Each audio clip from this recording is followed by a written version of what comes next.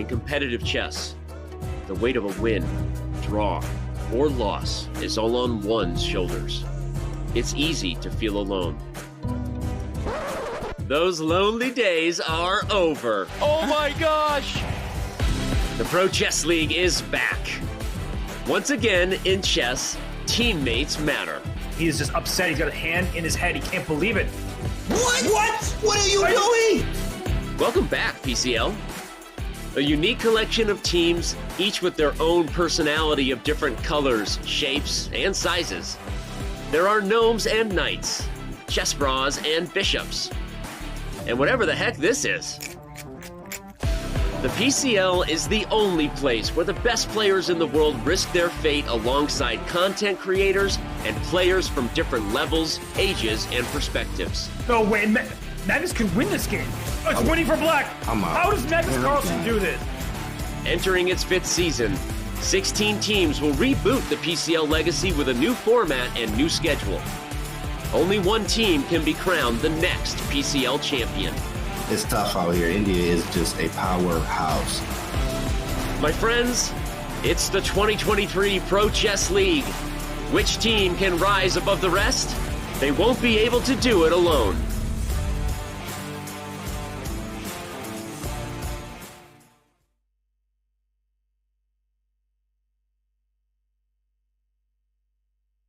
Ladies and gentlemen, welcome to the 2023 Pro Chess League. Yesterday was Tuesday, and it was breakneck action all the way we expect the same today as we have two exciting matches on deck. I'm your host, Grandmaster Daniel Naroditsky. Alongside me today, commentating for the first time, Tanya. It is an honor, International Master Tanya Sajdev.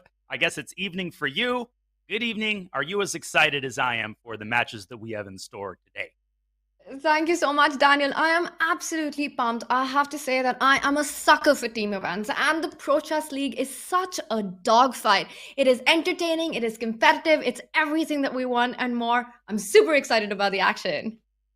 I am as well, and we will give you all of the information about these matches. But first, let's start broad. Let's talk about the dates, just so those with a Google Calendar can mark off the appropriate dates. We have, of course, the 5-week regular season in February and March. It began yesterday. March 24th is a very exciting event called the Arena Royale, where all of the teams participate in one big arena. Then, the two most important sets of dates, March 30th and 31st, are the playoffs. And of course, the PCL finals occur May 11th to 14th. Tanya, it's just month after month of breakneck action. Unmissable dates coming right up.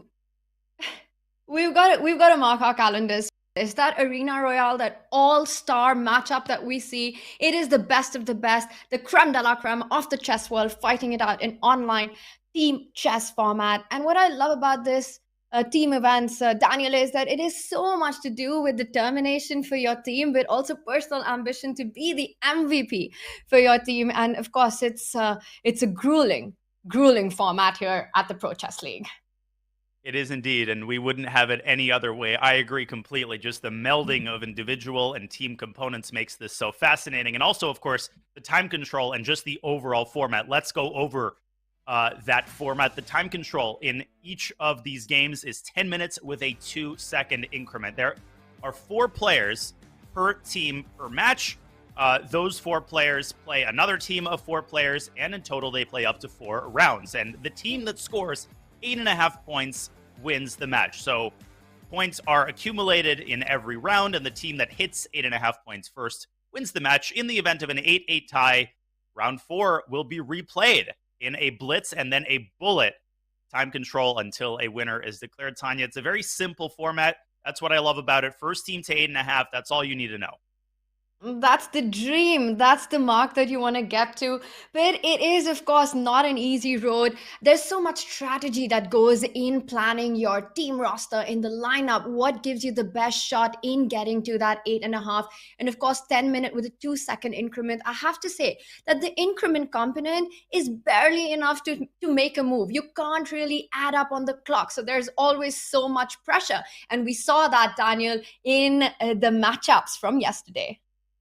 And let's go over yesterday's matchups. I can confirm firsthand, Tanya, that 2-second increment, those 2 seconds, they evaporate faster than, I don't know, rain on a hot day. It's just incredible how stressful it is to be in the hot seat. We had two very exciting matches yesterday. A blowout in the morning match between the Indian Yogis, who destroy the Brazil Capybaras 8.5, 3.5, and then a certain team called the Charlotte Cobras. I don't know if I want to talk about that, Tanya. It was a nail biter.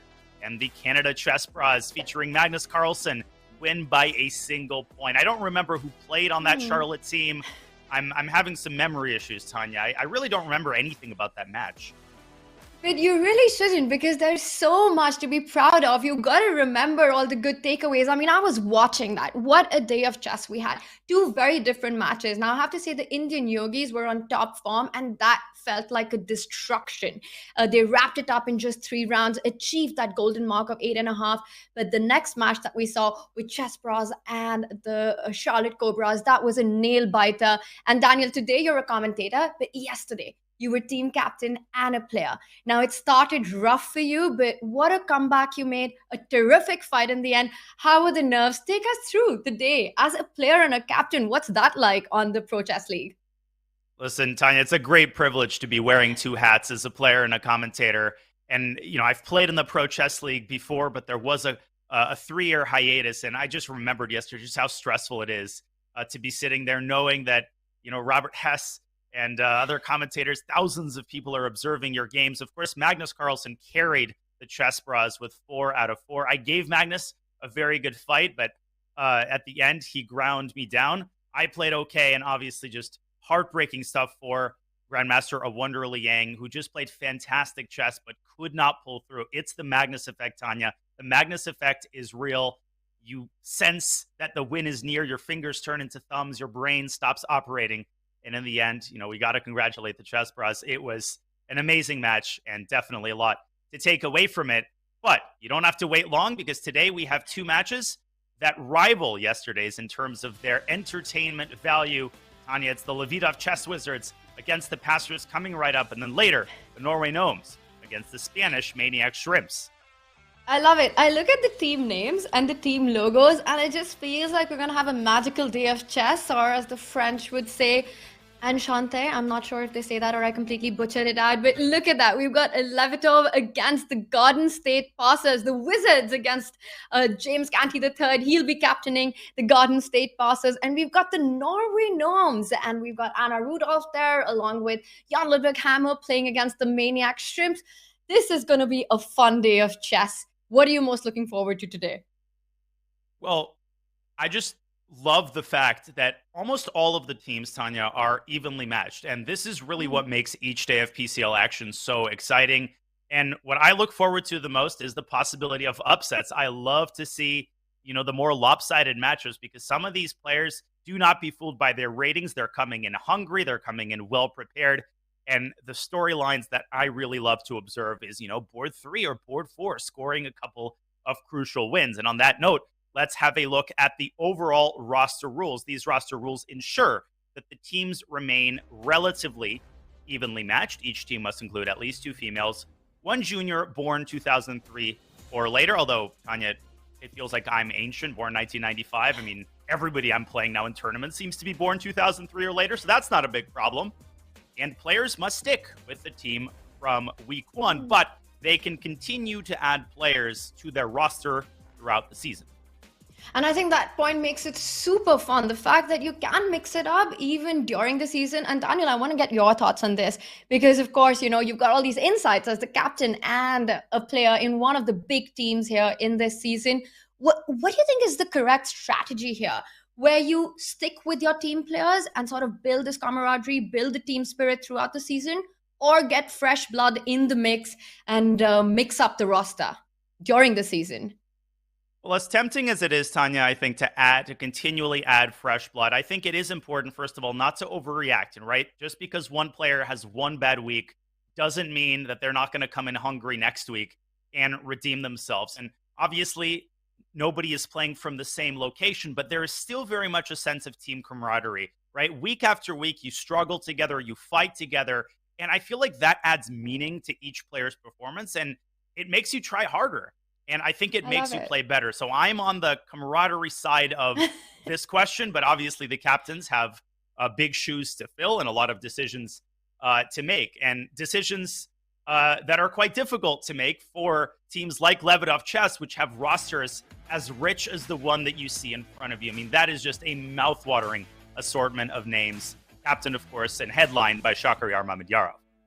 This is amazing stuff. I mean, some of the most creative top grandmasters in the chess world are in this mix. Look at that. We've got the shock attack leading up front, and then Daniel Dubov, the most creative player of our time. Some amazing opening prep, expecting that. We've got Sarana, who, of course, qualified for the recent Champions Chess First Division. Mamedov as well in the mix. This is incredible stuff. But what stands out for me, Daniel, is look at those two female players. We've got Kostyniuk as well as Gunina. This team is, I mean, I have to say, huge favorites in this Pro Chess League. Completely agree. They are one to watch. Kostyniuk is a women's world champion. She's incredibly experienced in rapid time control. Valentina Gunina, the same could be said about her. The Levidoff Wizards really have no holes in their roster, and all four of their boards are very much capable of scoring, I think, at least 2 points. And in Shakhriyar Mamedyarov's case, he can definitely put in a 4 out of 4 performance. And another player who can put in a 4 out of 4 performance, as we saw throughout his performances in the Rapid Chess Championship, is Samuel Sevian, who headlines the mouthwatering roster for the Garden State Passers. James Canty wore the commentator hat yesterday, and now he is a player. He is a captain. And look at those grandmasters, Lenderman and Abhimanyu Mishra, the youngest grandmaster in history. Just amazing teams being assembled this year in the PCL. And Sam is in such great form. He just recently beat Pragnanandai in the 3rd division of the Champions Chess Tour final. So definitely looking good in this roster that we've got. You mentioned James was commentating alongside Robert yesterday, a switch of roles here. And I'm sure he's feeling the nerves going into this big matchup against the Levidoff Wizards. Yeah, he most certainly is. I think on paper, we can say that the Levidoff Wizards are favorites. They've got Shakhriyar Mamedyarov. They've got that overpowered roster, but we already know that absolutely anything can happen. Let's take a look at the match breakdown. We have the Wizards. This is the against big moment. The Passers. Here it is, Tanya. And here we see all 4 of the boards in round 1. Board 1 plays board 4. Daniel, I was going to do the drum roll for this because this is the reveal of the lineup for today, and so exciting to see who the teams have chosen to go fight in the battlefield. And we'd love to get our chat's views on who they think is a favorite in this one. Playing today for the Levidoff Chess Wizards, we've got Shock Attack, Shakhriyar Mamedyarov. We've got David Paravian. Now, David has won the Gibraltar Masters in 2020, where he beat Esipienko and Wang Hao in the playoffs. A very dangerous player. We've got the youngster Denis Lazarevic, and of course Valia Gunina. She is so competitive, fights it out till the end. They'll be playing the Garden State Passers, and look at the lineup there. We've got Trisha Kanyamarala, who is the only women international master from Ireland. And she's a very, very strong upcoming talent. This is going to be a big fight. And of course, we've got Lenderman as well as Gusinov and Sam Sevian. Danny, what are your thoughts on this lineup? Well, just to bring this back to, one of the reasons to watch the PCL is you're able to discover new players who you might have heard of tangentially, but whose games you might not have seen. And this is exactly what I see here, Tanya. Alexander Lenderman is such a dangerous player. He has been up and down in terms of his OTB performances, but he has a lot of Super Grandmaster victories under his belt.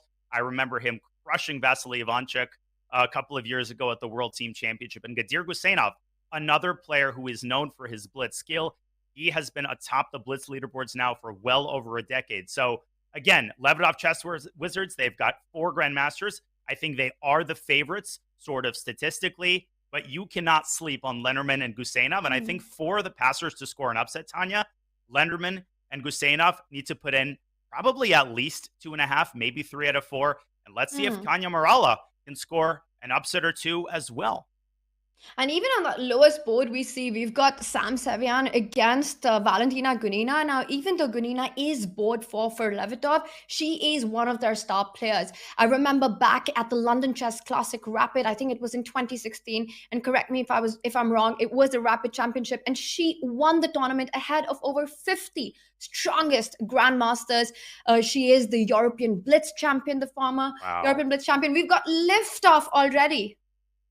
Seatbelts fastened, ladies and gentlemen. Day 2 of the PCL is underway. Here we go. And board 4 faces board 1. It's Kanya Marala against Mamedyarov. Tanya, the pressure is obviously on Shakhriyar. Though he has the black pieces, he essentially has to win this game. And you can already see an unbalanced opening. Knight f6 and b6 is kind of a second-rate defense, but it can be very dangerous if white doesn't react precisely. He's making his intentions very clear. Now, of course, for Trisha, this is a huge opportunity to play against the world's best players. And that is the other thing that I love about these formats and this event is just players, upcoming talents. They get to really fight it out with the very best in the world. And Shakhriyar chooses the opening, the most dynamic reply with the black pieces to make a middle game that is absolutely unclear by Fian shadowing both bishops along the long diagonal. Meanwhile, Trisha says, I'm going to block one of those with a pawn central advance. And Daniel, this is the problem with the structure that black has chosen. Yes, you take out your pieces, but where is your control with the black pieces in the center? It doesn't exist.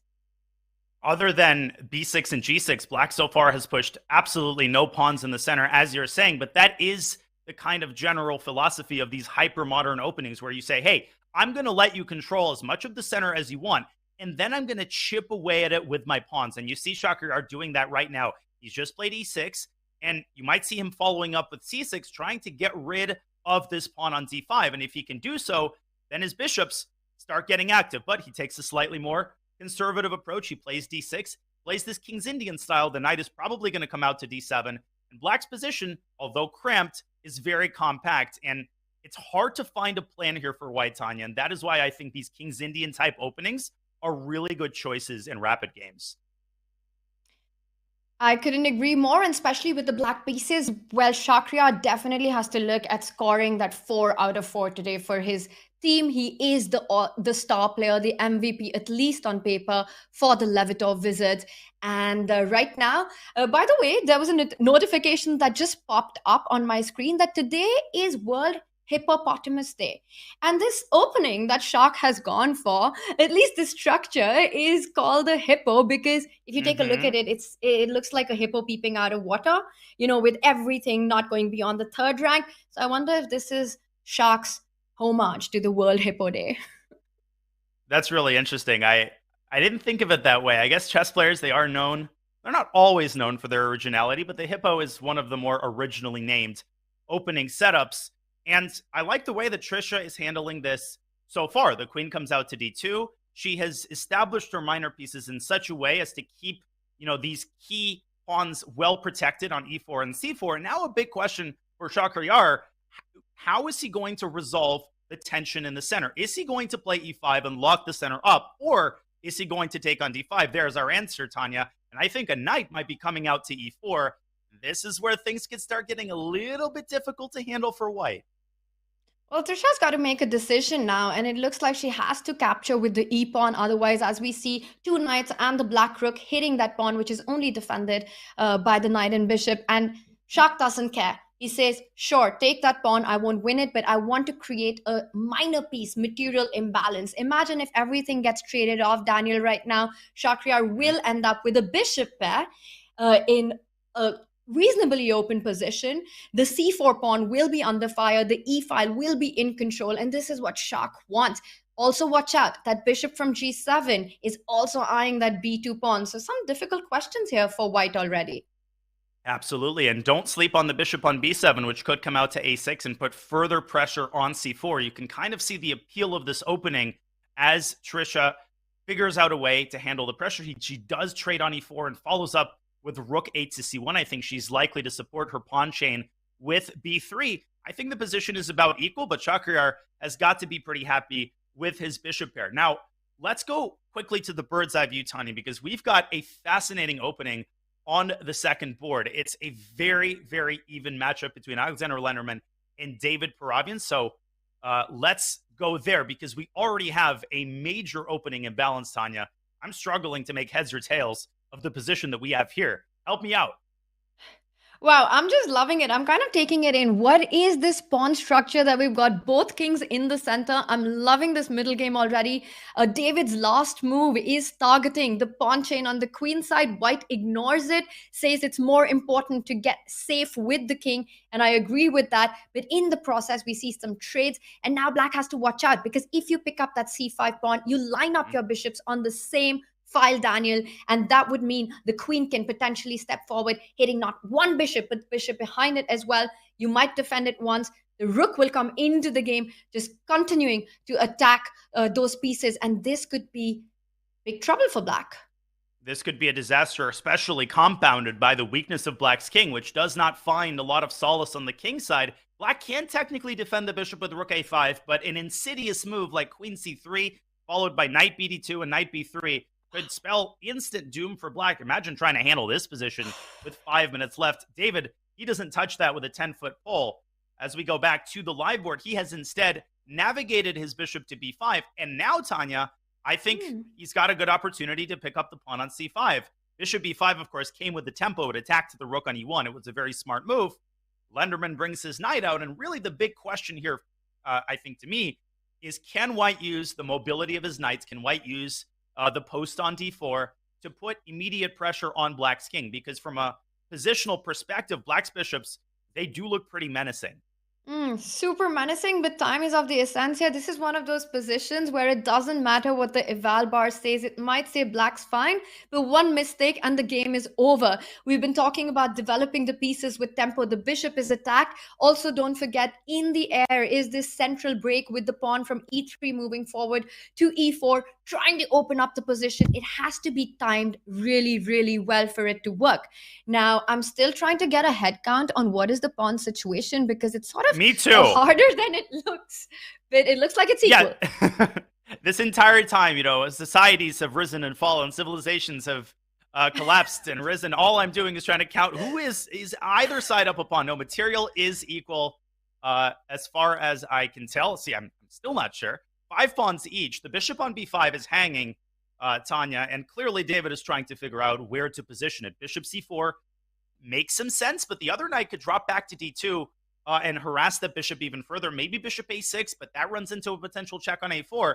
So I like Lenderman's opening choice. He's gone for the type of position that's hard to handle with 10 minutes on your clock, and that is part of each player's opening strategy, right? You do play differently in the 10+2 time control than you do in a long time control classical game. Bishop c4 is Paravian's choice, and I'm expecting knight d2. Maybe Lenderman will also start pushing his passer. What an interesting position, Tanya. Hard to evaluate. Super fun. And you hit the nail on the head when you were talking about a Lenderman's opening approach, because we've been saying that the Levitov Wizard on paper are the favorites in this match, which means that the Garden State passers on every board have to create their chances and opportunities right out of the opening. No playing safe here. And that's what Alexander's done. He develops the queen further, always eyeing the bishops on the c-file. There are threats of the knight jumping to e4 as well, Daniel, in certain position, taking advantage of that bishop, but you have to, again, be careful about the tactics. And of course, with the queen on c2, it defends not only the a2 pawn, but eyes the h7 pawn on the other end of the board as well. Yeah, David cannot be feeling comfortable with the sort of general state of his king. Now, choosing between two evils, I think castling kingside is the safer place to be, relatively speaking. And then the king could tuck itself away on h8.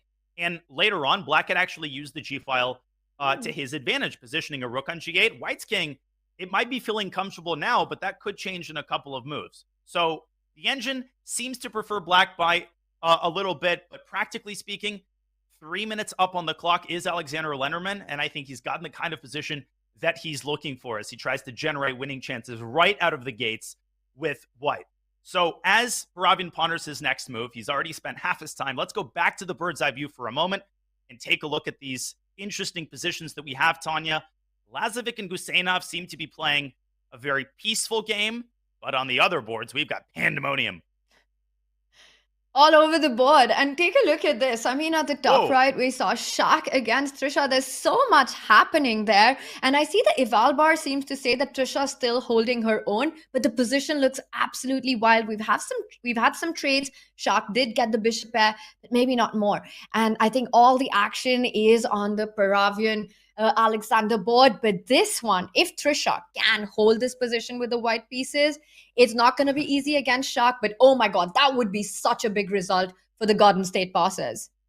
A huge result, right? Half a point. And this is what you want to try to do as board 4. Yes, you've got an uphill battle. You're playing 4 grandmasters, but hey, you score a draw, you motivate your teammates, you might even score a win. That is the game changer, as we saw in that Charlotte match yesterday. Bishop d8, Tanya, is an excellent move. It attacks the pawn on c7, and you might say, well, I mean, that just seems to be a prosaic one-move threat, but it's not that easy to defend against. I think the only thing Shaq can do is trade rooks on e1, yielding the e-file, and then dropping the queen back to d7. And then Trisha could calmly maneuver her bishop back, but no, Shakhriyar taking a big risk. He sacrifices the pawn. And I'm trying to puzzle out his idea. What if white takes and then takes? Does he want bishop takes h3? Let's bring up an analysis board here for a second. What do you make of this? This is very, very tricky. And Trisha's down to 4 minutes to figure out all these tactics that you've been pointing out. And I think we have to take a look at this line. Notice how that knight on f3 hangs. So you can pick up the pawn on h3 with bishop takes h3. The bishop is not on pre. If the pawn captures back, you pick up the knight, and white's king is super weak. Also, let's just point out that after bishop h3, it might look, wait a second, the knight can jump to g5, forking the queen and the bishop, but queen g2, checkmate. Game over. Whoop. Absolutely. And something that occurred to me, Tanya, is that Shakhriyar could also drop the queen back to e7, and the bishop is actually trapped. So perhaps this is what he was aiming for, and this is what Trisha has tried to avoid with her last move. Just a devilish concept by Shakhriyar. We go back to the live board. Knight d4 is I love it. Trisha's choice. It's an excellent move. It's a practical move. There's no reason to delve into these complications. I think white is flat out better, Tanya, and now Shakhriyar's hand is forced. I think he's got to trade rooks, and that spells pretty bad news for his winning chances. Because you also give the control of the only open e-file to white's queen to enter at the right moment. The only way black can defend that c7 pawn is falling back with his own queen to d7, and that's not a happy retreat, Daniel, in this position. Now also notice how Shakhriyar's previous move of moving that bishop from the diagonal also gives access to white's bishop to land on f6. We might be seeing this played out. Now white can make the move, bishop to f6, take control of this diagonal. Absolutely. I think one move that should be avoided is knight to c6. That may look tempting, but after bishop e7, white needlessly puts herself in a fragile spot. Bishop f6 is on the board. Good call by you. And I think the best that Shakhriyar can do is play bishop g7, acquiesce to the trade of bishops. And the only scenario that I see in which black wins this game is if eventually he can get to these pawns. They are on a light square, so you could imagine if the queens get swapped, maybe the light squared bishop somehow picks up the pawns from behind. But that's a very far-fetched scenario. The most important thing, Tanya, right now for Trisha is to play quickly and leave time on her clock. And that is exactly what she's doing with another excellent move. I'm super impressed. I mean, this is just amazing stuff by Trisha. Now, I'm a huge fan of Shaq, but I'm also always rooting for the underdog. And of course, Trisha is a big underdog in this match, but she's been so strong up till this point. She has to keep the clock under control and also not make any big bad moves because otherwise Shaq will be all over it. She retreats with the knight. It's still fine. Everything under control. Look at the pieces. Just compare white's pieces to black's pieces. That bishop on f6, a monster. The knight on d4, nicely placed. But Shakhriyar here, trying to create a mess on the board, trying to make it chaotic. He breaks on the queen side with b5. And now it's a big question for Trisha. How does she react to this pawn break? And I just don't like Trisha's last move. Knight c6 back to d4, I think allowed Shakhriyar to expand and unbalance the queen side. Instead, I thought the knight on c6 could have been supported, which would have taken the sting out of b5. But still, no question that the position probably objectively is still balanced. I'm expecting Shakhriyar to trade on c4. Then that pawn chain is going to be a little bit more vulnerable later on. It could be attacked more easily by the light squared bishop. Big question, when is Shakhriyar going to go bishop g7? Or is he just going to live with this bishop on f6? I would be terrified to live with that bishop on f6. Daniel, imagine if we can just move that knight away from d4 and the bishop falls all the way back, which might look a bit strange. Maybe we can show it with just some arrows on the board. If the queen and the bishop can line up on the a1 to h8 diagonal, that would be an absolute disaster for black. And just the way you're showing it right now, look at that. Queen h8 would be a big threat. And Trisha, will she find this plan? Will she be able to make this happen? That's really pretty geometry, the two long-range pieces starting at white's end of the camp, but they are no less powerful because of that. We've got a couple of moves here as Shakhriyar drives his queen into a4. Trisha responds with queen b2. Oh no, it's a blunder, Tanya, because queen takes c4, wins the pawn. Oh no. And after queen c4, queen b7, check on c1, check on f4, and that bishop on f6, the bishop that we thought could win the game, or at least hold it, is the bane of white. And black can pick up f2 as well, and then pick up the bishop. Can Shakhriyar find the shocking turnaround move? Of course he'll find it. This is so up his alley. Tactics, attack, and creating these chances. He has come in with the queen. He is calculating this line. And of course, Trisha missed the point that after taking that pawn, you've got these two checks, picking up that bishop, hanging piece, loose pieces drop off. And that is one of the easiest tactics to miss in chess, Daniel. LPDO, and you just know that Shakhriyar sees it. He might be double, triple checking. Bishop on f6, it's a loose piece, as you said. The king is vulnerable as well, and this is just what happens. This is what top players do. What top players do is they miss winning moves. Shakhriyar misses queen takes c4. I can't believe what's happening. Oh my god. This is unreal. This is unreal. This is Trisha's chance. He has advanced the pawn. She can now trade it off. She can en passant on c6 and trade off a couple of pieces. Boy, oh boy, is Shakhriyar going to be kicking himself for this. I think after dc, bishop c6, knight takes c6, the position clarifies, and as long as Trisha can keep her c4 pawn protected, she should be able to hold a draw here. She's down in 2 minutes. D takes c6 en passant, a very practical move. Even queen b3, a more inventive tactical move, also possible to keep the balance, but she shouldn't lose this if she's careful. I mean, she almost did with that one slip, and I'm shocked that Shakhriyar did not spot that tactic that you did, Daniel. That was a brilliant, brilliant sequence of move that would have wrapped up the game and given black a huge advantage. And now it's again game on after c5. Trisha can't burn the clock too much. She has to take a decision, and she has to do it fast. Ooh, she retreats with the knight. I'm not too happy about that because the tactic still exists, Daniel. She has given Shakhriyar a second chance indeed. Again, queen takes c4, queen c1, queen f4. None of the squares are protected. That's another chance, and he misses it again. He's played queen b4, putting the queen one square to the right. Just didn't have the strength to move the queen one further square. Queen b4 offers a queen trade. Trisha says, no way, Jose. And now she is once again threatening to move into e8. This, Tanya, is very much a 3-result game. And I'm loving that last move by white, just putting the queen in the open file and wanting to penetrate all the way to black's back rank. Shak gives a check, but it's too late. It's in the wrong diagonal that he retreats the queen. What a big opportunity missed by black here, not once, but twice. Wow, that is just incredible. Now the pawn on c4 is well protected. The bishop finally moves out of f6, and Shakhriyar also settled with the weakness of the d6 pawn. If he plays bishop g7, you could run into bishop b7. It really restricts his chances. I think he might try a5 and bishop a6, accumulating pressure on c4. Both sides down. Shakhriyar now to 2 minutes. Let's go quickly back to our bird's eye view because we've got some fascinating action unfolding on some of the other boards. We will bring you the end of this game as well. I'm looking at Lazovic-Guseynov, Tanya.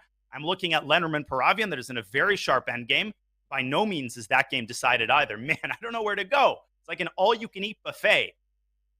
And I'm still getting my head around the top board that we just had on with Shak against Trisha. I see a queen trade was declined there. And of course, the Guseynov-Lazovic game is also blowing up with the queen on e7 almost trapped. We haven't looked at that game yet, so let's travel to Lazovic land. And Denis Lazovic is a name that should be on every chess fan's radar. He's won multiple title Tuesdays. Recently, his Grandmaster title has finally been confirmed, Tanya. He was an IM in name only. And I think he's just winning. He sacrificed an exchange, but look at his center. And I think the ingenious queen h4 allows him to indirectly defend the pawn on e4 because After queen h4, rook e4, knight g5 decides. He does the same thing, right? Queen f6, and rook takes c4 fails to knight g5. Very nice idea, because you're not only hitting the rook but also the pawn on f7, and that would be an absolute disaster. I'm loving white's center, and yes, white has sacrificed an exchange, but that is for one pawn. So if we do the math, it's 4 points for white with a bishop and a pawn for a 5-pointer rook for black. But still, look at that center giving white so much compensation and a nasty threat on the board. White can jump in with the queen to h6 and bring that knight to g5, threatening a mate that cannot be defended on h7. You can see the eval bar continually creeping up. No, +5. It's not an exaggeration. And Dennis doesn't even need to hurry. He can play slow moves like rook d2 or a3, further banishing this knight. I don't know how Gusanov is going to try to turn this around. He is incredibly tricky. He's trying to generate some action on the queen side, but Dennis has also managed his time impeccably. He's on 3 minutes. He's got plenty of time to figure this out. I think e5 is good here. I think a3 is possible. Your move, queen h6. Lots of options here for white. The most important thing is obviously not to blunder one of these center pawns. He could advance either of these two pawns, d6, e5, all these very, very attractive moves, but instead Dennis takes it easy, which is also really cool because he just puts the ball in black's court. And as Gusanov runs down on the clock, it's going to be more difficult to answer questions. When eventually white does advance the pawns, of course, Dennis doesn't care about the a2 pawn. The action is in the center and the king side, and e5 on the board. Yep, and this is firmly under control for Denis Lazovic. I think he's going to win this game, and I think that means we need to go back to our bird's eye view. We've been there a lot, but our top board, our board 1, board 4 matchup continues to heat up. Both players under a minute. There is a knight on e8, and look at the board to the right of it. Alexander Landerman has lost a knight. It was a drawable endgame, but he mishandled it, and David Paravian has great winning chances if he can keep the pawn on e4 alive. But let's go right to our top board, Tanya. What on earth is going on here? I'm not sure. What I do see is that Trisha has managed to win a pawn after blundering twice in this game, which Shak did not take advantage of. White has an extra pawn in the position. Look at black's king. It is open. That knight from e8 can give a huge check on f6. Well, black does win the pawn back on c4, but at the cost of really weakening his king. Wow. Queen b7 check is literally almost checkmate. Bishop e7 forced. Is there a knockout? I don't think so. I think Trisha should move her knight away, capture the bishop, and the opposite colored bishops should give her a draw there. But 10 seconds on the clock. This is where panic often sets in for the lower rated player, and knight g8 has been found by Trisha. It's the best move. Bishop g3. That is incredible, and the bishop blocks the check. Knight h6 wins! Oh my god, knight h6 wins! She missed it! Oh my god, she's now losing! Knight h6 won on the spot. Knight h6 check forced the king onto a square, such that the queen can then move away with check. Here, the bishop captures with check. Tanya, this is heartbreaking for Trisha Kanyamarala. Oh my god, what a big miss. Knight h6 would have just won the queen on the spot. Unreal. And we see Trisha on the screen. She's definitely checking that. Daniel, what a game she played. And we see Shak. He knows he has survived this by the thread. What a game that was. I can't believe what we just saw. Knight h6 and Shak would have lost. Oh my gosh. And look at that final position. It's just a stroke of bad luck. The knight on e7 is literally trapped. So she goes from winning to losing. There is nowhere for the knight to go. Frustration on the face of Trisha Kanyamarala, who could have scored the biggest upset of the PCL so far. But round 1 continues, and the other games continue to heat up. Valentina Gunina has a chance to score a huge upset against Samuel Sevian. She was completely winning just a couple of moves ago, but Tanya, she has mishandled it as well. And a devilish trap that was set by Sam Sevian. Look what he just did, rewinding 2 moves ago. Queen e7, pretending to blunder. Rook takes d4, Valentina already up and exchanged, and this seems to end the game, but no, it doesn't. Queen f6 is a fork. f2 and d4 are hanging, and I think Sevian might even be in the driver's seat now. Wow, that is a nice sneaky tactic there by Sam, and a really important point. After Trisha lost to Shak, The Wizards are leading the match. Now, is it all that bad, Daniel? Yes, you do lose that rook on d4, but it's not all over, because look at the piece activity that White has. Black can pick up the rook, and you can jump in with your own rook to e6. She does. Hit that queen. She does it. Black has to move the queen. But yes, Sam has survived this one from a really bad position. And I've played Sam Sevian enough times to know when he's starting to turn the game around. Now under a minute is Valentina Gunina. Her king is under fire. The threat might be bishop takes f2 check. So if you play queen takes d6, then bishop takes f2 is a deadly desperado that drives the king out of the shell. Valentina has to find the cold-blooded capture on d6, but not with the queen, with the rook, not fearing a check on c1 because the king can move up to g2. But now 30 seconds, Tanya. And can Valentina avoid the panic that sets in so often? Just unbelievable stuff. And not only does she have to evaluate the checks on c1, if you pick up that pawn with the rook, she has to keep in mind that the bishop can fall back to e5, hit that rook on d6, hit that pawn on h2, and she needs to understand how that position is not easy in 30 seconds. She chooses to bail out by offering a queen trade. And you know what? Sam does what you said, Daniel. He says, the momentum has shifted. The attack is on your king. My king is safe. How are you going to defend f2? And this has gone all wrong for the Levitor Wizards. Valentina has to recapture with the bishop, allowing the rook to penetrate f2. Now Sam is not only up a pawn, but with bishop e5, he's going to win not one, but two other pawns, and he might also pick up the bishop. Yes, he does. What absolutely insane. And he wins the rook as well. I mean, this is insane. This is 1 minute of unbelievable action. Sam Sevian wins another game for the Wizards, and Denis Lazovic is the last remaining game because David Paravian has won as well. Crazy. It's 3-0. Could have been at least 2-1. Denis Lazovic seems to be finishing off Gadir Gusenov. Are we going to see 4-0?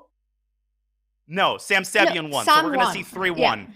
Yeah, right now, Sam did manage to save a very difficult position. But Daniel, you're absolutely right. It very well could have been 3-0 if Valya would have just found that tactic, giving up that rook on d4, which didn't work out. And what are we seeing here? White has got a bishop, but Black has a pawn. And 13 seconds. Wow, this is just dead lost for Black. And as they say on Twitch, easy clap, Tanya. 20 seconds for Denis. He pushes the pawn. Gusenov is going to resign now any second. This was a wire-to-wire victory by the Belarusian Grandmaster. Just such a strong positional player in control of the game, and he gives the fearsome Levitor Wizards a 3-1 lead. What did we just see? This is going to take me some time to just settle in.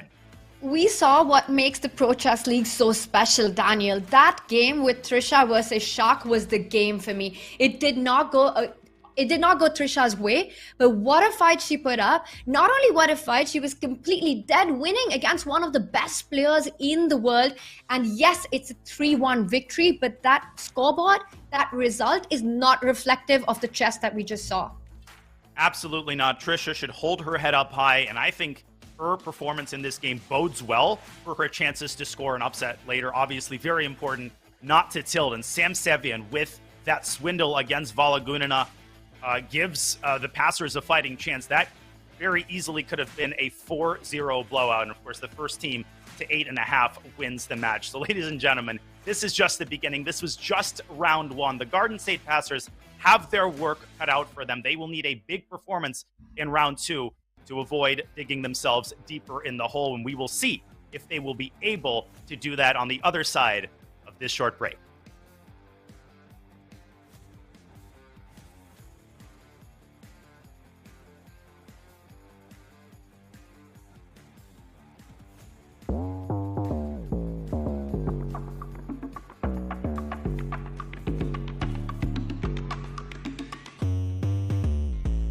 Welcome into our new video lecture series here with the one and only, the 14th World Chess Champion, Vishwanathan Anand. If you have to explain that you're world champion and it's taking longer than 2 words, there's something wrong with your title. And that's how I felt at this There's point. something wrong with But I believe when we're talking the 60s and 70s, even the 80s and 90s, you could see that the match format produced something unique.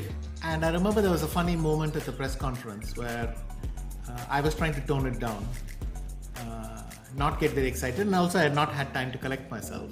In fact, I already wanted to calm down and think of the next game because I knew this is a wounded animal there.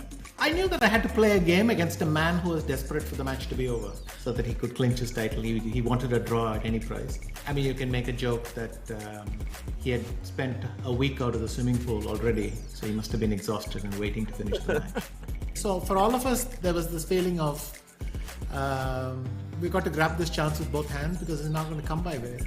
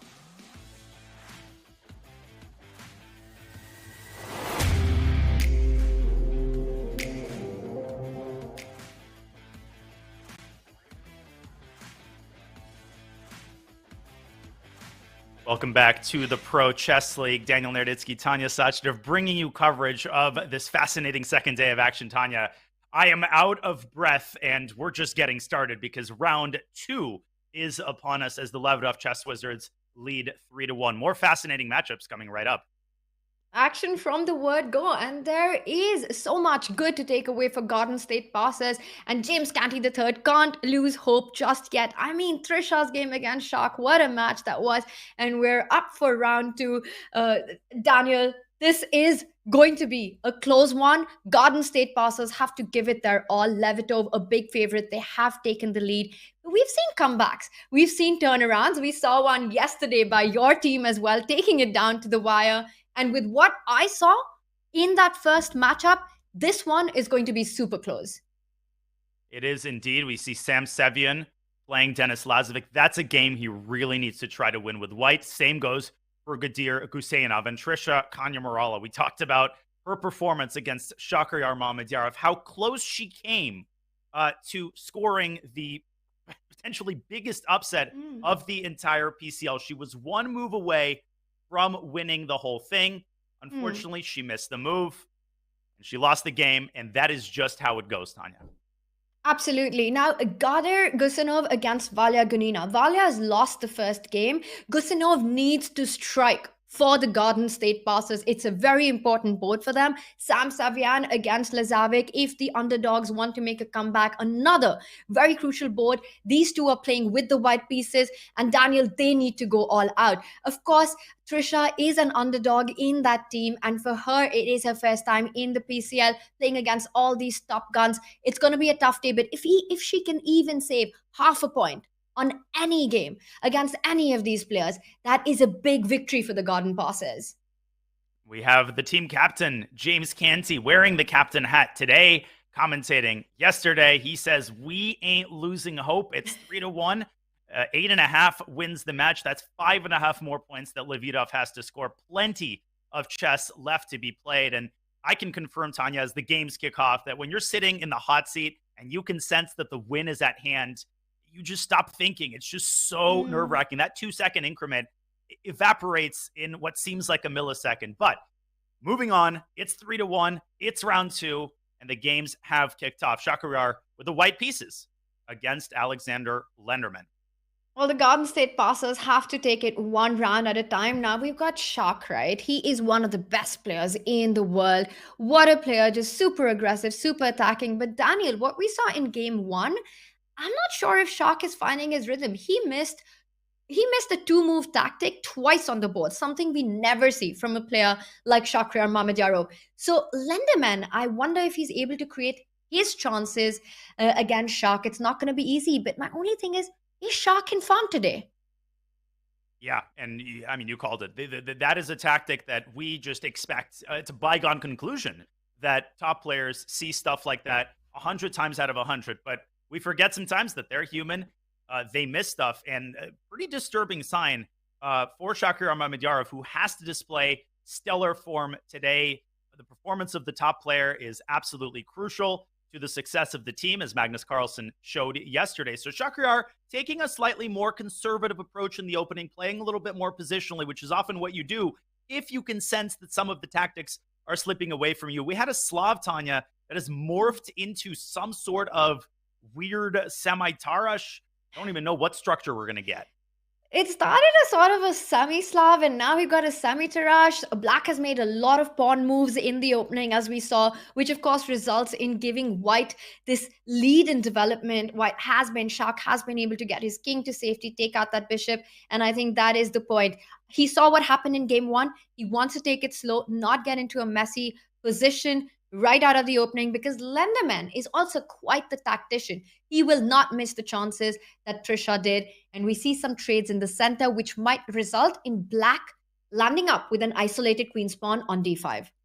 Absolutely. I think Shakhriyar should take back with the knight, and I think he will cement a slight advantage out of the opening, exactly what he was looking for. But game 2 has also begun, so we can go just very quickly here to the bird's eye view. The games are staggered to allow us to watch the start of each game. And the second game is between David Paravian, who plays Trisha Kanyamurala, a big challenge for her as she faces a fearsome 1e4 player with the black pieces. And she is meeting him at the top. I love it. We have a rouser Sicilian, as sharp as it gets, Tanya. Trisha really has so much to be happy about from that game one. She needs to get that same fearlessness, that same combative style of play, and that's what the opening seems to imply with the black pieces. She has taken this position, which has a weird pawn structure with black. Very often we say don't double your pawns, but they also are a big shield to black's king. Very often we actually see black just keeping that king in the center, because take a look at how boxed up it really is over there with the two bishops in front of it, with the pawns in front of it, and we see a knight trade here, and pick it up with a bishop, target that e4 pawn. Whoa, I was really sure that Trisha was going to take back with a pawn. In these Sicilian positions, when you can open the b file, that gives you a major boost on the queen side. So I'm going to rewind here for a second, Tanya. If we could bring up an analysis board, I think that BC was the key to developing a rapid queenside attack. Also, d5 is in the cards as well. So let's take a neutral move like bishop d3. The attack comes really, really fast. d5, and then the queen comes out to b6. And most importantly, once the rook comes to b8, if black can induce the move b3, then the dark squared bishop comes in. I really think that was an important move to make. Instead, Trisha recaptures with the bishop. And not only does that keep the queenside closed, Tanya, but it enables white to put more pressure on the e6 pawn. Bishop c4 might actually force black to lose another tempo, dropping her bishop back. And that's pretty bad news out of the opening for Trisha. It is all about trying to fight for that d5 square. So you do make that f-pawn move to provoke black to decide in the center. And look at it, it's already getting a little bit weak. I think that was a very good point, that black had to create counterplay along the b file by now. Bishop c4 targeting that e6 pawn. The only other way to defend it would be to step up with your queen, not retreat with the bishop. You never want to push that pawn one square ahead, because it creates so many light squared weaknesses, especially that d5 square. You never want to give that up in the Sicilian. Yeah, a move that you could get kicked out of, a Soviet chess camp for. If my coach saw a move like e5, the lesson would be over. But Trisha, she is alert. Queen d7 is, I think, the only way to preserve a feasible position.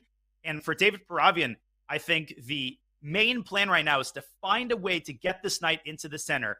If you can get the knight to d4 or to f4, if you can force e5, then the game basically ends. But it's not as simple as that, Tanya, because knight e2 obviously blunders this very important pawn on e4. So maybe starting with a slower move like rook h e1 makes sense. Queen could also step up to d3 to lend another defender to the pawn. So I think Trisha is in a lot of danger. She has to start attacking on the very next move.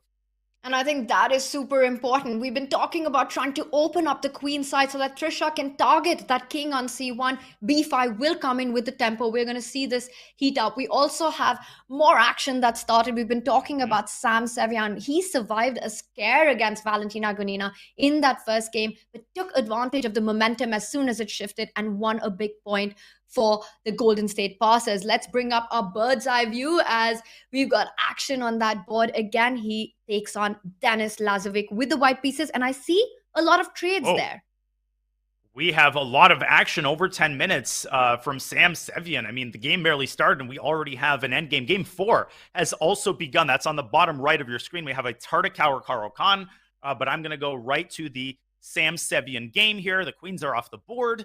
I am still counting the pawns. I feel like that's all I'm doing today is counting the pawns. The pawns are equal, and do not be deceived by the incredibly unappealing nature of white's pawn structure. To put it mildly, I don't even want to count the pawn islands. What makes this so difficult to play for black is the fact that black's pieces are just not coming out. Bishop d7 is going to be met with knight c5, sending the bishop back.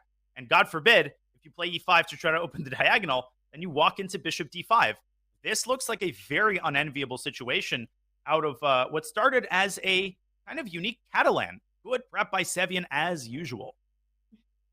This is a trade-off. You've got a hideous pawn structure, but in return, you've got piece activity, especially that bishop on g2, throwing fire down the board all along the h1, a8 diagonal, really targeting the b7 pawn and that knight on b3 that can jump to a key square c5. But meanwhile, I also see trumps for Lazavic's position here.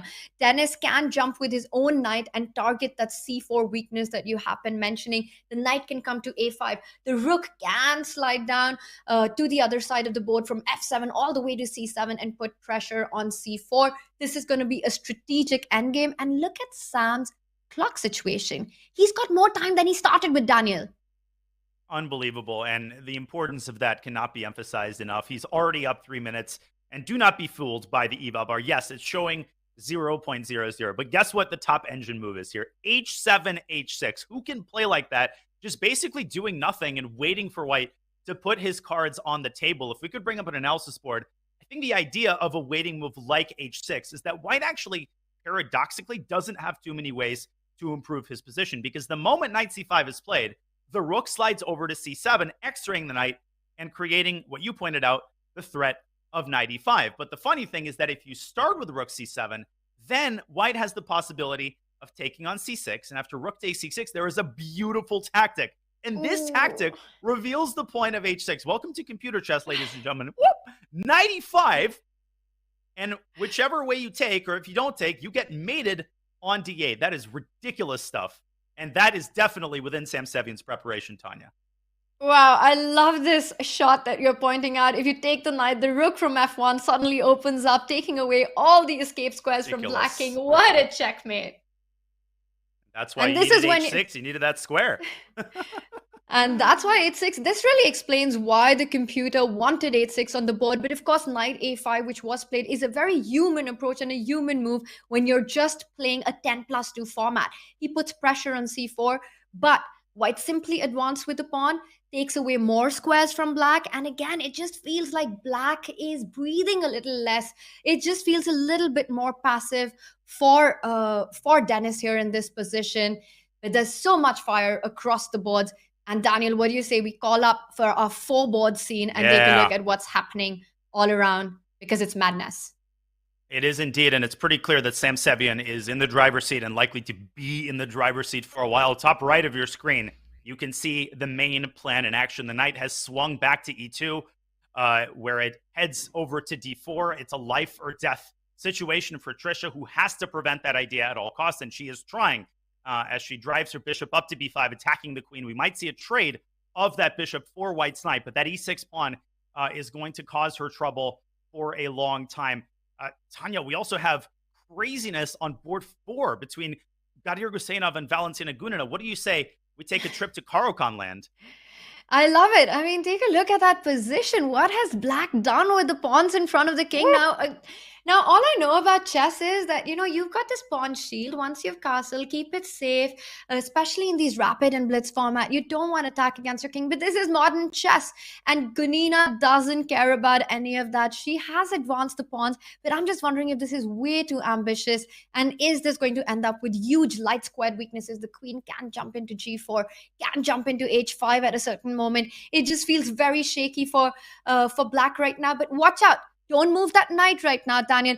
To just show the black ideas in this position, if you go knight to h5, it might still be fine, but black has a devious threat of queen coming into h2 with a huge check. And once the king moves up, the bishop can join the attack, because notice that rook on e8, it has taken away all the squares for the king to escape to the e-file. And that means after queen takes g3, the king has to slink back to g1, bishop on d3. Is picked up, a very devious concept by Valentina Gunina. And just look at the last move played by Gadir Guseynov. He met the move queen d6 with knight to f4, relying on the fact that gf runs into queen g4 check with obvious just mating consequences. Just a brilliant concept by the Azeri Grandmaster.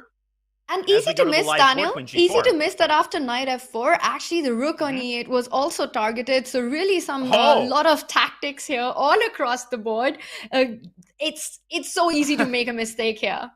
I didn't see that, Tanya. I mean, I was thinking about gf and calculating queen g as that winning. No, rook on e8 is hanging. You're right. And if Gunina would have taken on e1, yielding the e-file here is absolutely deadly, because the rook could make its way to e8, just further crippling the prospect of Black's queenside development. So that's not an option, especially in a rapid game. Instead, we have queen g4 on the board. The pawn on g5 is now pinned. And Valentina, she needs to try to keep her pawns as well protected as possible. Maybe a move like knight f8 to h7 is what the doctor ordered here. It doesn't look pretty. It's not going to win you a brilliancy prize, but you need to prevent the prospect of some sort of bishop sacrifice on g5. And what's more, Tanya, knight h5 is now on the horizon because that line we showed earlier no longer works. You can give the check on h2, but after king f2, if the knight lands on h5, it's going to protect g3, taking the sting out of bishop g3 check. And that is a key point with that queen on g4, which also adds to the defense of that g3 square. And after all the trades, white will actually just end up winning that pawn on g3. So knight h5 is a big threat. And wow, Valia just made a shocking move. I mean, so much is hanging. I'm trying to get my head around it. She moves the knight. She blocks the pin. Look at the amount of pins that are on the board, Daniel. What's going on? The f5 pawn cannot pick up that knight on g6 because suddenly the bishop from d7 will win the queen on g4. And once again, don't move that knight from f4 to g6 because you've got the queen jumping in with a check. Tactics everywhere. You know what? I know the Evalbar didn't like this move, but it's one of those moves which says, all right, white, I can tell you that you've got an advantage, but prove it to me. And as a human, that's not easy. Probability of a blunder here is like 100%. This is crazy. And as you said, you can almost consider the knight on f4 to be pinned, because if you move it anywhere except h5, and queen h2 bishop g3 is a deadly mechanism. That is why I think white should proceed with his main plan and go knight h5. Just say, hey, you put your knight on g6, I don't care. That knight isn't actually doing anything. And the move knight h5 will put tremendous strain on the f6 pawn. I'm not going to pretend like I know what's going on here. We are aided by the eval bar that is giving, at this point, a decisive advantage for white. And it's possible, Tanya, that Valentina might have forgotten that the move knight h5 guards the g3 square. And if queen h2 isn't effective, then black just kind of runs out of ideas on the king side. Wow, and I really like how the knight is equally an attacker, but also a key defender in white's position from that h5 square. The one thing that Gusanov has to make sure that he doesn't do is trade off that knight on g6 currently. And it's really a big moment here, which can decide the outcome of the game. Valentina Gunina asking some big questions to white here. Gusanov going in a think tank and taking his time because it's everything is hanging currently. So a really critical moment here in this game. A critical moment indeed, and a great moment for us because we have the captain of the, I want to say the Golden State Passers, but no, the Garden State Passers, James Canty. He wears many hats. He wore the commentator hat yesterday. FIDE Master James Canty III, how are you feeling right now as you're watching your team try to erase this 2-point deficit? I'm feeling good. I'm feeling good in the team. I mean, of course, you started just like this, right? Yesterday. You remember this, Danya, you was there. You was here yesterday, right? And you was down to first start like that, right? When after the first round, it was like 3-1, right? So it's the same thing. We in the same hot seat here. But of course, now everybody's warmed up. I think they're ready, especially we had Trisha here about to take down Shaq. I was screaming. I was like, let's go. I was literally in my room, like just like, oh my goodness, about to knock everything off the table because she missed it, right? But it happens like that. Of course, this is very fun to see, and right now we're winning. We got some winning positions, so this looks good. So let's see what happens. James, what a game that was. We were just super impressed with Trisha's play in that one. I mean, she's clearly the lowest rated player in this field, but to shock, it was just looked like she was going to take that entire point away. And I can imagine the nerves. I want to ask you that in between rounds, does the captain have the possibility to talk to the players? Yeah, that's a good question. I actually have not seen that in the rule book.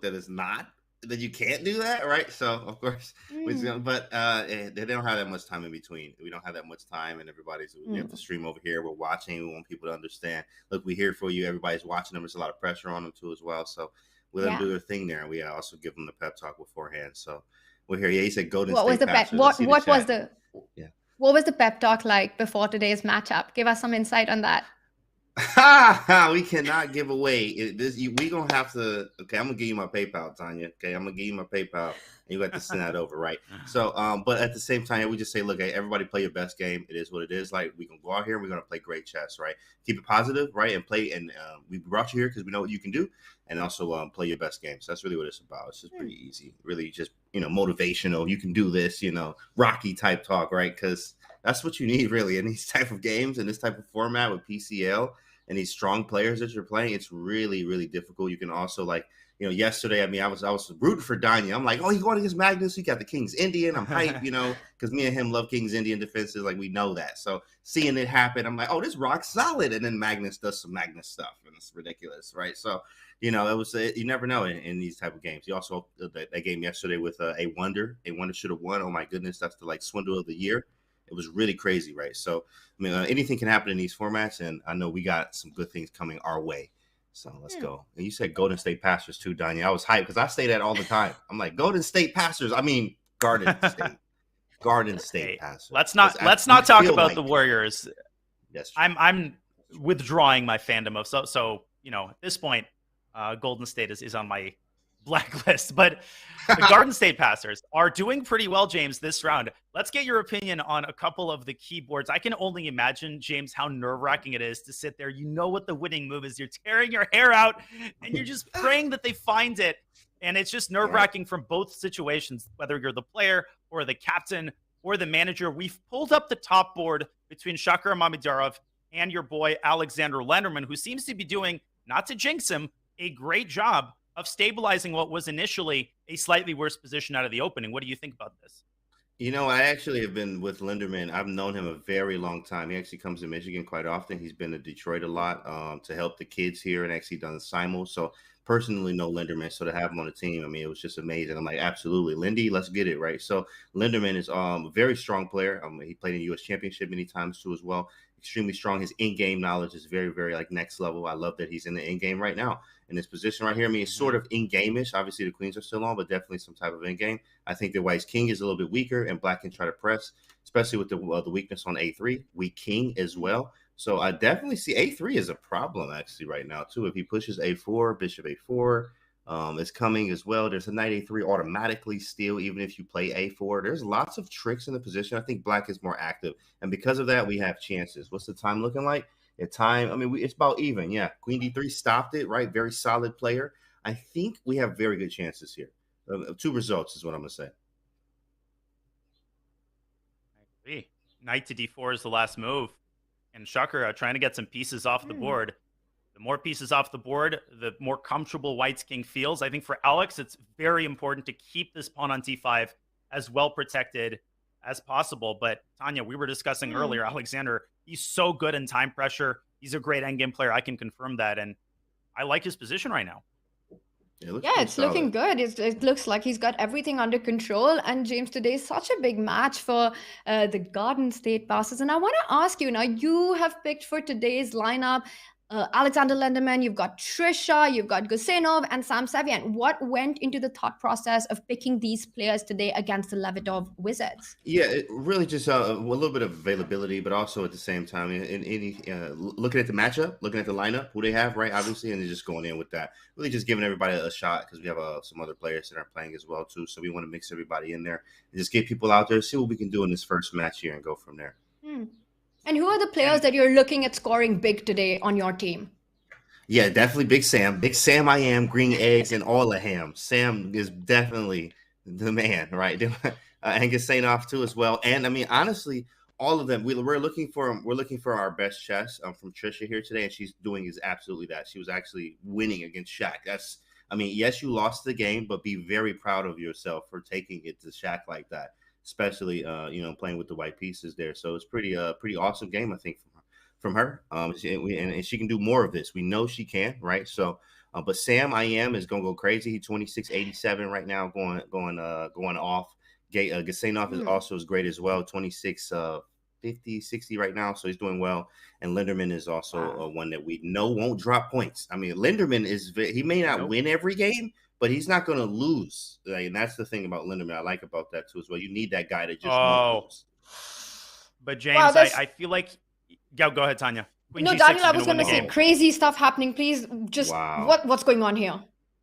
Well, James, we're going to let you enjoy this moment, and we know you're feeling nervous, so we'll let you focus on watching your team play, but it does look like bad news for Alexander Lenderman. James, we will let you manage your team and give them the pep talk. Thank you so much for making I'm about time. to call him right now. Yeah, I'm about to go call him hurt. right now after this one. Yeah, I'm about to call him. All right, chat. Love y'all. Yeah, I'm about to get on the phone with Lady in a minute. Yep. Well, FM James Canty, do your thing.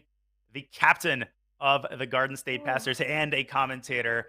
He is a force majeure. But Tanya, this was frustrating. Lenderman had a chance for an advantage. He had to play Bishop B5 before Queen B2. Instead, he went the other move order. And now he finds himself down 3 pawns. But the game isn't over. White's king is still in a little bit of trouble. Not only the white king, watch out, notice that knight on e2, which is under fire with the queen and the bishop eyeing it right now. Black has a huge threat on the board. Black wants to go bishop takes knight, and if you recapture that bishop with your queen, the central bishop on d5 will be hanging. So yes, white does have a big advantage, extra pawns, but just playing on seconds for both these players, anything can happen. And f5 there apparently was strong, but knight e4 check. The king has to dodge a couple of bullets here. Shakir gives up the pawn on e3, but bad news for Alex as he brings his queen back. It looks like Shak has stabilized his king position. And if I'm Ahmedyarov, I'm trying to keep at least 10 seconds on my clock. I think he can just keep pushing the kingside pawns. Instead, he goes king h3, allowing a check on f2, a repetition of moves. And now he initiates the process. Not over yet, Tanya. Lenderman going hither and thither, and to the left and to the right, and threatening forks and checks and captures. And Shakir has to stay on his feet here. Bishop e4 on the board. Oh my god, I can't keep up. Every move is a threat or every move is a check. And watch out, with the queen and knight, things can get so dangerous for White's king. Look at that, knight f2 is a big fork that is being threatened, and White comes back with the king and a check again. Will we see a repetition? Shak says no. Shakir, he goes for it. Queen g1 here. Queen g1 is a big chance for Alex. Instead, he goes back to e3. And Shakir has to find some way to keep his king safe and get this pawn to g5 and h6. He's allowed knight takes f5. Oh, that was a perpetual check. That was a perpetual check missed by Lenderman. Wow. And instead, Shakir I don't know can who's escape playing for a win here. g5. This is insane. It's h6 insane. was winning there. H6 was winning there, but he was probably afraid of a check with the queen on g2, so he defends that. Now the knight falls back again, and the knight is coming to f2 with a check. Both players down to seconds. It's playing for all three results, and draw is the least likely. Absolutely. So easy to miss a fork here. h6, I think, is still winning. Knight f2 check and king g2, but Shak trying to play with an abundance of caution. I don't know why he's not pushing his h-pawn. He's down to 8 seconds now. Keeps moving the bishop back and forth. Lenderman's going to go back to d1. No, he's going to go to f1. God. Mate threat on h2. Queen h2 is mate in 1. Queen h2 is mate in 1. He gives a check. Oh my god. It's mate on the other side. Queen e5 mate. Queen e5. It's on the board. Oh, what did we just see? This was insane. There was a draw, a forced draw missed by Lenderman. We're going to show you that later because right now we've got more crazy action on the other boards. Tanya, this is insane. We're back to the bird's eye view. We see David Paravian, who has defeated Trisha Kanya-Murala, a very solid game. But Sam Sevian is locked in a crazy tactical battle against Denis Lazovic. Let's go straight to that game. Help me out here. Knight takes a6 is the last move on the board. I mean, my first question is, what did that knight even capture on a6? Oh, that was a pawn that he took on a6. And it comes in with a check. And the point is that the knight on b5 hangs. So everything still makes sense. You know, I'm still catching up my breath with what we just saw. That is Shakir Ahmedyarov surviving his second scare of the day. And then he takes that point home. Kaisa seems to be on Shak's side today.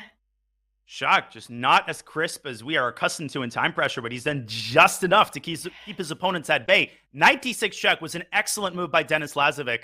He gives his knight away, but forces Sam to get rid of his passer. And he is a Garden State passer. He's trying to get the better king position in this pawn endgame. Tanya, this is an actually pretty unclear endgame. White's pawn structure is worse, but his king position is better. It is a draw according to the eval bar. But let's see if Denis Lazovic can keep White's king at bay. I think he should claim the opposition with king d7. That would be my instinct. And I think White's king cannot cross over all the way from the bottom of the board and go too far, because Black's king will also advance and start targeting the double central pawns. So he goes king to e6, and now he's going to fall back. He goes f5, which is a huge blunder. I was going to say it makes sense, but why is this a blunder? I think you have to take twice, and 1 second he's going to flag. Oh my god, he almost flagged king t5. He's going to shoulder Black's king off of the e-pawn. King f4, e4, h5, h4, and Black is going to be in Zugzwang. This is a huge, huge moment for Samsevian. He has to win this game to keep the passers in this match, and it appears that he's going to do just that. King t4 or h4. H4 might run into king g4 and might give some chances, but the Valbar says this is lost as well because Black's king is stuck trying to get that pawn into the game. White is just too fast, and it's a blunder. He's walked into a check. Tanya, h3, king g1, h2, and Black is going to promote with check. That was a terrible move by Sevian, and he's allowed a draw. What is happening? You don't want the square where your opponent queens with a check, and that's happened. And here we see Sevian shaking his head. What a big miss by Sam. Oh my god, all he had to do was push his pawns. The pawns would have promoted simultaneously, but in the resulting position, White would have checkmated Black's king. There we see frustration on Samsevian's face. He came oh so close to swindling that pawn in game. Let me show really quickly, Tanya. All he had to do, e5, e6. Now, what he saw is that the pawns promote simultaneously. But in this situation, Black's king is in the worst possible spot. This is a very famous endgame. Queen e2 check. If king h3, then queen g4, g3 is mate. And this is a very well-known position. It's queen against queen, but checkmate is unstoppable. A big miss by Samsevian, compounded by Gadir Gusenov, who has won his game against Valentina Gunina to keep the Garden State passers in this match. But it could have been 2-2. It could have been 2.5, 1.5 if Lennerman drew his game. Another frustrating round for James Canty's team, Tanya. Just unbelievable stuff. What a miss. And I don't know if you have the opportunity to maybe at some point just bring up that analysis board one more time, because I know what White wanted. He wanted to come down with his king, but we'll talk about that a little more a little later. Take a look at this. Garden State passes here. Go down once again, but really the score could have been even. Sam with a winning endgame and just misses that at the very last moment. And now things are getting really tough for James Canty III for his team to make a comeback. The margins are getting thinner and thinner because the first team to 8.5 wins, and we will go on a break. But before we do, we wanted to remind you of a very exciting event. On February 20th, Chess Played Quick returns. Watch your favorite streamers battle our AI bots, claim bounties, and vie for their share of a prize fund of 2,000 Twitch subs. Don't miss this month's CPQ, Chess Played Quick. It's on February 20th. It's at 9 a.m. Pacific, noon New York time. Use exclam CPQ in chat for more info. Well, we'll have more info on this PCL match between the passers and the Wizards. But first, we're going to give the players a breather. Round 3, ladies and gentlemen, coming your way on the other side of this break.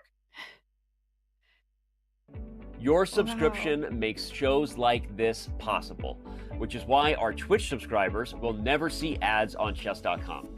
Connect your Chess.com account and Twitch account at go.chess.com/connectaccounts, and bang, boom, voila, you're done. 100% ad-free bliss forevermore. Whether you're following our events on site or on stream, type the command connect in the chat, and thank you for helping bring these shows to life.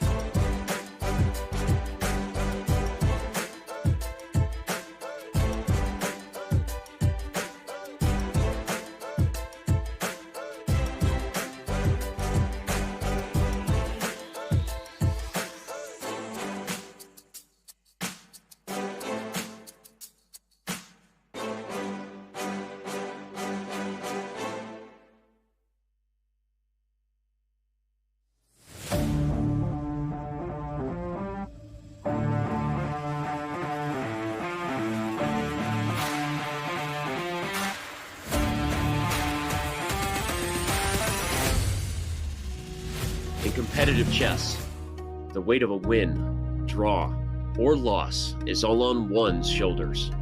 It's easy to feel alone. Those lonely days are over. Oh my gosh! The Pro Chess League is back.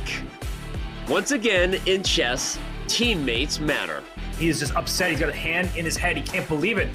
What? What are you doing? Welcome back, PCL. A unique collection of teams, each with their own personality of different colors, shapes, and sizes. There are gnomes and knights, chess bras and bishops, and whatever the heck this is. The PCL is the only place where the best players in the world risk their fate alongside content creators and players from different levels, ages, and perspectives. No way, Magnus could win this game. Oh, it's winning for black. How does Magnus Carlsen do this? Entering its 5th season, 16 teams will reboot the PCL legacy with a new format and new schedule. Only one team can be crowned the next PCL champion. It's tough out here. India is just a powerhouse. My friends, it's the 2023 Pro Chess League. Which team can rise above the rest? They won't be able to do it alone.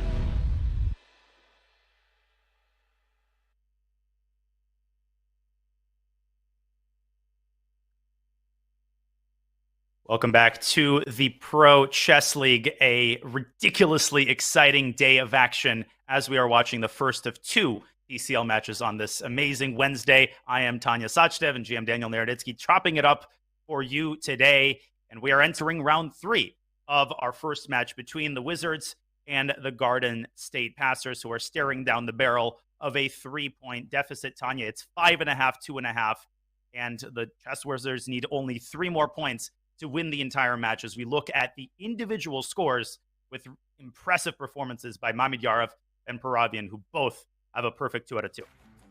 8.5 is the golden spot, and we can see that the Levitov Chess Wizards have already scored 5.5 points in their matchup.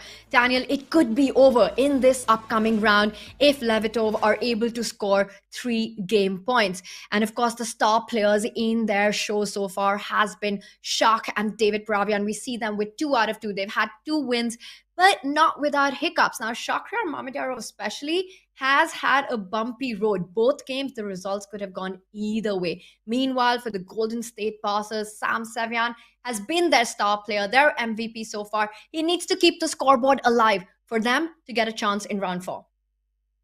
He absolutely does. They basically need to be perfect, and it's going to be hard to be perfect given the lineups and the matchups in round 3, because Shakhriyar Mamedyarov, he's got black against Guseyanov. David Paravian is black against Sam Sevian. Basically a must-win for Sevian. And Valentina Gunina, she has lost both of her games thus far, but she's a powerhouse of the white pieces. She was winning her first game against Sevian, and she has another chance to strike to Alexander Landerman-Lazovic as white against Kanya Morala. So let's not mince words. It's, Garden State has to be perfect. They need crazy good performances on all of the boards. A 4-0 victory would go a long way toward a miracle comeback. It is a go big or go home moment here in today's matchup for the Garden State Passers. Lenderman has to make sure of Valia's shaky performance, but Lenderman himself has not been able to make the most of those critical moments and those opportunities. And we see the players are ready to start this round 3. Daniel, you got Gusanov with the white pieces, Shak with the black pieces. Gusanov has to try to make the most of this opportunity, and he starts with the king's pawn opening.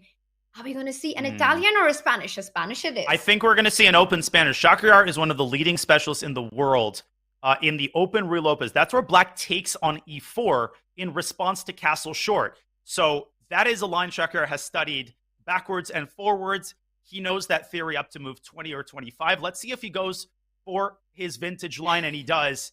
And I'm not going to Monday morning quarterback this, Tanya, but going for an open Ruy against Shakhriyar in basically a must-win game, Gadir Guseyanov better have some serious preparation up his sleeve.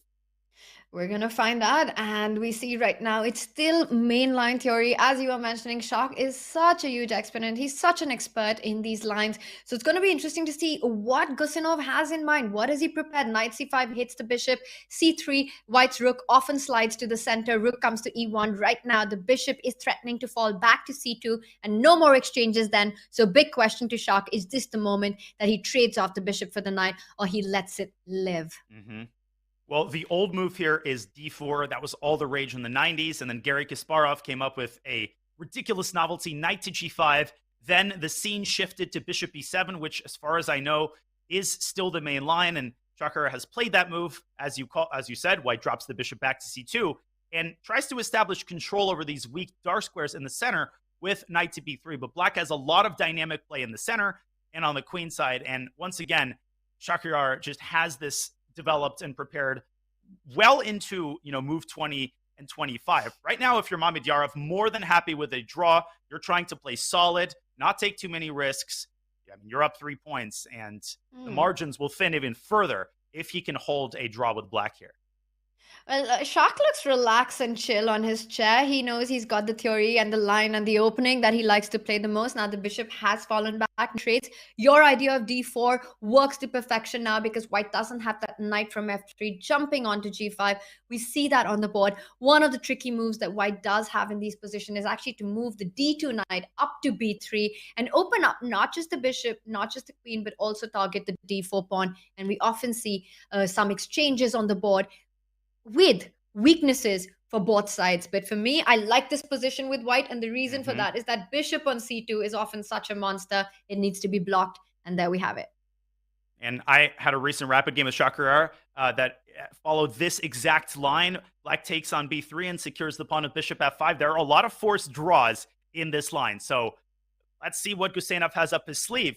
We also need to see what Samsevian has up his sleeve as we go to the bird's eye view. Board 2 has just begun. David Paravian has the white pieces against Samsevian, who has to take tremendous risk with Black. He's been amazing for the Garden State Passers so far. Let's see what he has in his pocket. And already a surprise, Tanya, on move 1.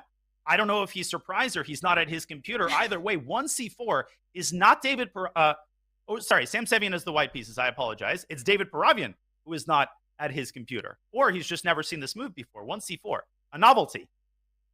I would be surprised if that's the case, but I think they perhaps don't have him on the computer screen right now, because no matter how shocked and surprised you are with 1c4, you gotta make those moves faster, and he's almost burned a minute on the clock.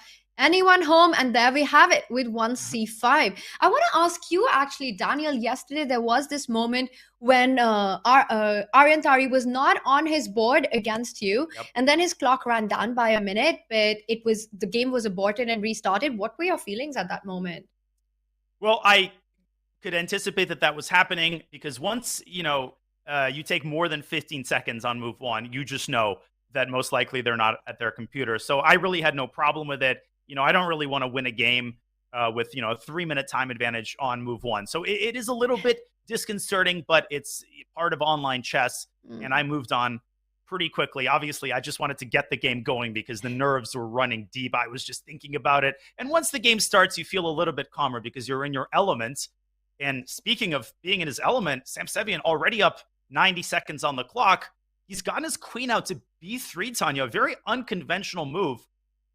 Played on move 5 in order to prevent Black from opening up the center with d5 and really establishing full control over that weak d5 square. And wow, no restart of games today, so that minute might actually come to haunt David at some point. We often see these openings where nothing gets traded and everything to play for, and the big questions come later. So I'm just a little worried about that clock situation. He decides to fianchetto the bishop on g7. Meanwhile, queen on b3, like you said, is not exactly the most ideal square. We often see it on c2, or in some lines once the bishop comes out on e2. I'm not sure where it's headed, and the players are playing a very unique style of development. This is modern chess at its finest. g3, I wasn't expecting that either. I thought he was going to go bishop e2, but Samsevian, I think, really playing and trying to control these light squares with everything that he's got. Bishop g2, later the knight could move out of f3, And I like it. I'm all for unique opening setups. They give you a time advantage. And Semsevian must be feeling pretty comfortable here out of the opening. Board 3 is also underway. Trisha Kanya-Murala has white against Denis Lazovic. So let's travel back to our bird's eye view and see how all 3 of these games are unfolding. We see Semsevian there in full concentration and endgame already in Trisha's game against Lazovic, Tanya. Wow, and she starts with the white pieces. Again, Trisha has to try to save as many points as she can in this matchup. Of course, you know, that first game that she had against Shak, and even the second one, she's been fighting it out, but so far she's yet to start on the scoreboard. And once again, even though the position looks like it's fine for black and it's out of the opening, but don't get fooled by the queens being traded off. It's often very tricky for black in these positions because white's knight can land onto d6 via c4, and if white is able to get a double bishop pair advantage in these endgames, that can often give a huge edge. So Trisha, though, has managed to trade off the queens, questions still remain to be answered to neutralize this position. That bishop on g2 is an absolute monster in these positions. And Denis Lazovic is a monster in the endgame. This is a very well-known line. Just because the queens are off the board doesn't mean that white's setup is toothless. It's far from toothless, and Denis Lazovic is going to squeeze this 7 ways to Sunday. How is he going to exploit the strength of his bishop? Well, he can play knight f to d4, opening up the diagonal, and he just needs to make it there. We go as difficult as possible, Tanya, for black to deploy her light squared bishop. Maybe bishop d7 is called for here for black, but then Denis could bring his dark squared bishop out. There's weak dark squares in the center and on the queen side, and let's not forget about the b file. Rook b1 could come at the worst possible moment, and black can almost never afford to push the pawn to b6 for obvious reasons. You want to keep that bishop on g2 as blunted as possible, so the pawn movement to b6 would only create more troubles for black. Now, it might appear that white also has a weakness on c3, and that is what black is trying to rely on for counterplay, but it's just so far long before you can get any piece to actually target the c3 pawn. Meanwhile, white rook coming to the open b file, the bishop already on g2, the knight on c6 attack. It does look like white is the one who's preferable in this endgame, and Trisha can be in for a long grind to save this one. Let's get all our 4 boards up right now because action has started on the very crucial Valia versus Landerman board as well. And action has stopped on the top left. Shakir Mamediyarov holding a draw with room to spare. They went precisely, Tanya, for one of those well-known drawing lines. Bad news for the passers. That was a game Gusenev basically had to win. So Shakir doing what was required of him, holding comfortably with the black pieces. And that transfers the demands over to his teammates, who now have to be even more perfect. Let's check out Alexander Lenderman's attempt to defeat Vala Gunina with the black pieces. Gunina playing one of the more solid setups against Lenderman. Slav, she's got bishops on d2 and e2. It's a modest setup, but it's a tremendously solid setup. But white has no weaknesses, and white has the very clear plan of a timely e4 pawn push. Lenderman says, I'm beating you to the punch. Wow. And he strikes in the center first. We saw Landerman strike with the c pawn in an earlier game. Now he does it with the other pawn, with the e pawn. Ends up with the same isolated queen's pawn. But these kind of positions always give the player with the isolated queen's pawn a lot of chance for activity and to create play and attack. Now, what Valia would want in this is to try and trade off as many pieces so that that d5 weakness will tell at some point. You can centralize your rook to d1. You can bring the other rook to c1. You can start with trading off the knights. And once again, Lenderman will look at planting his own knight to e4, getting that bishop, the light squared bishop, into the game, and getting the rook to c8 at some point. So we're going to see how this middle game develops. I think you're bringing up a couple of great points, Tanya. 50 years ago, you showed this position to Petrosian, or Bronstein.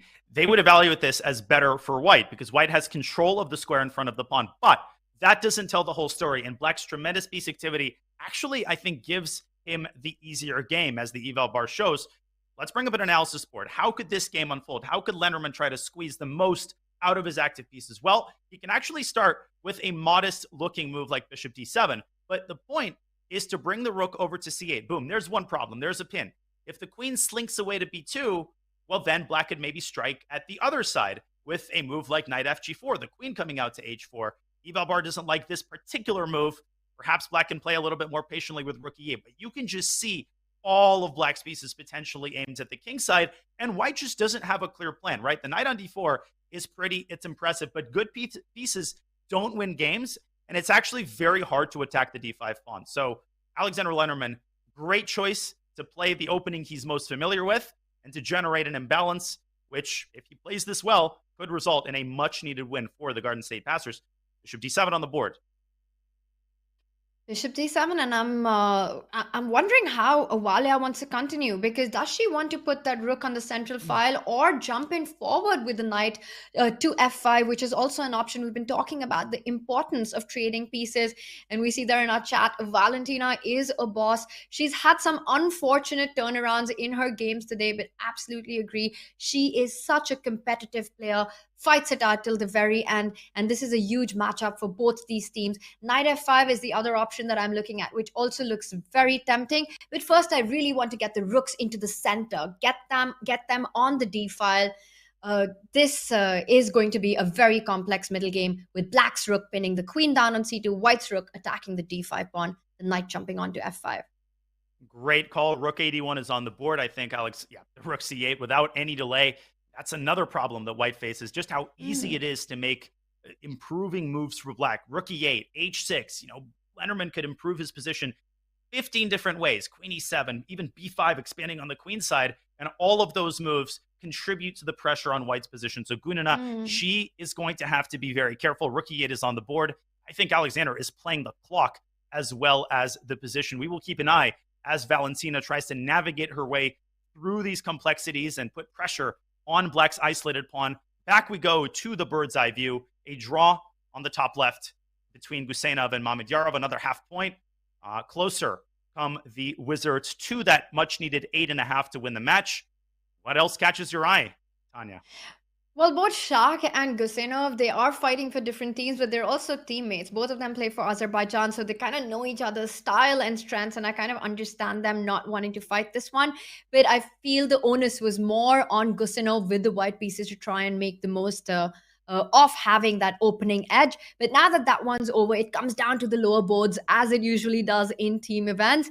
We also see Sam Savian against David Paravian. Such a big matchup. Sam has been a huge scorer for the Garden State Passers, and I say we try and jump to that, because a lot of pawns are hanging and a lot of pawn weaknesses actually in the position.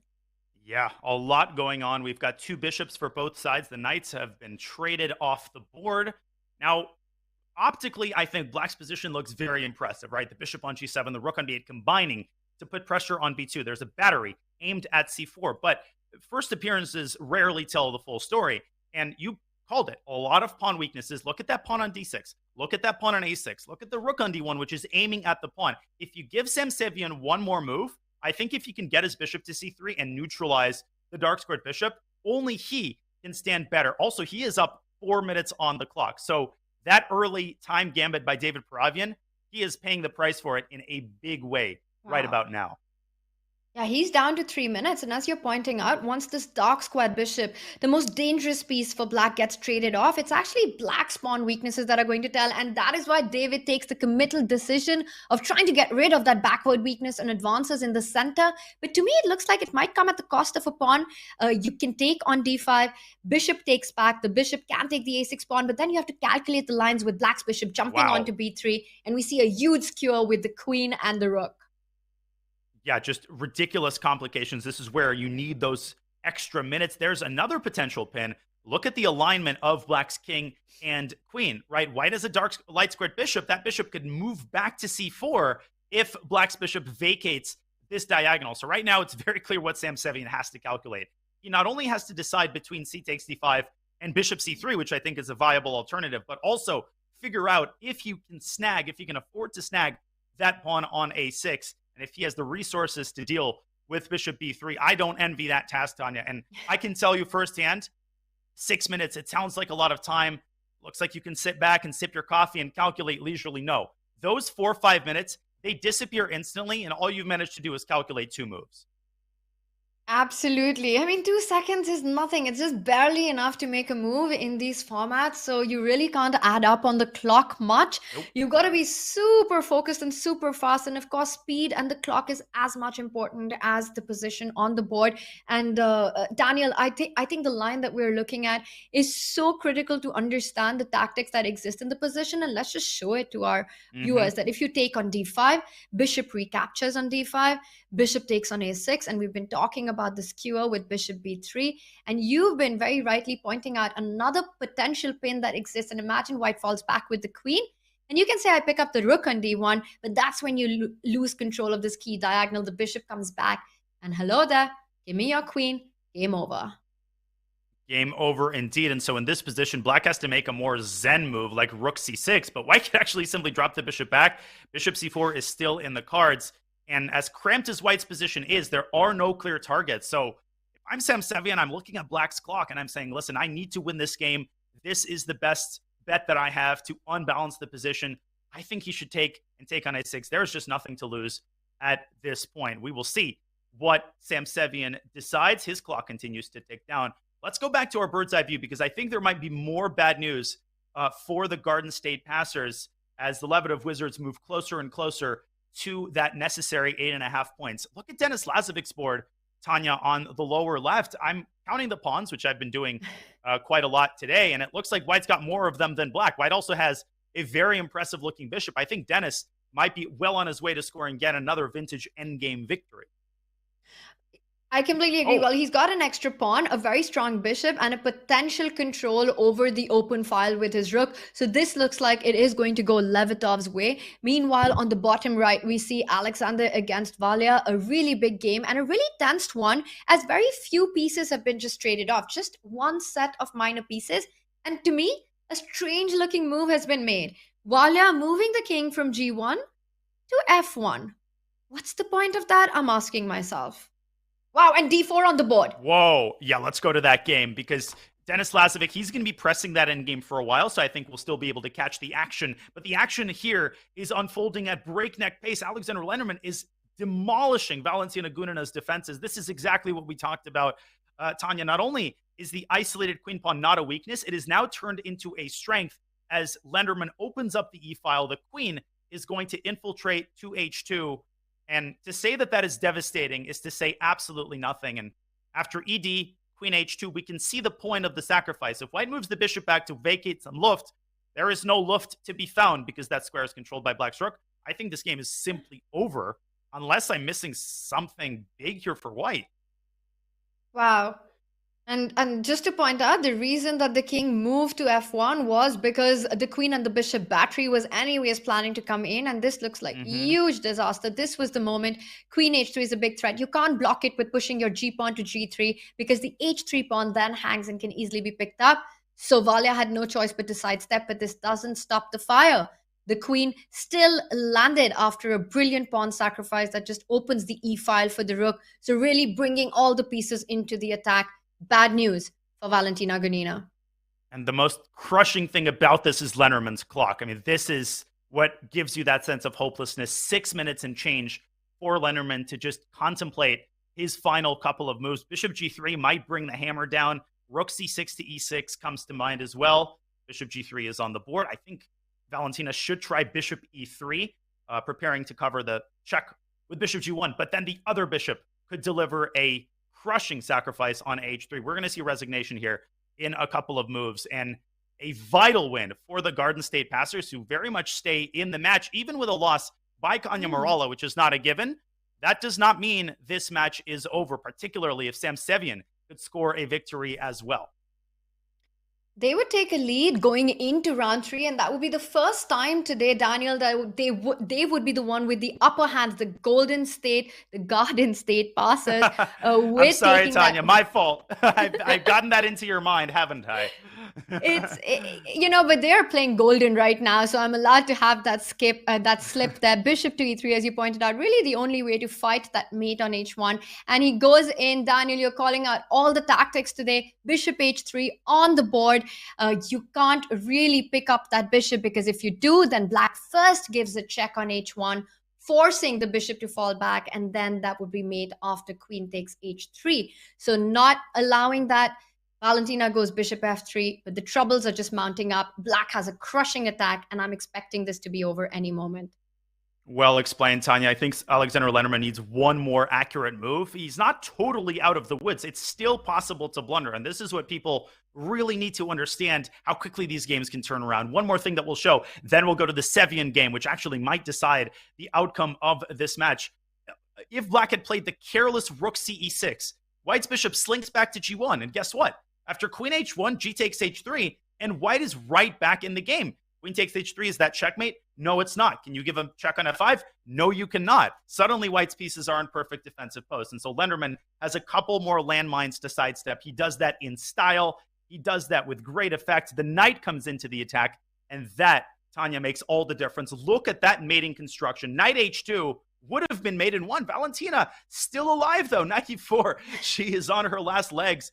Valiant resistance. No pun intended, but I don't think it's going to be enough. Wow.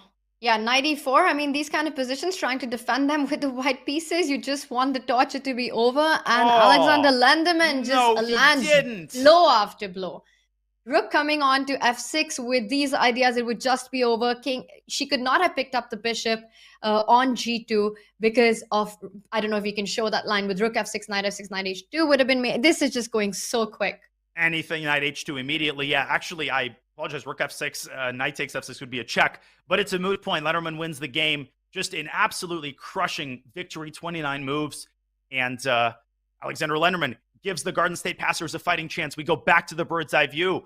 And Denis Lazovic, he is about to bring the hammer down on Tanya Morala. So that game seems pretty hopeless. It's all in the hands of Sam Sevian. Can he deliver a must-needed victory against David Paravian? He's got him on the ropes. Queen for 2 rooks and 2 pawns. White is winning in this position. And David, with almost no time remaining, can Sam complete this effort? He has been the lone shining star for the passers today. Well, and in this round, Alexander Lenderman with a stunning win with the black pieces. What a tactical masterpiece that was. And now it comes down to this. We see queen versus 2 rooks. The a3 pawn is attacked. Can White just ignore it and start marching down the board with his own c pawn? Because you really don't want to move that queen defending your a3 pawn. You move it to a weak spot, to a more passive position, which will allow Black the counterplay of doubling up on the second rank. Once the rook on e6 is not pinned, let's say you go queen a5, trying to defend your pawn, the rook can jump onto e2, creating more threats, and that's exactly what you want to avoid with the white pieces. Absolutely, and it's a tough conversion ahead for Sam Sevian, whose clock is dwindling, and well, what better way to watch the end of round 3 than with the team captain of the Garden State Passers, FM James Canty, joins us once again. James, you must be just, biting your nails and watching with your, at the edge of your seat here. Can Sam convert this, James?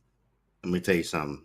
We here, bro. Pass us the ball, okay? Pass the passers the ball right now. That's what I'm saying, because we're swinging. We're definitely swinging, and we're coming back right now. As you see, the score is 6-4. Don't call it a comeback, but of course it is. That's exactly what it is right now. And we do have 2 rounds to go. We're swinging. There's going to be different matchups in the next 2 rounds here. So we're ready. We are ready to finish this up. So, we're feeling good, though.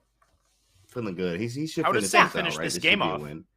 Queen D6. Oh, wait, he can't.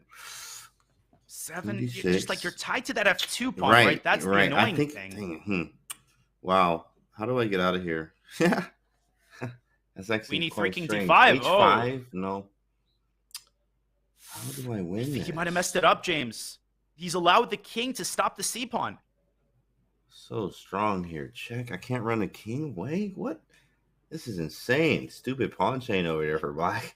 Come on, David. The queen is so overloaded trying to defend everything. It just looks like White has to give up one of the pawns. What do you think, James? Which pawn would you want to get rid of to try to advance the other one? What's going to be your choice here? I definitely want to give up this f pawn, but I want my king to be on h6 is the goal. But I cannot get this king to h6 without giving up. Maybe I run. It's heading there. It might be going now, right? King F4, rook takes, king G5, and just run the king to H6, bro, and just it's whatever. The rooks can't be really disconnected, and we can't grab the H pawn. Maybe there we go. Come on, Sam. James, you called it. James, you called this one. It is on the board. I know my guy. 2 seconds for David. My look, Sam. I am right. Green eggs and ham.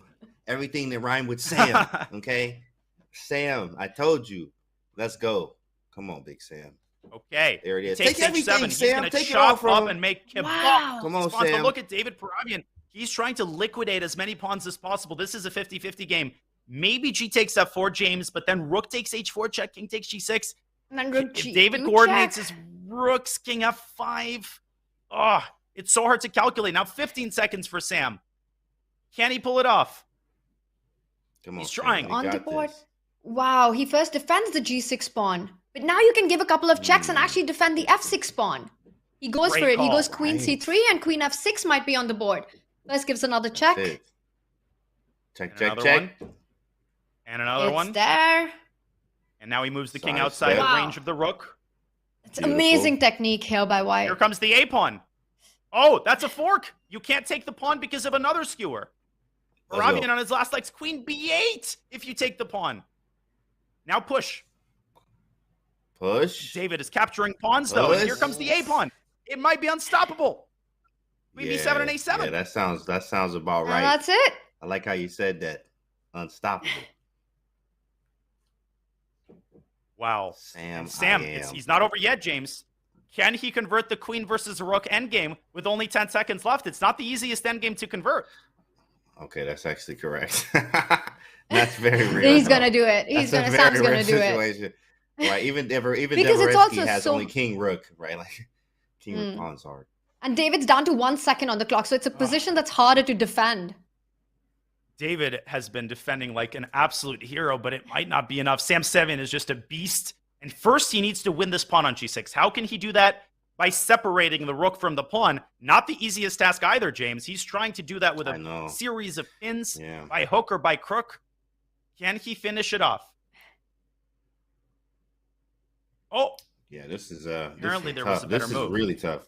Yeah, of course. This is Devereski page 9072. Yep. You know what I mean? Like exactly. This is ridiculous. I'm telling you right now. And there's also a 50 move rule, so they've got to be careful about that, right? The game will stop if there's no progress after 50 moves. Oh, there's progress to be made right now. We're getting H5. There we go. Yeah. David, this is what we need. I know this part. He does it. We got him. Let's go, Sam. Give me the pawn. Does it. Except the pawn. That's progress for sure. And now he's going to fork the rook. The rook is too far away from the king. Queen D7. That's it. And queen D8. If you go to H4, you don't have a spot for the king where you can keep it safe. The only move was to H5, not losing it in one move. Rook G5, Queen H7 was made. There must be a fork here, and Sam has the time to find it. Was there Queen H7 made in one? There was. And that's it. He goes for the rook. He does the job, James. Let's go, Sam. My guy, I'm so hyped right now, Chad. Oh my goodness. But okay, it is 1.5 away, so we do have some work to do. We got to pull out our best. Hopefully the matchup is just works, right? If the matchup is good for us and everything looks good, then obviously we have a great shot here. So hopefully that works out for us as we get this last one, or these last two. So wow. Well, James, I know you're going to be watching on the edge of your seat. Your team is resilient. They pull off a huge round, and they've given themselves a fighting chance. James, thank you for finding time to join us. We know you're rooting for your team. You got to give them a pep talk. So, FIDE Master James, you are the captain of the Garden State Passers, and we will see if they can pull off the comeback in the last round. Thank you, James. Let's go. All right, bro. Wow. It's a big round coming up, Daniel, here for the Golden State Passers. They've made their first win today with 2.5, 1.5. What a nail-biting finish that was. You could feel it from James as well. And there we have our scoreboard with big wins by Sam Sevian and Alexander Lenderman.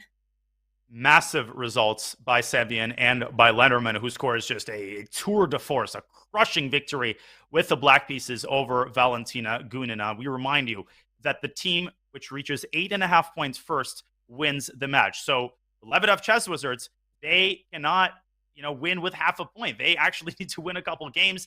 They need at least 1.5 points in the last round. As we review the individual scores, that means Shakir Armamidyarov has to step up. And Valentina Gunina, if she can score her first half point or full point of the match, that might give the Lebedev Chess Wizards the push that they need to avoid what would be a ridiculous comeback by the passers, Tanya. Well, Garden State passers have to win the next match, but not just win it. They need to win it by a 3-1 margin, because even if they score 2.5 points, that would give Lebedev Wizards 1.5, moving on to 8.5, wrapping up the match. So Garden State passers need to win and win it big. They do indeed. And we will see if they've got it in them to mount just a vintage PCL comeback, or will the Lebedev Chess Wizards stay on top? You are watching the Pro Chess League Day 2. We will be back with the final epic round of our first match on the other side of this short break.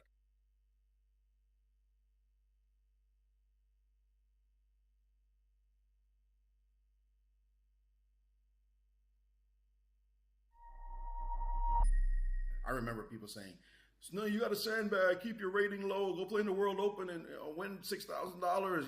Just don't keep your rating up." And I'd be like, "What are you talking about? I'm trying to become a GM. That's ridiculous." So that mentality was something I had to escape. This was not the Black Bear School mentality, but the park ecosystem for me was Prospect Park in Brooklyn. Definitely foster this idea, because it's kind of a little bit of a hustle mentality, that you keep your rating low and you try to win some money in tournaments.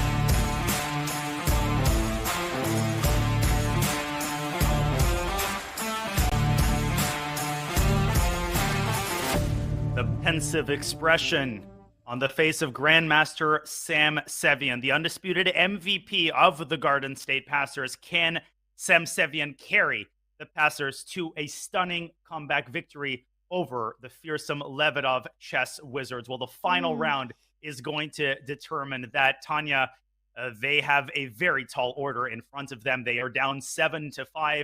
And not only will Sam have to deliver with black against Mamedyarov, but the other boards have to be nearly perfect as well. The Passers need at least 3 points to force a tiebreak and 3.5 or 4 to win the match outright.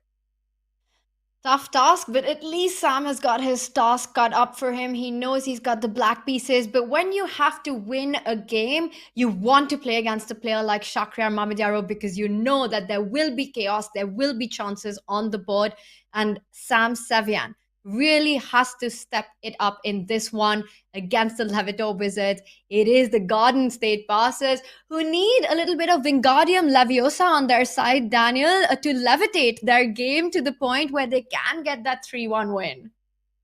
Levitate. Well, that was smooth right there. Levetov, levitate. The puns are in the air. Is there a comeback in the air as well?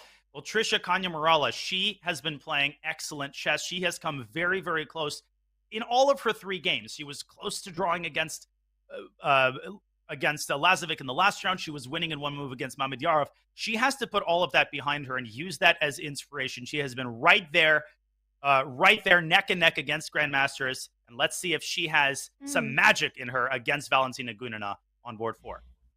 I think it's clear that she will do everything that she can. But of course, in that game against Valia, Trisha is an underdog. That just puts all the pressure on Lenderman, Gusinov, and Sam Sevian to make sure that they get the 3-1 win. Because again, let's remind ourselves that a 2.5 victory against the Levedov will still not cut it because the Wizards will get that 1.5 point, will make it to 8.5 points, and win the match. So to force a play go into tiebreaks, the Garden State Passers need a 3-1 victory. Exactly, and that's the important thing to remember, whether you're a Levetov fan or a Passers fan. 2.5, 1.5, it wins the individual round, but because the match score is cumulative, it loses the overall match. Here we go, Tanya. This is where the magic happens. We've seen so many crazy comebacks in the history of the PCL. I was on a California Unicorns team that was leading by 3 points against Minnesota and lost 4-0. So I've seen it all. Everything is possible. Seatbelts fastened and mandatory. The games are off. And Shakhriyar Mamedyarov is going to try to put this match to bed with a win over Sam Sevian, if, of course, he makes his first move. And there we see the players are almost ready to go, but there, Shak burning 30 seconds and getting up. Is it something technical or what's going on? I saw he's got a phone on him, so maybe some messaging going on there. He gets up, he leaves the screen, so still not ready to start, but he's burnt about a minute on the clock. And Tanya, I'm going to be brutally honest here, even though I'm supposed to be, soft as a commentator, but I really feel like this happens a lot. A lot of players in these tournaments, Title Tuesdays, they tend to get up from their table for long periods of time. You got to be at your computer and you got to be ready for the game to begin. I mean, you can have all of the beverages and the snacks you need at your desk, but, I feel like this happens a little bit too often, and I'm sure Sam Sevian won't mind it if Shakhriyar's clock is reset. But here comes Shakhriyar. He sits back down, and he makes a move. And, no resetting he's there. Down a minute. He's down Not a minute. Not a good start for Shak. Absolutely. He's down a little more than a minute. We see a Queen's Gambit decline. Shak there blitzing out, trying to get that time back on the clock, but with just a 2-second increment, that's not going to be possible.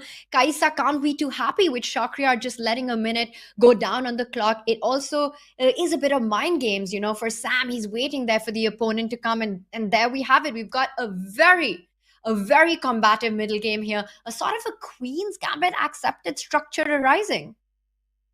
Yeah, this is a Moran Queen's Gambit accepted, a cross between a Slav, and this structure could change in a variety of ways. Generally, Black's idea is to push c5 ASAP and correct the structure on the Queen side. This is one of the sharpest lines of the Slav. Black strikes with c5, White strikes with e5.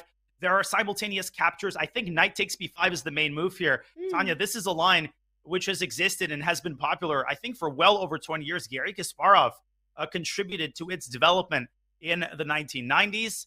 I know nothing about the theory other than knight takes b5. A takes b5 must be a move here. He's played it. You pick up the knight on take f6. on f6. Tons of captures and a crazy position, just what Samsevian wants. This is exactly what he needed to get. This is the dream when you have to win on demand for your team. The pressure is on, and this is exactly the kind of chess that you want on the board. Now, I was focusing too much on the player, but you're absolutely right. This is the main line theory of the Miran, and it is such a tactical line. It is such a combative middle game, and we can see the pawn structure in front of Black's king. Queen e2 not only targets that b5 pawn, but is also x-raying that e6 pawn. So always look for tactics down the e file. Black first needs to decide, do you want to defend this pawn by advancing it one step ahead with b4? Because giving it up, White will be super happy to get a bishop there. Absolutely. White will be happy to get that pin, as well as connected passers, which a lot of people underestimate in the middle game. But A and B pawns, they run very fast. A4, B4, A5. Before you know it, White could lay down the wood on the queen side. So Samsevian deciding whether, and if so, how to defend the pawn. No, he will not defend the pawn. Bishop e7 on the board. Tabasco being added to the position by Samsevian. I think he wants to play rook g8 and put his foot down on the king side. But what a risky approach. If I'm Shakhriyar, I am taking that pawn and running with it. I am Indian. I love a good Tabasco. Spice it up as much as you can. And that is what is happening in this position. Bishop b7. So the idea is, of course, to target the g2 pawn. We see Black's pawn structure. Yes, it looks hideous. But the good news is you've opened up a g file for the counterplay. Of course, White has to bite the bullet and just say, you know what, I'm going to pick it up. Show me the money. And now one thing that works for White is that the tactics with taking on f3, the queen would have landed on f3 and hit that rook on a8. So you don't have time to do that, which is why first Samsevian gets the rook into the game, because this is a long-term sacrifice. It's really not about winning something back on the spot, but just creating big problems and big questions to White's king. Exactly. And I would cement the bishop with a4 if I'm Shakhriyar, just to make sure that the queen doesn't get overextended. Once Black, let's say, castles queenside and gets the rook out of its vulnerable position, Shaka will ponder his next move in this important position, giving us a good chance to travel to the bird's eye view, because two of the other games have been started, and we've got interesting openings in both of them. Top right, we have a King's Indian. My neck of the woods, Gadir Guseynov, is a King's Indian expert, and it makes sense for him to play one of the sharpest openings in chess to virtually guarantee winning chances. And bottom left, we've got Alexander Lennerman and Denis Lazovic in kind of a Carlsbad Slav type structure. So, Tanya, I'll give you the choice of where we go next. And you don't have to choose the King's Indian game. I promise I won't be mad if you. We see a King's Indian. We see a King's Indian. We want a King's Indian. And once again, Guseynov's opening choice is so ideal for trying to get the chaos that the team is looking for on the board. And it's already pawns are rolling down the board. And I would love to jump to that action with David Paravian with the white pieces facing against a very motivated Guseynov, who needs to score for his team. He does indeed. Good choice. King's You're Indian welcome, game. Daniel. We go. Hey, I had a King's Indian yesterday against a player whose name I don't quite remember. He's not very well known. It's a resilient opening. It's one that has withstood the test of time. What do we have here? F5 is on the board. This is one of the typical King's Indian plans. And the downside of this move is that it allows White's knight a route to the e6 square. And the one thing you normally do not want to do in the King's Indian is give away your light squared bishop, because that bishop is often the key to breaking down White's kingside defensive setup later in the game. So will Paravian go for knight g5? Is he going to maybe throw in e takes f5 first to soften up Black's kingside? Decisions to be made. And he's got to make them fast, because he is once again experiencing some problems on the clock. Well, Guseynov needs to keep the pressure up on the clock and the position. I'm loving this opening approach, asking a big question. Do you take on f5 or do you keep it as is? And there's a third choice that David has gone for. He retreats the knight. So targeting the g4 knight there, which falls back. And Daniel, I see you're not very happy with that choice that White made. I'm very surprised. I thought knight g5 was sort of a given. David might want f3, which is a typical way to respond, but queen b6 check actually picks up the pawn on b2, but that might not even be the biggest problem. If we pull up an analysis board here, I think f3 walks right into the kind of position Guseynov wants. He can just play f4, and then the King's Indian shows its full force with g5 and h5 and g4, and these types of positions are just easier to play for black. And again, as I mentioned at the start, you've got to factor the clock into every decision that you make in these PCL games because you just don't have a lot of time to figure out the proper defense. David, though, he takes a different route. As we go back to the live board, he trades on f5 and sticks a bishop on g5, trying to just make it as difficult as possible for black to unravel his kingside attack. Tanya, last thing I'll say, queen e8 here is very tempting, but you have to watch out for a timely d takes c6. I've blundered that so many times. That d6 pawn is a lot weaker than it looks. Maybe Guseynov should invest a tempo to close down the queen side. I love how you've broken down all the subtleties in this position, and that's of course because you yourself are such a big King's Indian expert. Daniel, now one of the ideas that white also has in these positions, super thematic, is to advance the f2 pawn all the way to f4 and start asking some questions to black, because what you really want is for black to push that pawn further, weaken the d4 square, and then we understand the point of the white knight retreating because it can reroute itself from c2 to d4, which also brings me back to your point. The move c5 also stops that. So I like it. But even if you control that square, I'm expecting f4 on the board. We see another decision being taken where he decides to trade on d5. Now, that's a risky one because now a knight appears on d5, and it's a menacing knight. It's a knight that black could try to excommunicate with the move knight to c7. Similar idea, bishop comes out to e6. Guseynov can take the knight on the next move. He can also surround it with knight c7. I think Gadir has gotten himself a nice position, good control of the center. He's managed to keep d6 under control. And that knight on e1 is what disturbs me about white's position. There's just no coordination between white's heavy pieces. And David needs to try to get those heavy pieces into the game, which he does with knight c2, an incredibly tense position. This can go either way. Let's see if Gadir Guseynov can cool down his nerves and deliver with black. And so important, what white now wants to do is fight for that d5 square, which is really the main focal point of the game. So the knight that was on e1 is finding itself to arrive on e3 and try to then jump onto d5 after a few piece trades that will happen. So really tensed middle game position here, but there's tension across boards.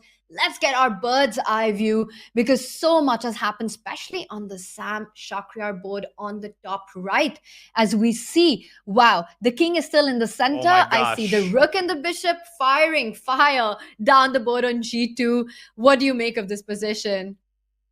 God, Tanya, this is PCL action at its finest. The final round, an exchange sacrifice, crazy attack, and a 5-minute time advantage. What else could we ask for? Sam Sevian has sacrificed an exchange. And he first sacrificed the pawn on b5. What does he have in return? Well, look at that pressure that he's got on g2. Look at the pressure that he's got on white's queen. Shakryar is just barely escaping here. Queen h5 is on the board. The analysis board is up. Oh my gosh, Tanya, it appears that knight g4 wins the game because it attacks the pawn on f2. And after knight takes d3, this is the hardest thing to spot. You actually can take on f2 anyway, because suddenly the pressure on g2 grows unbearable. I'd have to rook g... Nope, not rook g3. Rook takes g2 is simply checkmate. And look at how beautifully black can checkmate with rook takes h2, queen takes f2, bishop g2, and then the other bishop steps in to deliver the mate. This is just one of many mating options. Tanya, knight g4 is winning for black. It's official. The eval bar confirms it. Wow. Seven has 7 minutes to find it. He needs to find it. This is the moment, and he has slowed down, so that makes me feel like he is on the right path. He's definitely thinking about it. Also, let's point out that if you step back with the queen to h4 trying to defend f2, it doesn't work. You can still take on f2 because after knight f2, queen f2, there's bishop c5, pinning that queen, winning the game. Tactics across the board here. Will Sam Sevian find the killer knight g4? It's amazing that knight takes f2 is essentially a pre-move after knight g4. It works either because of the pressure on g2 or because of the alignment of white's king and queen. Thank you for showing that line. That really might be the challenge for Sevian. I think he's going to see knight g4, knight takes d3, knight takes f2, but can he spot knight takes f2 in response to queen h4. He knows there's something. He can sense it. You can just sense the wheels turning in his brain. He's got his hands over his head. He's forcing himself to concentrate. It's so important, Tanya, in these situations, not to rush. You're tempted to make a move, but you got to double check, triple check. You got to convince yourself that, no, it isn't too good to be true. You're beating Shakir Mamedyarov in 20 moves with black. Will we see the knight hop into g4? Oh. This might be a game changer, a match changer, if Sevian can deliver with black. Such a huge moment. And also the problem here playing black is that you have so many tempting options that you have to fight. You know, you can trade the bishops on d2. You can fall back with the bishop on c5, put pressure on f2, and everything seems like you've got a pleasant position. But when you've got a pleasant position, try and wrap it up in the moment, especially when you're playing against somebody like Shakhriyar Mamedyarov. This is a big moment, and I'm liking that Sam is taking his think here. He is calculating these lines. Sam, chat, will Sam Sevian find knight g4? He reaches out for his mouse. He's about to make a move. This is just tension at its finest. I mean, my heart is beating out of my chest. How might Sam Sevian feel? And Tanya, it's so important to understand that when you know the correct move, and he's playing knight g4, he's got to sift through all of the false positives, all of the wrong moves, and he's done just that. And he's left himself with 5 minutes to convert this position. This is, I don't see a single way for white to last more than 2 moves, Tanya. What a beast. This is insane. What a beast. Sam Sevian OP in the chat. I mean, how did he play this in this format? Just finding this move. Your bishop on b4 is hanging. Unbelievable stuff. And I'm loving it. Shakhriyar Mamedyarov in big, big trouble. I don't really see a way for him to hold on now. No. I mean, it's not even like the Magnus A Wonder game from yesterday where A Wonder had to find a series of accurate moves to finish off white's king. Sam literally needs one more accurate follow-up. And that follow-up is going to be either knight takes f2 or queen takes f2. Relatively speaking, bishop e3, that might be the only way to stave off immediate defeat, Tanya. Let's bring up an analysis board one more time. Bishop e3, knight takes e3, and queen takes h7. Just trying to create as much chaos on the board as possible. But if I'm not mistaken, even a very straightforward move like rook g6, and oh my god, I see a crazy mate, if I may share. F takes e3, queen takes e3, king h1, queen takes e1. Just one of how many incredible mating constructions are we treated to in this game? That is amazing. That is a stunning line, Daniel. And of course, you can also just pick up the knight with the bishop, but this just shows the power play that is black's position. Sam, indeed a beast, as Greg is pointing out, but he needs to finish it. By the way, queen h4 was the other line that we were seeing, and knight f2 on the board. He has picked up the pawn because white can't recapture the knight. The bishop will fall back to c5, pinning and winning that queen. This is busted for white. Bishop e3, you just pick it up, and after queen f2, you go bishop c5. You need one more move here. I think Shaka's actually done a great job. He has found the best practical chance, but Sam has an eternity to figure out the follow-up. It appears that queen to e2, not the easiest move to find, ends the game immediately, because in the event of the queen trade, the pawn appears on e2, and after bishop takes e1 and rook takes g2, white's king is once again checkmated. But can Sam keep himself composed? Can he find queen e2? Tanya, bishop c5 might also win the game, but that's a lot less convincing because after you play d2, the knight can appear on f3 and block the light squared bishop. So you can definitely still go wrong here. And how many times have we seen top players pull out the seemingly impossible? Sam Sevian, once again, his hands over his head. He knows the gravity of this moment. This is unbearable tension. Oh my god, Daniel, he found knight g4. He's gonna find queen e2. He is in the flow of this attack, and as you're pointing out that you trade on your own terms, but he makes the move queen e4. Also good, Which also seems extremely strong because you're threatening to go bishop takes e1. You pick up that knight, take away the key defender of the g2 square, and it all falls apart. I don't see a way for white to counter these threats. If you go knight f3, it's not good enough because the g2 pawn is pinned, the queen and the bishop. You can simply pick up the knight. Or you could even play bishop c5 and then sack a rook on g2, but queen takes f3 is simple and strong. Rook d2, the only move. Shakir are playing the engine moves to stay in the game. Just incredible resistance. Rook g5 is once again the best move. A rook lift to f5, knocking the queen away. And once the queen is knocked away, by the way, bishop c5, that might be even the bigger problem for Shakir. He's down to 40 seconds. If he pulls this off, then, then I'm just going to be in absolute shock for the rest of this week. But Sam, just a couple more moves away. Shakhriyar keeps his legs churning, keeps giving himself opportunities to pull off a miracle. This might decide the match. If Sam wins, though, Tanya, obviously the comeback isn't complete. They need to deliver on the other boards, but this is exactly what the passers needed. This is what makes it so tough to beat the best in the world, because they're so resilient and so resourceful. resilient. And that is what Shak is showing with his play in such a difficult position. But Sam is literally just centimeters away from wrapping this up. But still little work to be done. Like you're mentioning, just a couple more precise moves. Rook f5 with a direct idea. You hit the queen. The queen doesn't have a good square, defending that knight on e1, keeping everything under control. So after rook f5, if you do pick up the bishop on b4, black just ends up with a lot of extra material. I think you can pick up the rook, but you can also pick up the queen and then pick up the other rook as well. Yeah, but Tanya, here's the tough thing. After rook f5, knight f3, again, I'm looking at the eval bar, but I'm not seeing a clear path to victory for black. The engine reveals like a very computerish move. Rook to c5, that's so hard to spot. It's a weird geometric move going to c1. Instead, Sam Sevian has played the second best move, but he's released a lot of his advantage. Bishop c5 liquidates to an endgame in which, yes, black is winning, but now the win is a lot harder to achieve.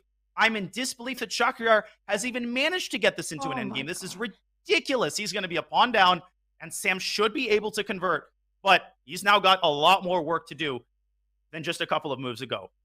Shak is indeed fighting well. This is an absolutely insane game. Wait, he takes on d3, but this allows rook g2 to come in with a check. The queen is pinned. Even better is to actually take the queen first, because if the king takes, then you can take on g2 and actually get into a pawn endgame, because the b pawns are easy to stop with black's king. Sam spots it. What a beast. And Shak there, he was shaking his head in disbelief how quickly it's gone from bad to worse with the white pieces, and Sam Sevian just blowing up the board with insane move after move. Pick it up, pick up the rook, pick up the pawn, pick up the rook, and that's it. It's a winning endgame. Basic Betty right here, and Shak that is resigns. It. We've got a result. Wow. Oh my God. The Garden State passers, Daniel, they are on their way for a comeback, and we see there Sam. He knows he's done his job. Now it's up to the teammates. Now it's up to the three other boards. Can they deliver as well? The score is 1-0. Sam Sevian is won with black against the top board of the Chess Wizards. Everyone is on the edge of their seats. We're looking at the bird's eye view. Kanya Marala on board 4, lower right of your screen. She is going after Valentina Gunina's king there on g8. I think she's got an advantage, but maybe not. That knight on e5 is a beast. Over on the left, Lenderman and Lazovic. That's the concerning board, Tanya. That's the highly concerning board for the passers, because I think Lazovic has got a brutal bind with the black pieces there against Alexander Lenderman's minor pieces in king. Yeah, you look at that position, you look at those two knights in the center, and it looks like black is doing well. Also, let's not forget that the Wizards just need 1.5 points to actually win the match. Currently, Sam Sevian with a big win against Shakhriyar Mamedov has taken the lead. Meanwhile, on that bottom left board, the knights have been pushed back. We saw a move b3. The knight has jumped back to b6, but it still looks like Dennis is the one who's doing well. And the other reason for that is, look at the pawn structure as well. White's pawn on h3 is a massive weakness. It's a long and open file. Also, if you compare the bishops, the bishop on g2 is just not as strong as the bishop on g6. A lot of harmony in black's position. So Alexander Lenderman, can he pull this one off? He needs a bit of a miracle. He really does. I mean, he needs to stay alive here. He shouldn't go crazy. I mean, a draw does not exclude the passers from a comeback possibility. A 3-1 score would push this into the tie breaks, which in and of itself would already be a miracle. Lenderman is worse, but he has to try to exploit Denis Lazovic's clock. Dennis down to 90 seconds. And the approach here for Lenderman, Tanya, I think, is just to bring his pieces into the center. Queen b2, rook a d1, and eventually, when you're ready, you can start operating in the center. Maybe knight g3, and eventually, maybe you can break through with e4. But that is way in the future. Right now, he's got to make sure his bases are covered. I really like the way he's handling the defensive task so far. But look at Dennis hopping the knight over to h4. That is a nasty square, and he could combine it with bishop e4. There might be mate threats soon enough on these weakened light squares. Wow, and we've had a huge result already Oh, with no! David Paravian winning against Disaster! Gusimov. That is an my absolute. gosh. Oh my gosh, he blundered his queen. He It blundered was his queen. it was a wild end there, Daniel. Lots of tactics all across the board. I had my eye out, and David Paravian playing on seconds. He managed to win a massive point there for his team. And now they just need half a point across the other two boards. Oh my gosh. Gadir Gusenov, it was a drawn position all the way until the end. He went for too much risk. He tried to exploit Paravian's time pressure. He loses. They now need wins on all of the remaining boards. And let's go to Trisha Kanyamurala's board, because Valentina Gunina could bag this match up, and she will. She is up a pawn in a rook endgame. I cannot see her losing this game. Tanya, well, maybe I can. I mean, rook d7 is met with rook f7. No, this should be the match right here and right now. A draw secures it for the Levitov Chess Wizards. What a heartbreak, given Sam Sevian's performance. What a day for Sam Sevian winning against Shakhriyar Mamedyarov. But of course, there's still work to be done for Levitov. Is that they need to draw one of the two games. And we see it might be just this one. Gunina with the black pieces, an extra pawn, her own rook covers the 7th rank. So nothing to be afraid of with checks. Instead, Trisha brings in the king, but I don't see her being able to create these chances. Valentina Gunina is so strong in these rook pawn endgames. And I think this will decide the outcome of this matchup. Yeah, and I mean, you can see just the exasperation on Trisha's face. It has been a frustrating experience for her today, but for the lower rated players in the PCL, just irreplaceable experience facing grandmasters, representing your team, and she has acquitted herself really, really nicely, given herself chances in every game. This one, though, will not go her way. She's still trying, though, breaking down Black's pawn mass on the king side. I think the only way for things to go disastrously wrong for Black. By the way, Valentina up 2 pawns, actually, not 1 pawn. The king has to worm its way into f5, but then the black rook can make its way to c2 and pick off White's remaining second-rank pawns. This is not going to go White's way. And Denis Lazovic is also in control against Lennerman. So this just might be, a 2.5, 1.5 win this round for the Chess Wizards. Wow, it looks like the passer's world is falling apart right now. If we just pull out our remaining games as well, the bird's eye view, you were talking about Lenderman's position, that is collapsing as well. Take a look at that. A king stuck on h2 on the bottom left of the screen. All the pieces are piling up on the h file. And if we just pull that one up, it looks like it's going to be Denis Lazavic's point. Yeah, although in the last couple of moves, it looks like Lennerman has improved his position. He's gotten his king back to g1. This is the amount of turnarounds that we have seen in some of these games is ridiculous. And now Lenderman is actually in control. He's in the driver's seat. If he takes on g4, he even has a check on h8, potentially using the knight fork on g6. It suddenly looks like Denis Lazovic is the one in mortal danger, which would make this result even more heartbreaking. Wow. That was a big turnaround, because the moment we went into this, it looked like Lazovic was in control, and now we see it's again all over to Lenderman.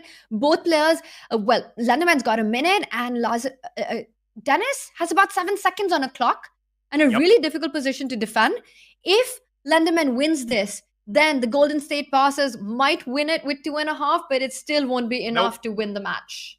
No, because, it's not official yet. Maybe there will be an internet outage, but Valentina Gunina literally has a rook and 3 versus a rook and 1. It's an unlosable position, and all she needs is a draw. So at this point, the Lazovic game is purely cosmetic, but it's definitely the more interesting game. So the moment we have a result on Gunina's board, we will tell you about it. But what a valiant effort by the passers, and what cold-blooded play by David Paravian, who's been in high pressure this entire PCL match, and he's pulled out a couple of those games with just seconds on his clock against Lennerman in round 1, and now against Gadir Gusenov, who is going to be kicking himself. They were so close. And hold on. There's a huge knight f5 threat on the board, which has now been taken care of with the queen stepping out of the pin. But still, it looks like Lazovic has managed to come back into the game, and not that big a trouble as it was. The king on e7 is absolutely safe. No checks, I say that, and immediately Lenderman blows open the center with e4. Things are getting super tricky. Lazovic down to 8 seconds on the clock.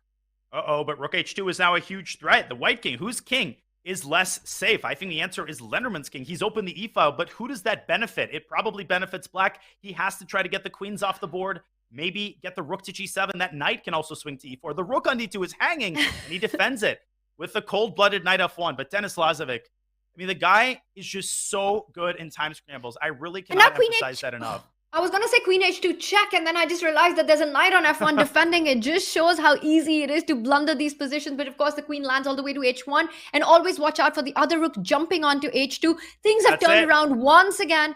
And this looks like it's completely over for white. It's over. Alexander Lenderman cannot pull it off. Lazovic spent the last 30 moves with 10 seconds on his clock. And he is going to get the job done, as is Valentina Gunina, who wins her game. The match is over, and it's going to be a win in this round when all is said and done. If Lazovic pulls this off, Levitov Chess Wizards will win this round with a score of, well, they'll win it with a score, I guess, of 3-1, actually. And there we go. A resignation by Lenderman. Huge margin. And that's it. That is it. Lazovic takes this point, and that means it ends with 3-1 in favor of Levitov Chess Wizards. What a convincing win by them, Daniel. But that said, the match really had its moments, and the passerby really did put up a big fight in this one. Listen, they were outgunned from the very beginning. The Levitov Chess Wizards were the favorites, but for the favorites to deliver smoothly is an impressive feat in and of itself. Shakir Mamedyarov, he wasn't in the greatest form, but he delivered when it mattered. He won the first 2 games to set the tone, and even though Sam Sevian delivers a brilliancy with the black pieces, it is not enough because his teammates, unfortunately, did not come along for the ride, Tanya. It's a frustrating loss for James Canty's team, but at the end of the day, no shame in losing to a team that has 4 strong grandmasters.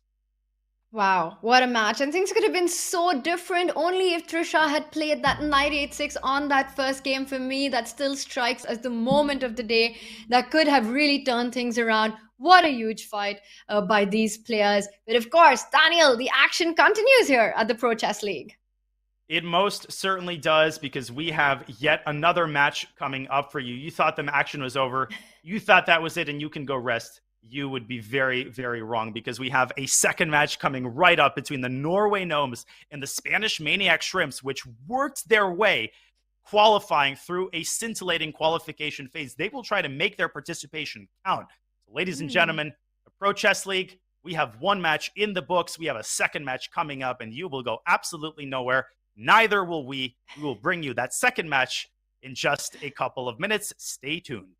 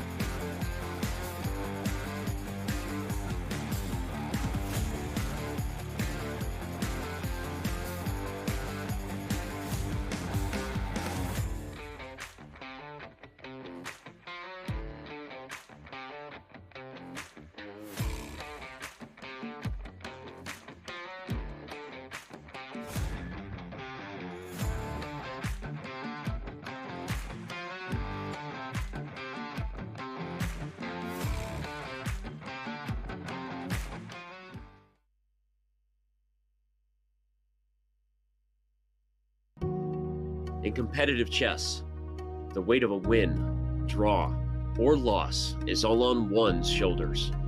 It's easy to feel alone. Those lonely days are over. Oh my gosh! The Pro Chess League is back. Once again in chess, teammates matter. He is just upset. He's got a hand in his head. He can't believe it. What? What are you doing? Welcome back, PCL.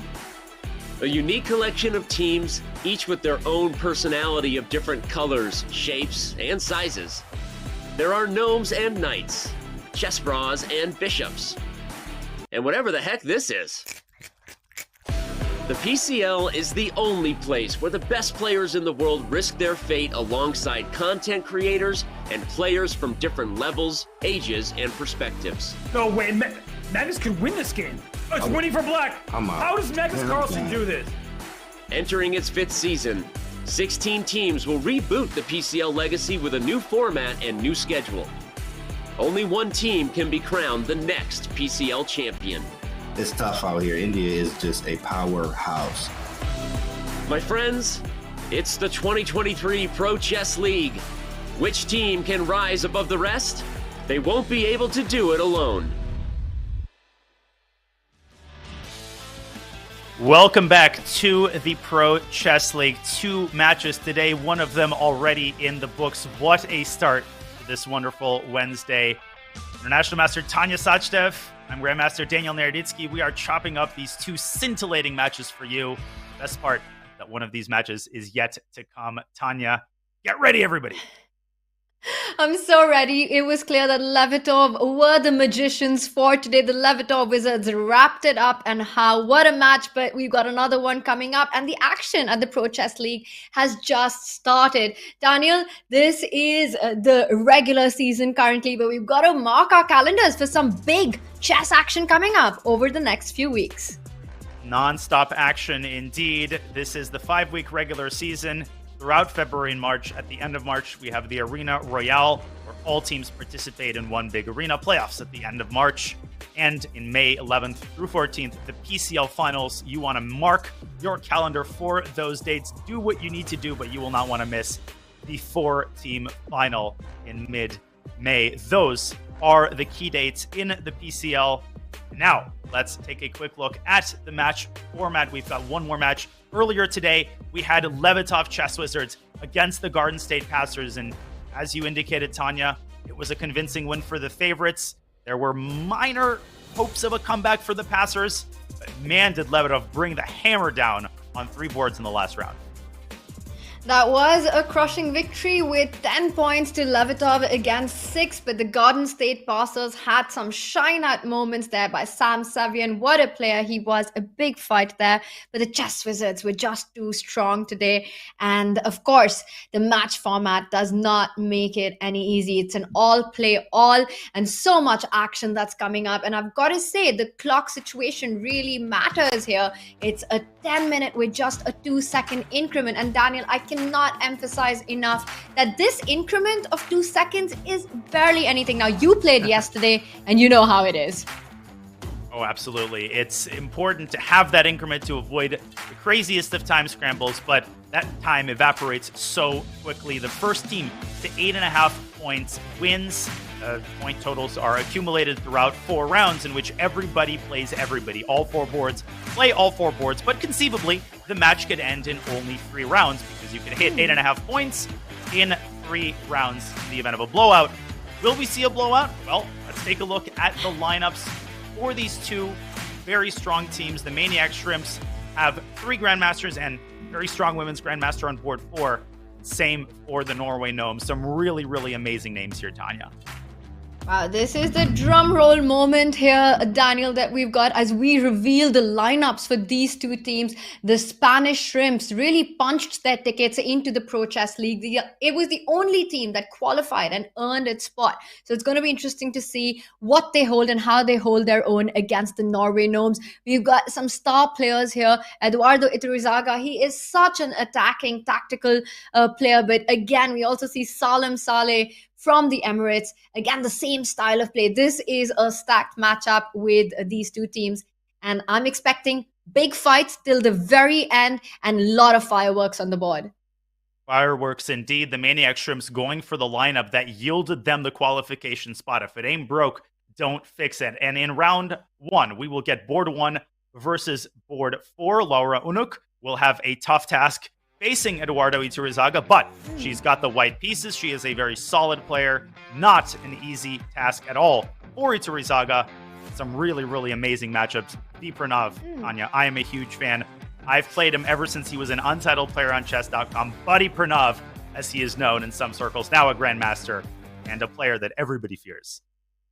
He's all of 17 years old. He is the 75th Grandmaster from India. And of course, there are so many. And these kids, this is every second kid in India is coming out to be a Grandmaster. And as you pointed out, Pranav, a super big talent. He's often mentioned how big a fan he is of playing on Chess.com and especially of the chess bras as well. He spends so much time playing against Aman and Eric on Chess.com. Some amazing games there. So it's going to be fun to watch him in action today.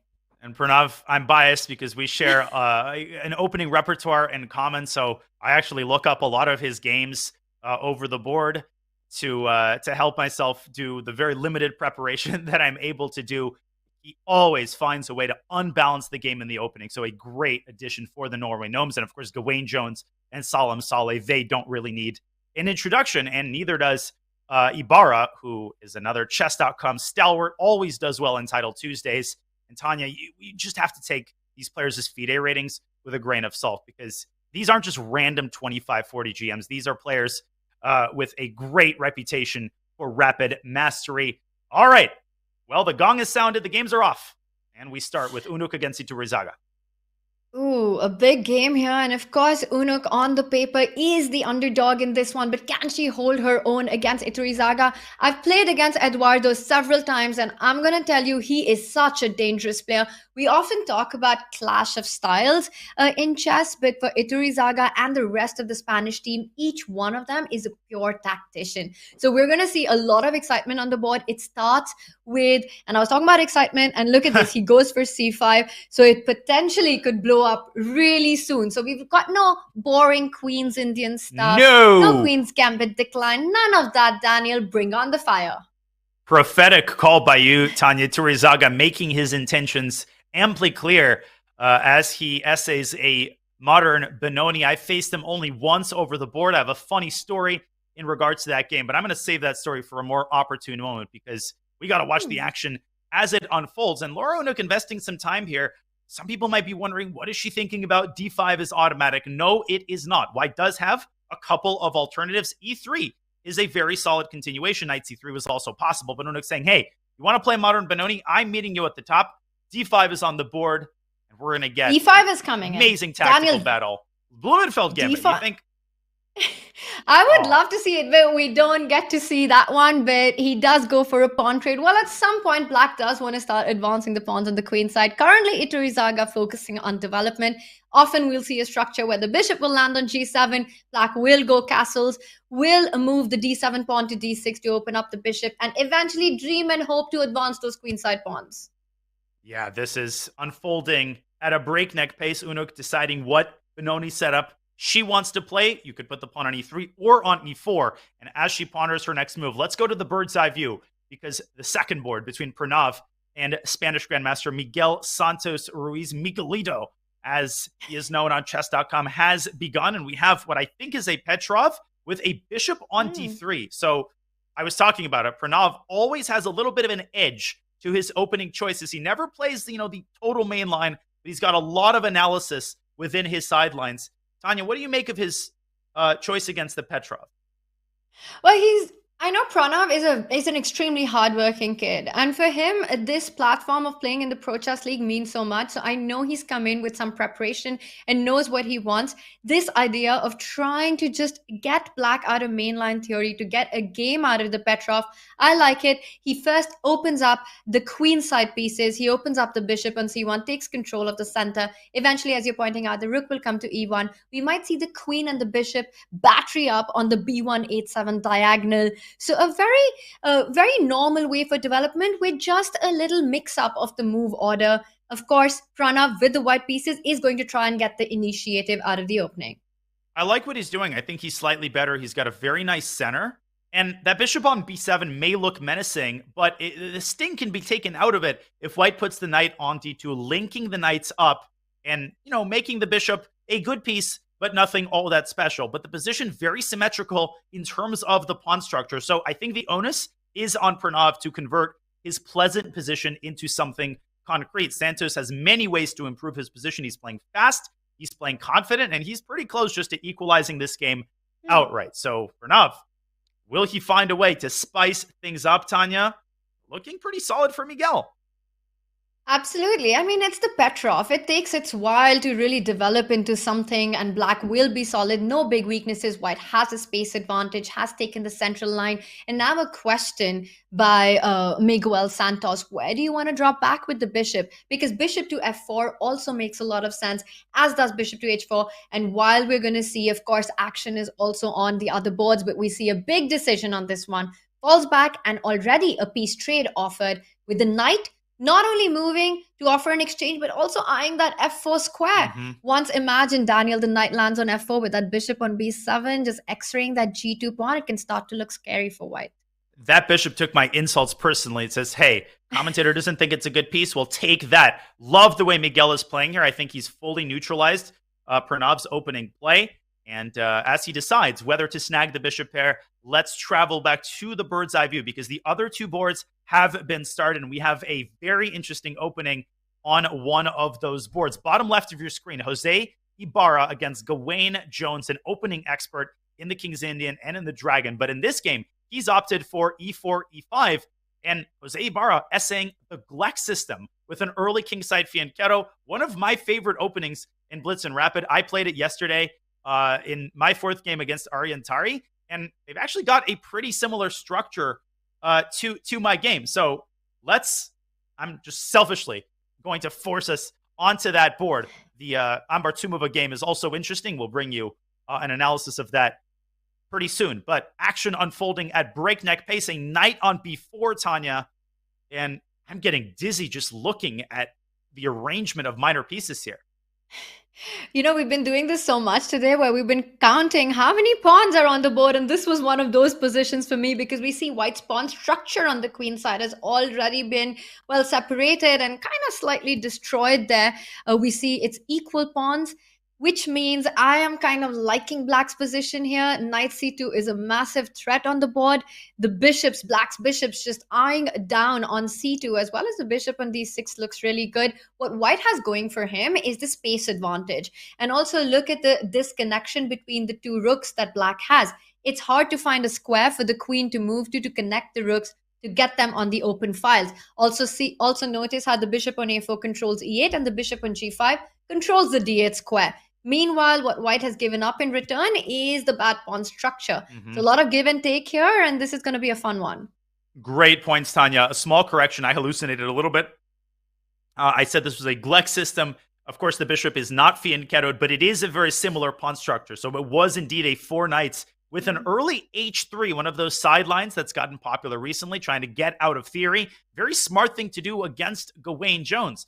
Another smart thing to do is figure out a defense against knight c3, which would pick up a piece.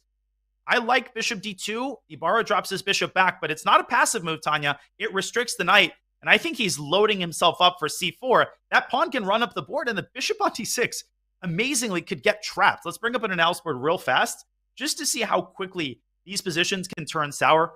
Let's say black plays h6, no problem. Knight f6, everything's fine. Whoop, c5, and the bishop is completely dominated by the rook and white's dark squared bishop. So Gawain Jones, now he's the one facing the threat of a piece loss. He might want to preemptively move his knight back to b6, but, well, then the knight's going to be dominated by the other bishop, and c4, c5 is still a force to be reckoned with. I like Ibarra's position here. I think he's clearly better.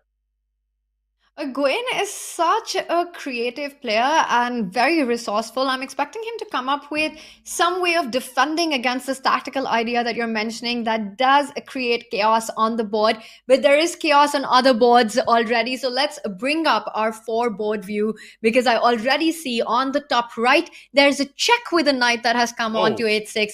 We see the bishops have been traded. There are so many threats with white's knight jumping in, and we see that Pranav, his opening with the Petrov, that approach is paying off, as he's the one who's putting the pressure on Santos. Yeah, that early bishop d3 line does seem to be paying dividends. He's got essentially a risk-free position with a completely healthy pawn structure and a queen on h6, but I still feel like Miguel, he's got all of his bases covered.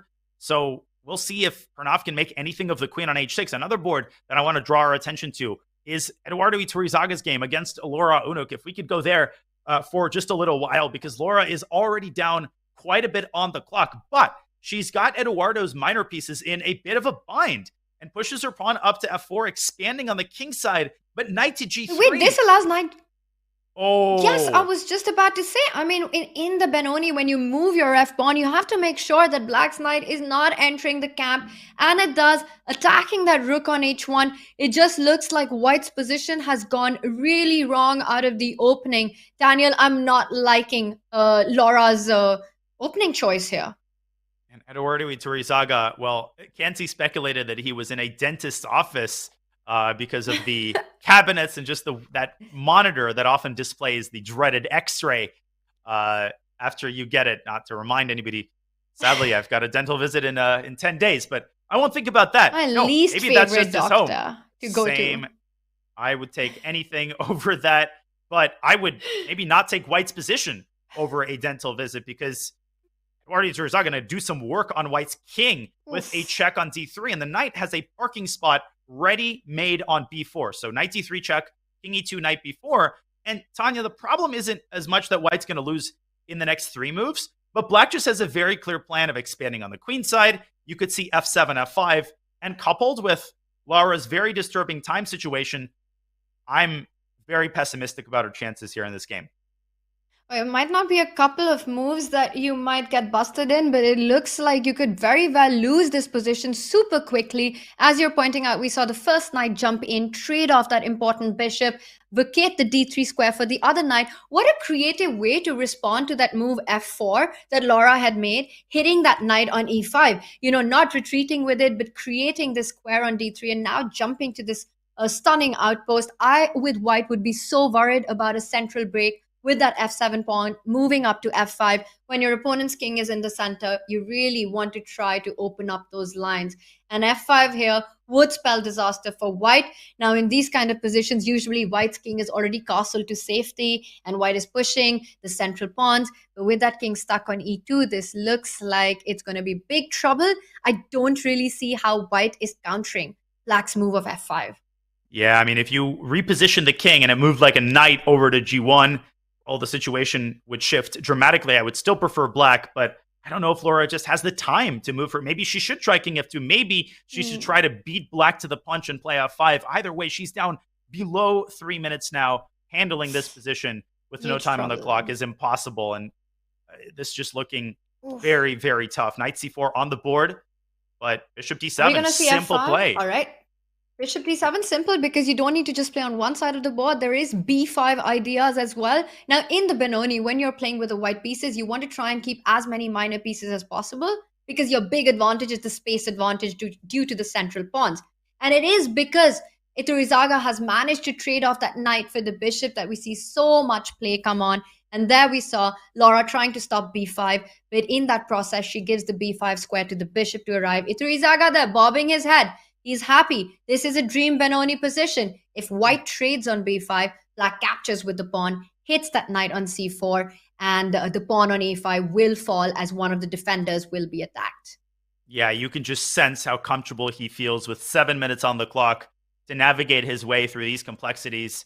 He's gotten exactly the type of position that he specializes in, and he is coasting his way to what appears to be a very smooth victory.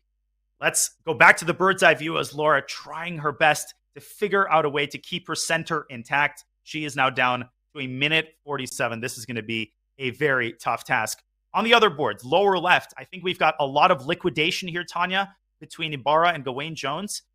That game seems to be heading at a furious pace toward a peaceful result, unless I'm missing something. That just seems pretty equal to me.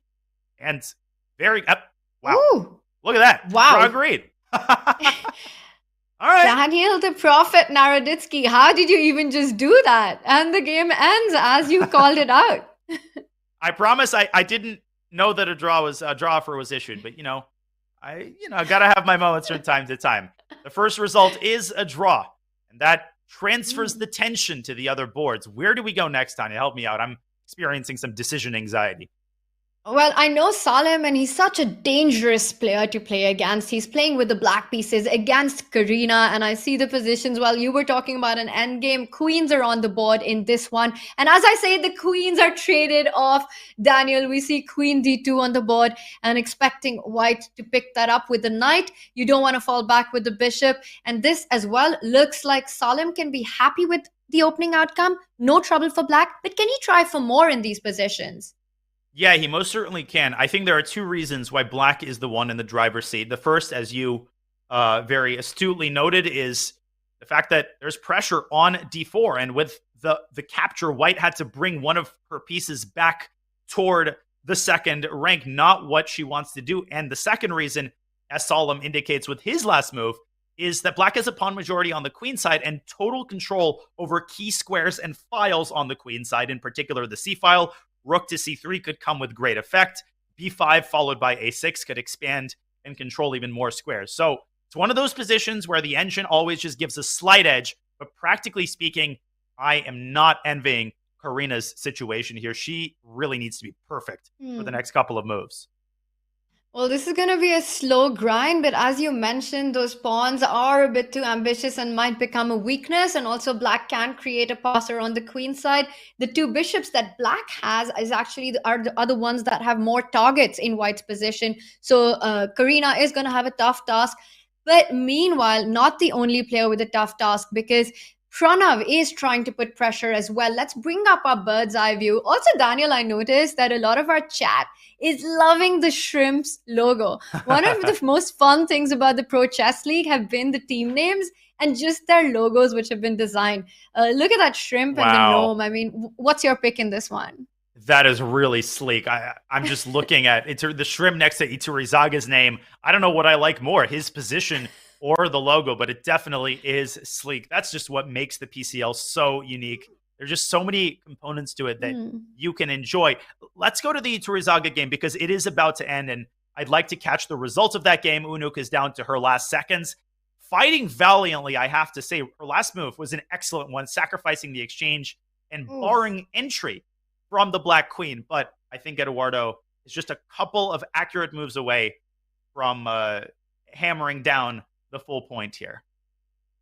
Wow, and look at that king on f3. I mean, that king has no way home there. And it all started with the opening choice that Laura made, allowing black's knights to jump in. And I love how Iturizaga has decided to not pick up that material because that knight on d3 is worth so much more. He goes in with the queen to f6, but it's getting a bit tricky now because black's queen is attacked, but also the knight on d3 is attacked. That said, you can always pick up the rook on e1 because it comes in with a check. Laura Unuk working some magic with no time on the clock. 94 was another very precise move. And suddenly, if you carelessly take on f5, that knight on d3 is hanging. Eduardo Iturizaga has to spot the fact that knight takes e1 check is bad and has to sacrifice an exchange on e4. So rather than securing an exchange, the correct move is to sack on e4. And with 5 minutes, I think he's going to find that. But Tanya, what an instructive line. How many people would immediately grab the rook on e1 if we could bring up an analysis board? Why is this bad? Because white's knights dominate the game. Here, after queen takes f5, knight takes d6, white recovers the exchange with interest, and a check on h5 doesn't help. Black's pieces are suddenly the ones that feel discombobulated. So Eduardo Iturizaga has complicated his task, and he's played knight takes e1. Oof. And we go back to the live board. Laura Unuk suddenly back in the game. Oh, but she's blundered a piece. That was in the move. And that's the problem with the clock because she's playing on seconds in such a difficult position. And now it just looks like it's all over after finding those series of super strong moves. Just one mistake and it all collapses. Chess can be so heartbreaking.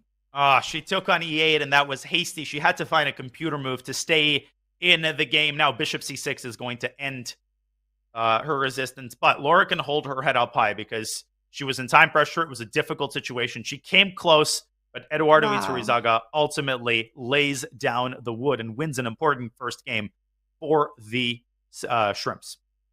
Super important. And what a game with the black pieces, starting with the Benoni and then just these tactical skirmishes that we saw, calling themselves a Spanish shrimp. But right now, Daniel, they're playing like sharks. They take the lead in their match, and we've still got action on the other boards. Pranav versus Santos is such an important board for the Gnomes, and we see quite an imbalanced position. Our bar says Pranav is on the driving seat here.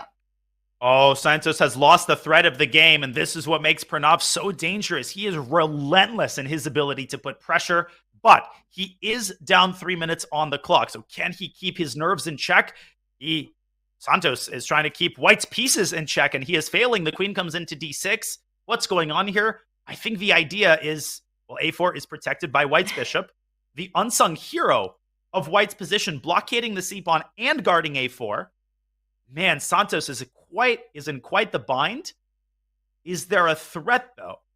Well, it's important to know that White isn't threatening to pick up the b6 pawn because the rook on e7 is hanging. So White can simply slide with the rook all the way to b7 and try and go for these queenside pawns. Once you do win the b6 pawn, the entire queenside collapses. White will simply march down the board, and the eval bar hits it. Is there a tactic and you're pointing it out? Oh my God.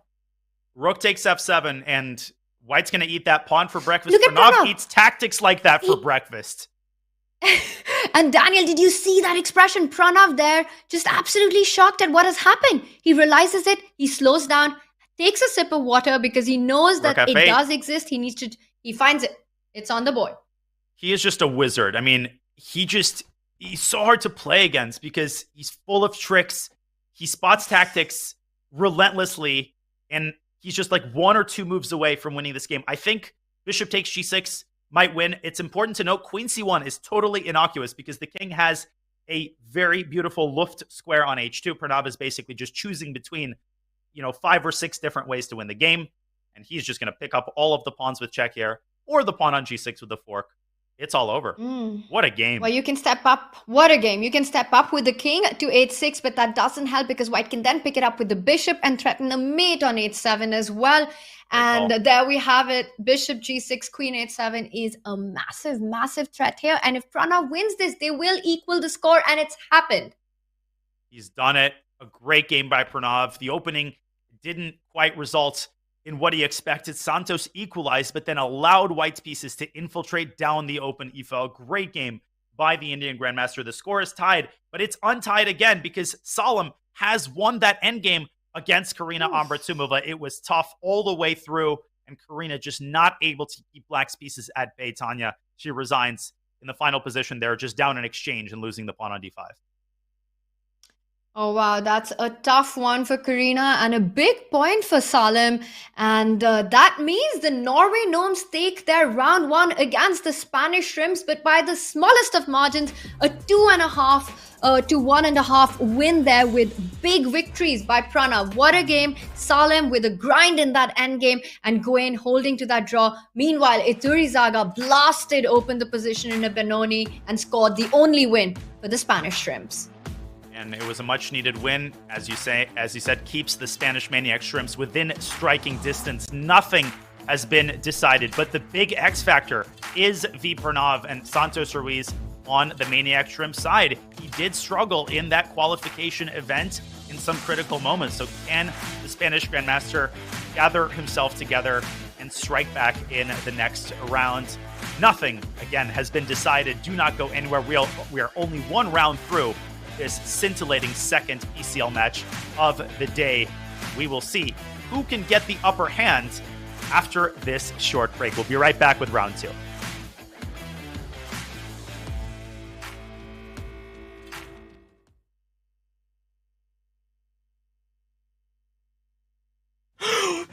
I was here. I was lost. Okay, well, hey. 8, let's go. Oh no, I think I should have just done that. Chat, I got 14. We beat it. Let's go. No, 15. Unreal. No, first try. 8 in a row, 9 in a row, baby. Let's go. Let's go. I got a little achievement thing. I honestly really enjoyed that. That was really cool. Become a Chess.com community streamer at go.chess.com/start streaming.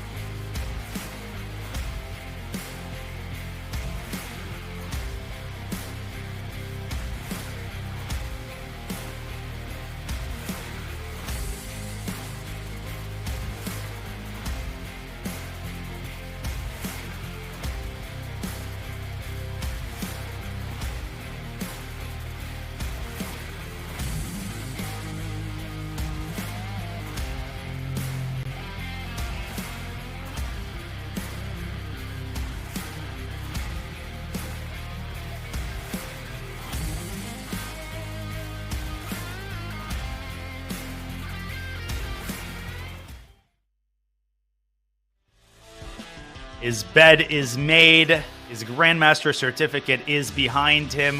Grandmaster Jose Carlos Ibarra, an indispensable piece of the Spanish Maniac Shrimps, a very strong player, a streamer, and he will need to deliver as we review the entire roster of the Maniac Shrimps. Tanya, some amazing names there. Alain Pichot, Jose Fernando Cuenca, who is known for his distinctive commentary, but also for his great blitz play. Man, is that a great lineup.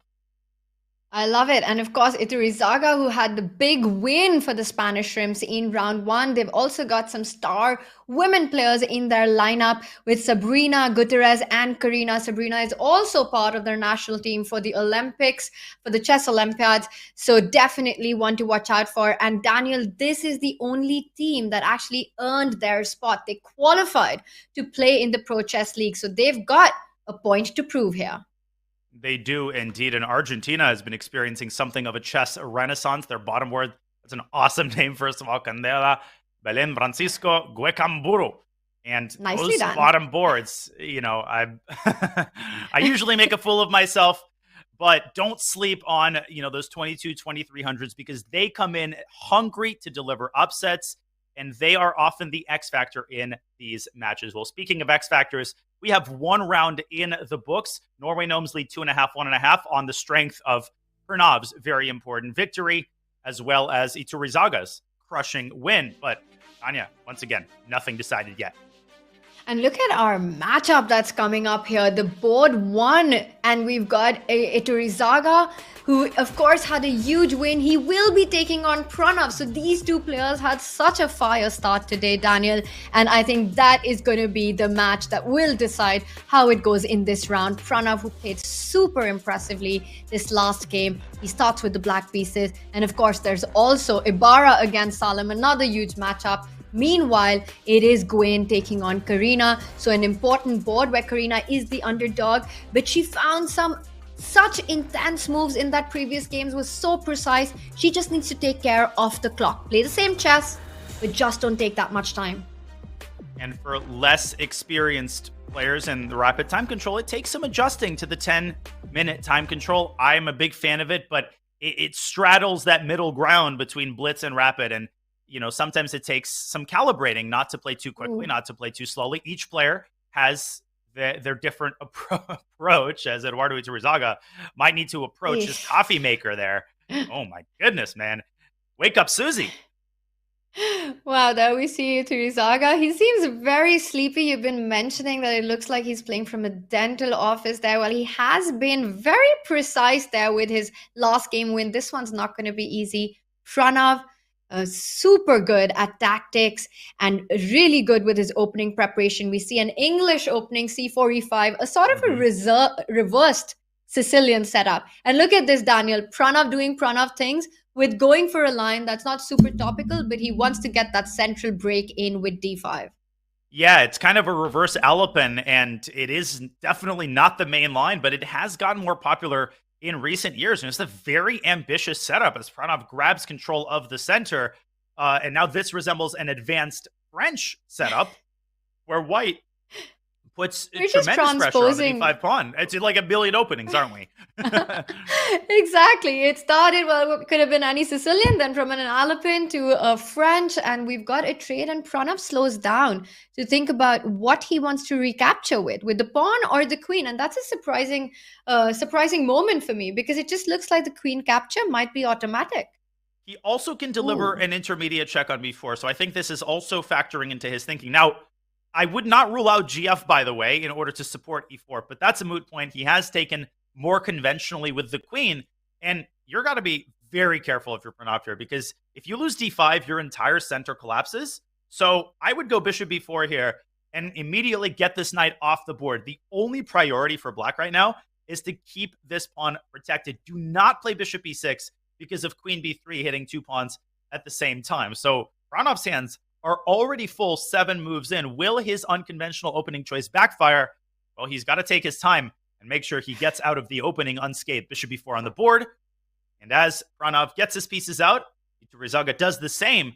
A couple of the other games have started. Let's take a look at the bird's eye view. We've got board 2 there between Miguel Santos Ruiz and Laura Unuk in a seems to be an exchange, Caro. Yeah, you're on point there. It was an exchange, Karokan, and it looks like both players know what they're doing. Take a look at the clock situation there as well. 10 minutes for Santos.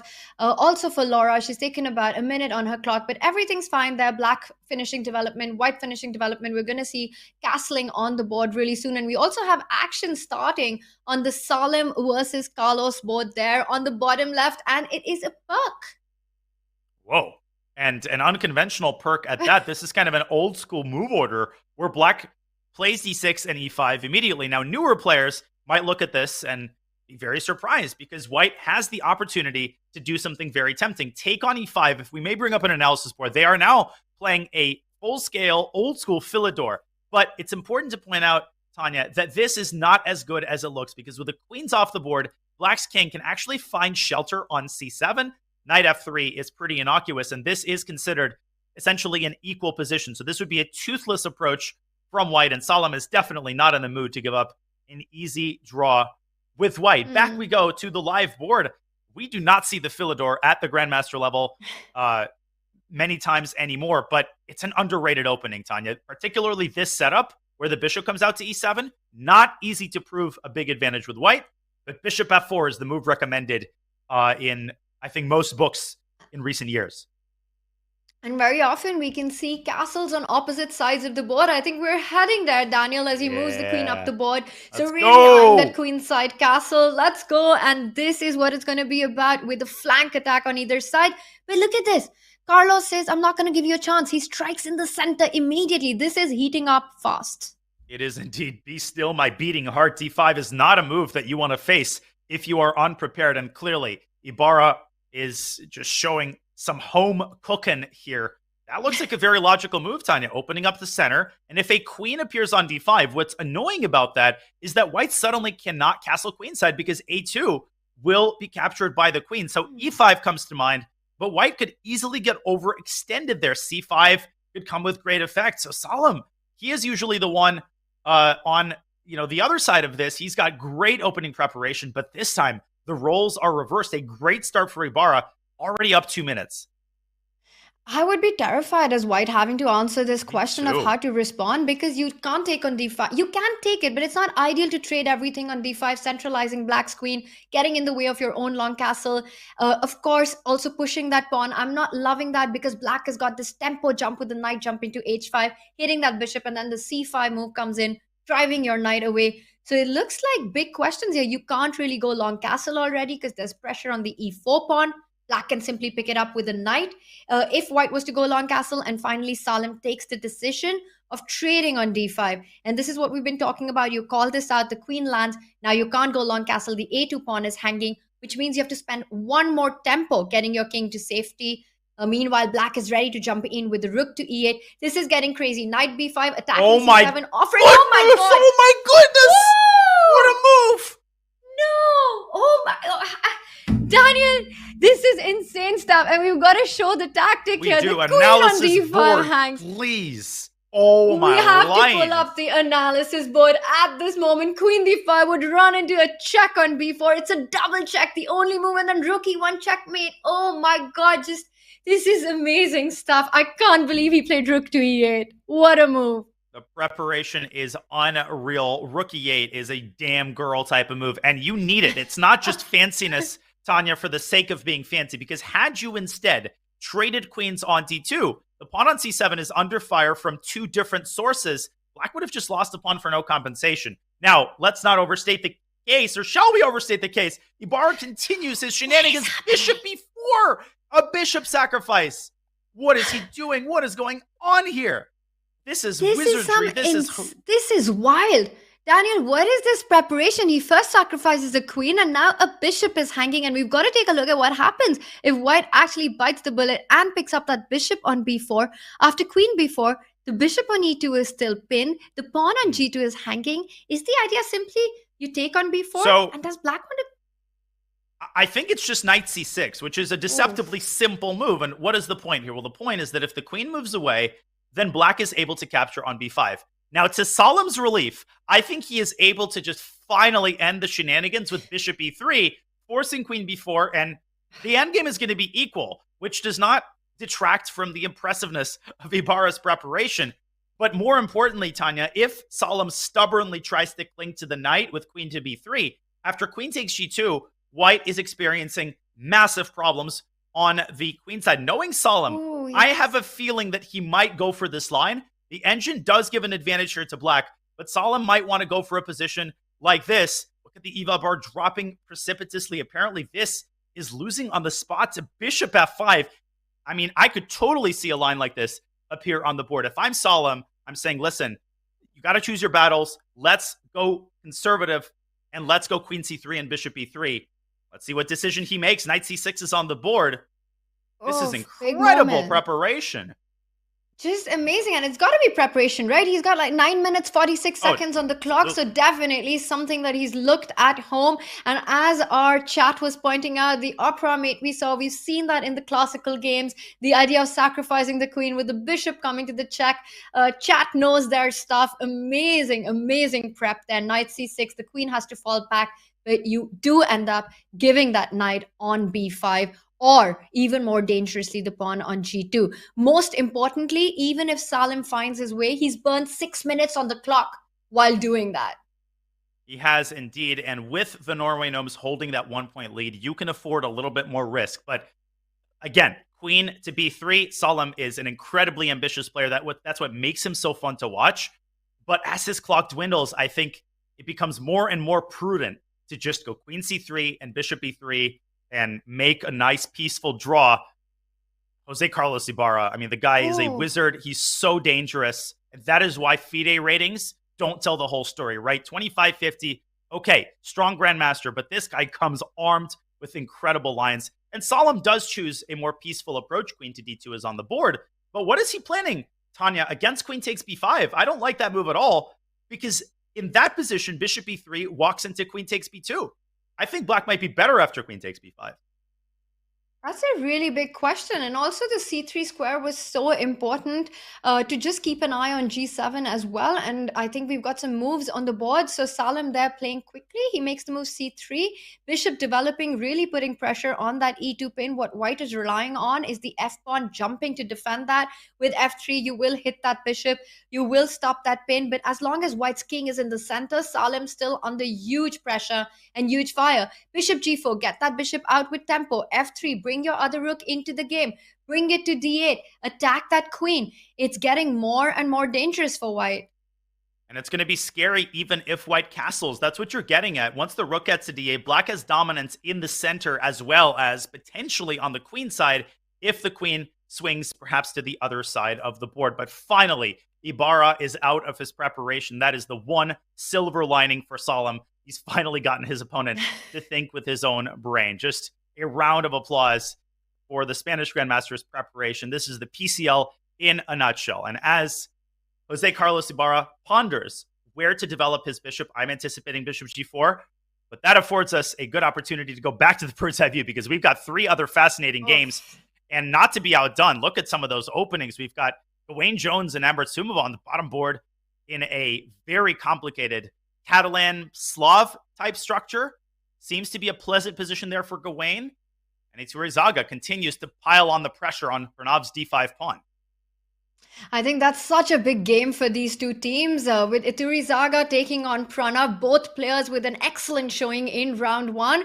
And I say, Daniel, we dive into that one and take a look at how the opening has gone for the players, because I see that black with the pawn advance in the center has really managed to get so much space. I'm really liking Pranav's position here.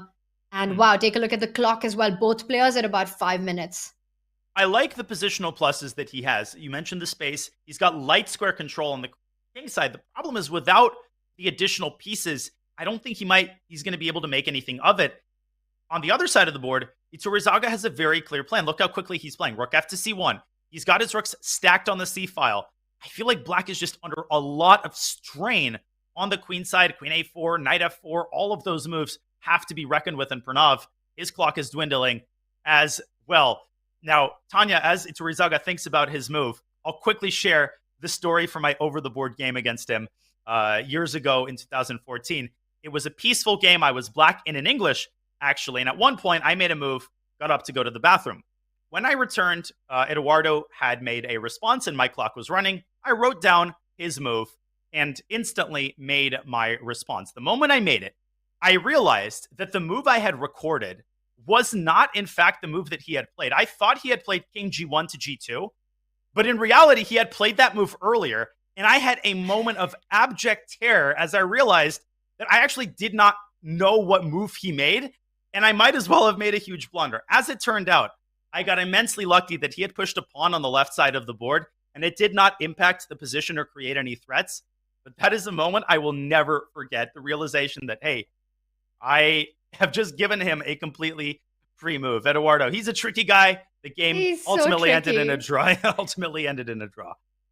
It's so tricky and sneaky with him. You just never know when something's created on the board.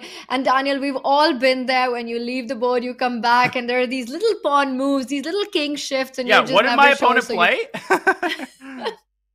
So I completely understand and relate to the pain. But of course, in this position, it looks like Pranav doesn't have that much pain, because take a look. We've been talking about the two bishops. The only thing he needs to watch out for is White's doubled rook on the C line. The only open file, and it looks like White's got the control of it, even though Black has got the bishop pair.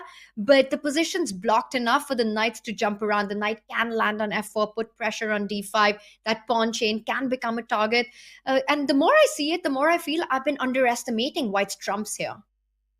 Yeah, but at the same time, Eduardo, it's a good problem to have, but not when you're low on time. You've got so many options to improve your queenside position. He's now suddenly down a minute on the clock, but I like what he's doing, winding his way into C5, chiseling and knifing his way into Black's position, trying to induce more weaknesses. Do not play B6, restricting the knight, because then you potentially drop C7 and then A7 to follow. E2 is also hanging. So a lot going on under the surface. And as the tension builds up, Tanya, we've got tension building up on another board that I want to check out. As we go to our bird's eye view, the right side, top right, we've got pandemonium. Laura Unuk has sacrificed two knights, and she's recovered one of them. Is this a sound sacrifice? I think it is not. Can we just quickly bring up the analysis board? Because these two knight moves, the last few moves, are absolute shockers and stunners. What Laura has done to try to open up White's position. If we just back up and see how this actually happened. So the king moved up to H2, and let's just keep the play on and get up to board. Because the last two moves with the knight coming on, first she opens up the center, and now another pawn sacrifice. So one pawn sacrifice, then another one, then picks it up with the knight, gives that up, and doesn't take this back. It's unbelievable. And she goes in with a knight to F4 instead of just going rook into D4, just recapturing the knight. A shocker. Laura hallucinated. After rook takes D4, her position might not be great, and perhaps she was apprehensive about entering a pawn down endgame. But after B6, the knight is chased away. Black has excellent chances to hold the game. Instead, Laura throws in knight F4. It's a beautiful idea, but unfortunately, she just runs out of fuel. There's no gas left in the tank. Miguel just sidesteps the check, sidesteps the threat, and there isn't even a single check. White is up a full piece. Under pressure, in time pressure, you hallucinate stuff, and it's a good, valiant attempt by Laura, but she is going to lose this game. Miguel has 6 minutes and an extra piece.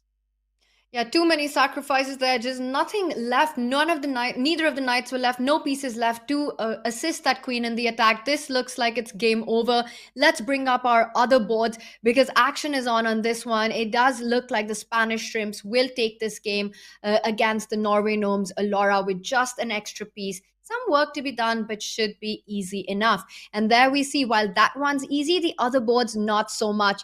The action, the fire is on the Salem board. What an opening that was. It looks like it's calmed down a little, and we've got, quite a simplified position with just the knight and the bishop remaining on the bottom left there. But I still like Black's piece activity here, with the rooks in the center, the queen in a more aggressive spot. Yeah, agree completely. Control of the D3 square. The fact that Black is aiming at White's queenside pawns, and a small time advantage to boot. So Ibarra is going to continue pressing. Another board, Tanya, that catches my eye is the bottom right between Gawain Jones and Amber Tsumova, where White continues to massage the weak squares in the center. Shall we take a brief look at Karina's attempt to hold her position together? Absolutely, because this is such a huge game here for the Spanish shrimp as well, with the black pieces and quite a wild position. I have to say, at first sight, I like everything that white has done here. Queen looking strong. Just compare white's pieces to black's pieces. That knight on e5, there are always targets on this f7, e6 pawn formation with a cunning attack. The queen can shift from b3 to f3, targeting that pawn on f7, targeting that pawn on c6. And the last move that Karina made, sliding her rook, defending the queen. She wants to create play on the queen side by picking up that a4 pawn. I just don't feel that black has enough time here in this position. I am really liking Gwen's opening approach and what he has achieved so far. Gawain is such an interesting player to watch. You called it. He's creative.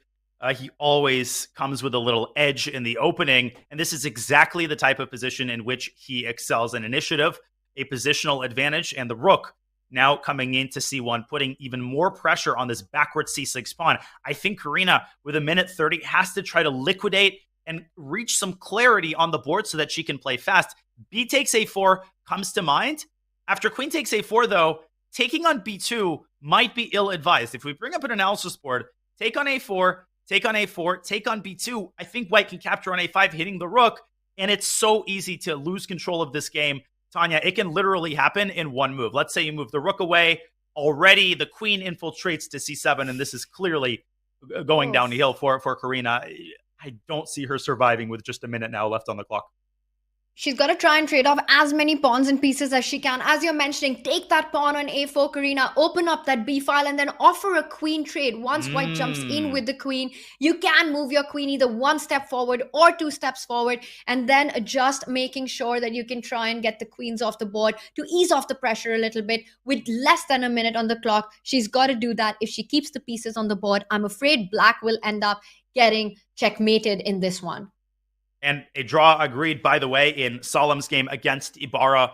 We were on the same page. Ibarra a little bit better in the final position, but in the grand scheme of things, I think a wise decision. He's got the black pieces against the higher rated opponent. Fantastic opening preparation and definitely a solid result. But now the onus is on his teammates. Let's go back to the bird's eye view. It looks like Gawain has things under control. He actually didn't even recapture on a4. He went for your idea. We've got craziness on two boards. Wow. I'm looking at Laura Unuk's game, and suddenly she has developed furious counterplay against White's king. That game's far from over. And of course, Iturizaga's board is going crazy as well. Which of those do we go to? Daniel, we've got to go to Laura's board because she's down a piece, but what on earth is that knight doing on a6? I have no idea. How did it even get there? I had the exact same thought. Why did it go there is my big question. What is it doing there? It was perfectly centralized. Miguel Santos Ruiz, he messed up a completely winning position that almost cost the Spanish Shrimps, the Maniac Shrimps qualification in the final qualifying round. And he might be doing it again. He's blundered, or has he? I think he might have. Oh my gosh. Queen F1, queen takes A6. What a tactic. We've got to show that. What a tactic. And you're taking advantage of the back rank weakness. And if you go with the queen to a6, you pick up that queen, you pick up that rook on e1 with the check. Bang. And the only move that white has is to come back with the queen. And now you win it. And take a look. Do a pawn count here. This one's easy. It's all black's game. As you mentioned, bang, bang, bang, and black wins. I was a history major. I think you're overestimating my abilities, but it is 5-on-3. And Miguel has to now be careful not to lose this game, but anything can happen. Laura down to 20 seconds. What a tricky move is queen to d1. I think Laura has to go back to d4. Do not take this knight because you allow a potentially devastating check on d8. That might still be a draw, but no need to be adventurous. I think Laura a repetition. has found a way. We're going to see repetition now. This will be an inconceivable save if Miguel does not find a way to continue the game, and I don't see a way for him to continue the game. What a player. Laura come back. That's what we're looking at. Absolutely. Oh, he's gone for it. Just amazing stuff. He goes queen F1. Will Laura find queen takes a6? Do not. She's got to play. She's got to play, Daniel. 2 seconds. She misses it. Ooh. But still under control. Still a lot of threats. Do not take that rook on g4. There's a mate on h1. Oh, great call. I didn't see that. Oh, what a trick. You move the rook. You get mated. He didn't do that. Miguel thinking, down to 2 minutes, f3, the best move. Laura takes it, but she's let this slip. Oh, she's let the knight out. Oh, no. and she missed queen takes a6, which would have yielded at least a draw on the spot. 5 seconds. This is what time pressure does to you. Miguel, he is counting his lucky stars, forces the queen trade, and this ends the game. This is all over. Such a heartbreak there for Laura. What a game. What a fighter. We can see it on her face. She knows she missed it. She had a big opportunity. You can see the disbelief there. And really a big save there by Santos. Oh my gosh, but we've got craziness on 2 of the other boards. Gawain Jones has won his game, but let's go to Iwatari Turizaga's board. We've got a crazy time scribble, 2 queens on the board, and Turizaga's going to win. Daniel, what are those queens doing on the board? I'm just not understand. Oh my lands. What an ending. What a final position. I need like 5 seconds to take this in. Unbelievable. So white just has a queen and black's got no checks in the position. And that's why Pranav resigned. I have no idea how we got there, but what a round. Oh, and Eduardo almost got mated, but he just found a way. The point of promoting a second queen was actually to cover the g4 square, which basically eliminates all possible checks for black. A huge win. And he was off to a good start. It was an unsuccessful opening experiment for Pranav. He loses a big game. Tanya, this is shaping up to be an insane match. We are all tied as the Norway Gnomes seem to strike back with a 2.5, 1.5 win, despite Pranav's loss. Wow, so Spanish Shrimps take this match. I apologize. That's fine. It's been a crazy match, and Daniel 2.5 to the Shrimps, which means they leveled the score. And what insane games we had there. Now Iturrizaga and Santos scoring those big wins, but Santos surviving by a threat, by a breath there against Laura. And then we had a draw on the Ibarra Salim board after an opening, which I feel we only get to see in chess books and not in real. So what was that? Oh my God. Rook e8, bishop b4, fireworks on all sides of the board. And kudos to Salim for keeping his composure and making the wise decision to just say, hey, I got out prepared, but I'm not just giving up a full point. He makes the draw. The match is tied after 2 rounds. We remind you that the first team to 8.5 wins the match. So we are guaranteed. A 4th round, Tanya, which is music to my ears. I have a feeling that this might go either to a tiebreaker or to the last game. Oh, my lands. I cannot wait for this, ladies and gentlemen. Tanya, this is crazy. It's just crazy stuff. We've got a 4 each round score currently. Just amazing chess here going on. And you know what, Daniel? I would love to see a playoff in this one. I would as well. Well, we will have 2 rounds for you. Before we go on break, we want to remind you that the official Chess.com Discord server has been revamped. A fresh new look, lots of new features, and more. Join us at go.chess.com/Discord and make sure to connect your Chess.com account to earn unique flair. Use !Discord in chat for more information. Make sure to stay plugged in by joining the official Chess.com Discord server. Well, we hope you will stay plugged into our coverage of the Pro Chess League and the second match of the day between the Maniac Shrimps and the Norway Gnomes. We will be back with what promises to be a scintillating second half of the match in just a couple of minutes.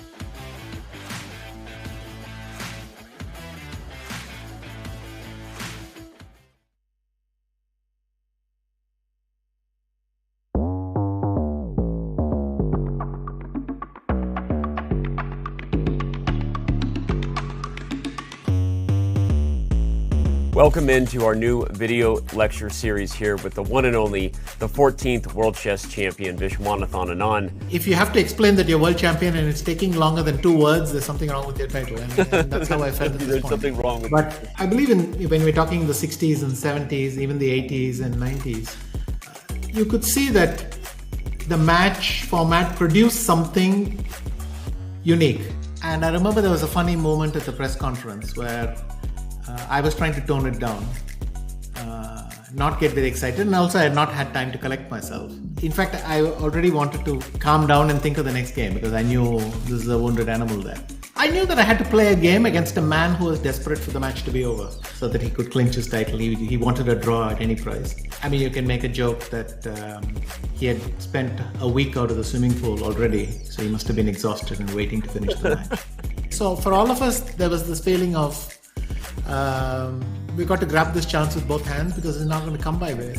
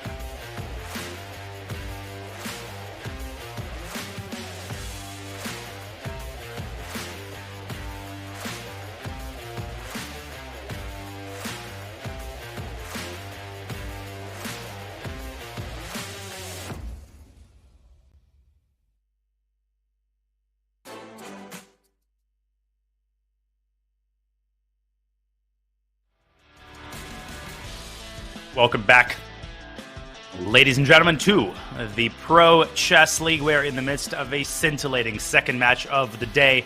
I am Tanya Sachdev, GM Daniel Mereditsky. We are chopping it up for you on this crazy Wednesday. We've got one match in the books. We've got a second match that is all tied up at 4 points apiece. So the Smarter Chess predictions, I have to begrudgingly admit, I've been getting more and more accurate with every year. And to look at that, 44% to 45%, it could not possibly be more evenly matched. And Tanya, the course of the match is bearing out this prediction to a T. It's a level match so far, Daniel. I'm loving the chess. It's 4 each and absolutely Smarter Chess there on point with a 44% to a 45%. And I'm predicting it right now. We're going to have a playoff in this one. I'd love to see it go down to the wire. I would as well. Perhaps the players won't, but hey, as commentators, we got to hope for the closest possible match. Let's review the overall player scores through 2 rounds. Who is doing the heavy lifting for the Maniac Shrimps? It is their top board, Eduardo Rizarizaga, who's got 2 points out of 2, with 2 excellent wins, including one over Pranav. Santos Ruiz redeeming himself with a crazy win over Unuk. And on the other side, Solemn holding the draw in round 2, winning round 1. Gawain Jones, Tanya, he is the one that I'll be looking to because he's in good form. And I feel like he can run the table in the last 2 rounds. That will go a long way for the Norway Gnomes. Such a big round coming up, and of course it is the first team to 8.5 points that takes the match. And let's take a look at the action that's coming up. Daniel, we've got Iturizaga against Gawain Jones. Now both these players are so dangerous, their style is so similar, they're attacking, they're aggressive, and neither back down. That one is going to be fire on the board. And of course there's Santos against Salem, another big matchup. By the way, I have to say I'm loving that shirt on Gawain. No, it looks fantastic. He's got that colorful rainbow shirt going. We're seeing him. He's sitting pensively, waiting for the game to start. Tanya, there's another interesting storyline. Both of them are English players. Gawain was an E4 player up until a couple of years ago. He has started playing the English. Of course, Iturizaga plays the English exclusively. So I'm very interested to see what Gawain will bring to the table. There we see Gawain. Looks like a comfy chair, nice little playing space. He awaits the start of the game. What will we see in the opening? From the opening wizard himself, the author of several well-received books on dangerous opening weapons and dangerous shirts as well. He ain't joking around. And Daniel, I know that Gawain also loves his King's Indian. So there we have it. His style of play and yours very similar, but he starts with the white pieces in this one. And we see a King's Pawn opening. We've got Iturizaga. What is his first move going to be? Will he go for E5? He says, no, I'm getting the Sicilian. And we have an Alapin.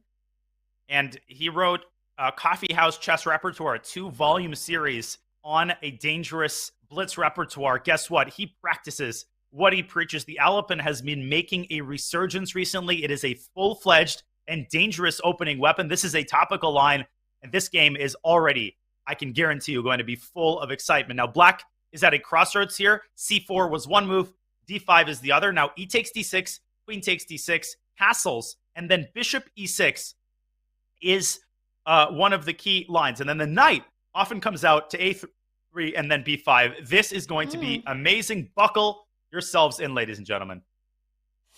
Wow. And I love how that knight comes to A3, and you can also strike in the center with a D pawn, going up to D4 with ideas of knight B5. Well, right now, Iturizaga is saying, I want to trade off the bishops, but that means he's losing time for development. And look at this, Gawain not backing down. A5, A6, big threats on the board. The rook can come to E1, attacking that queen on E6 with a tempo. Uh-oh. And this is the recommendation of Svidler and Kazimjanov and Ganguly in their recent Chessable Alapin course. I've played this in Blitz. This is a very dangerous line for Black. White generally plays A6 and then D4. He starts with D4, and Black has to get those kingside pieces out as quickly as possible. Iturizaga has early problems to solve, and we've got a couple more games to look at. Let's travel to the bird's eye view, but danger zone for Eduardo Iturizaga. Love what Gawain Jones has brought to the table in the opening. Well, Tanya, we've got a slightly more peaceful opening on the top right, what looks like a Nimzo Indian, and board 3 has also started. Where to from here? Wow, I think we've got so many moves that have happened in the Salem Santos board. And I mean, we know Salem, he is an uncompromising player. Let's jump into that and understand the nitty-gritties of this structure, because there's everything to play for. We see Santos trying to minimize the pressure by trading off as many pieces as possible. Queen E2 hitting that knight on A6. Black can slide with the queen to B7. But the important thing to remember is that the knight on A6 doesn't have a future. So he actually reroutes it, a retreating move only made to come forward on the next move. Great point. And because the position is relatively tame, there isn't a lot of contact between the armies. Black can afford these types of positional niceties, 3 or 4 move maneuvers. Where is the knight heading? Could be heading to D7, could be heading to C6. I think both moves are acceptable, but look at White's bishop. Solemn with that innocuous looking move. It's not innocuous at all. That bishop is aiming at the knight, aiming to ruin Black's pawn structure. Miguel Santos says, not so fast. Hold your horses. Hold your bishops. In this case, knight bd7, linking up the knights. And a very solid position for the Spanish Grandmaster. I like what he's doing here.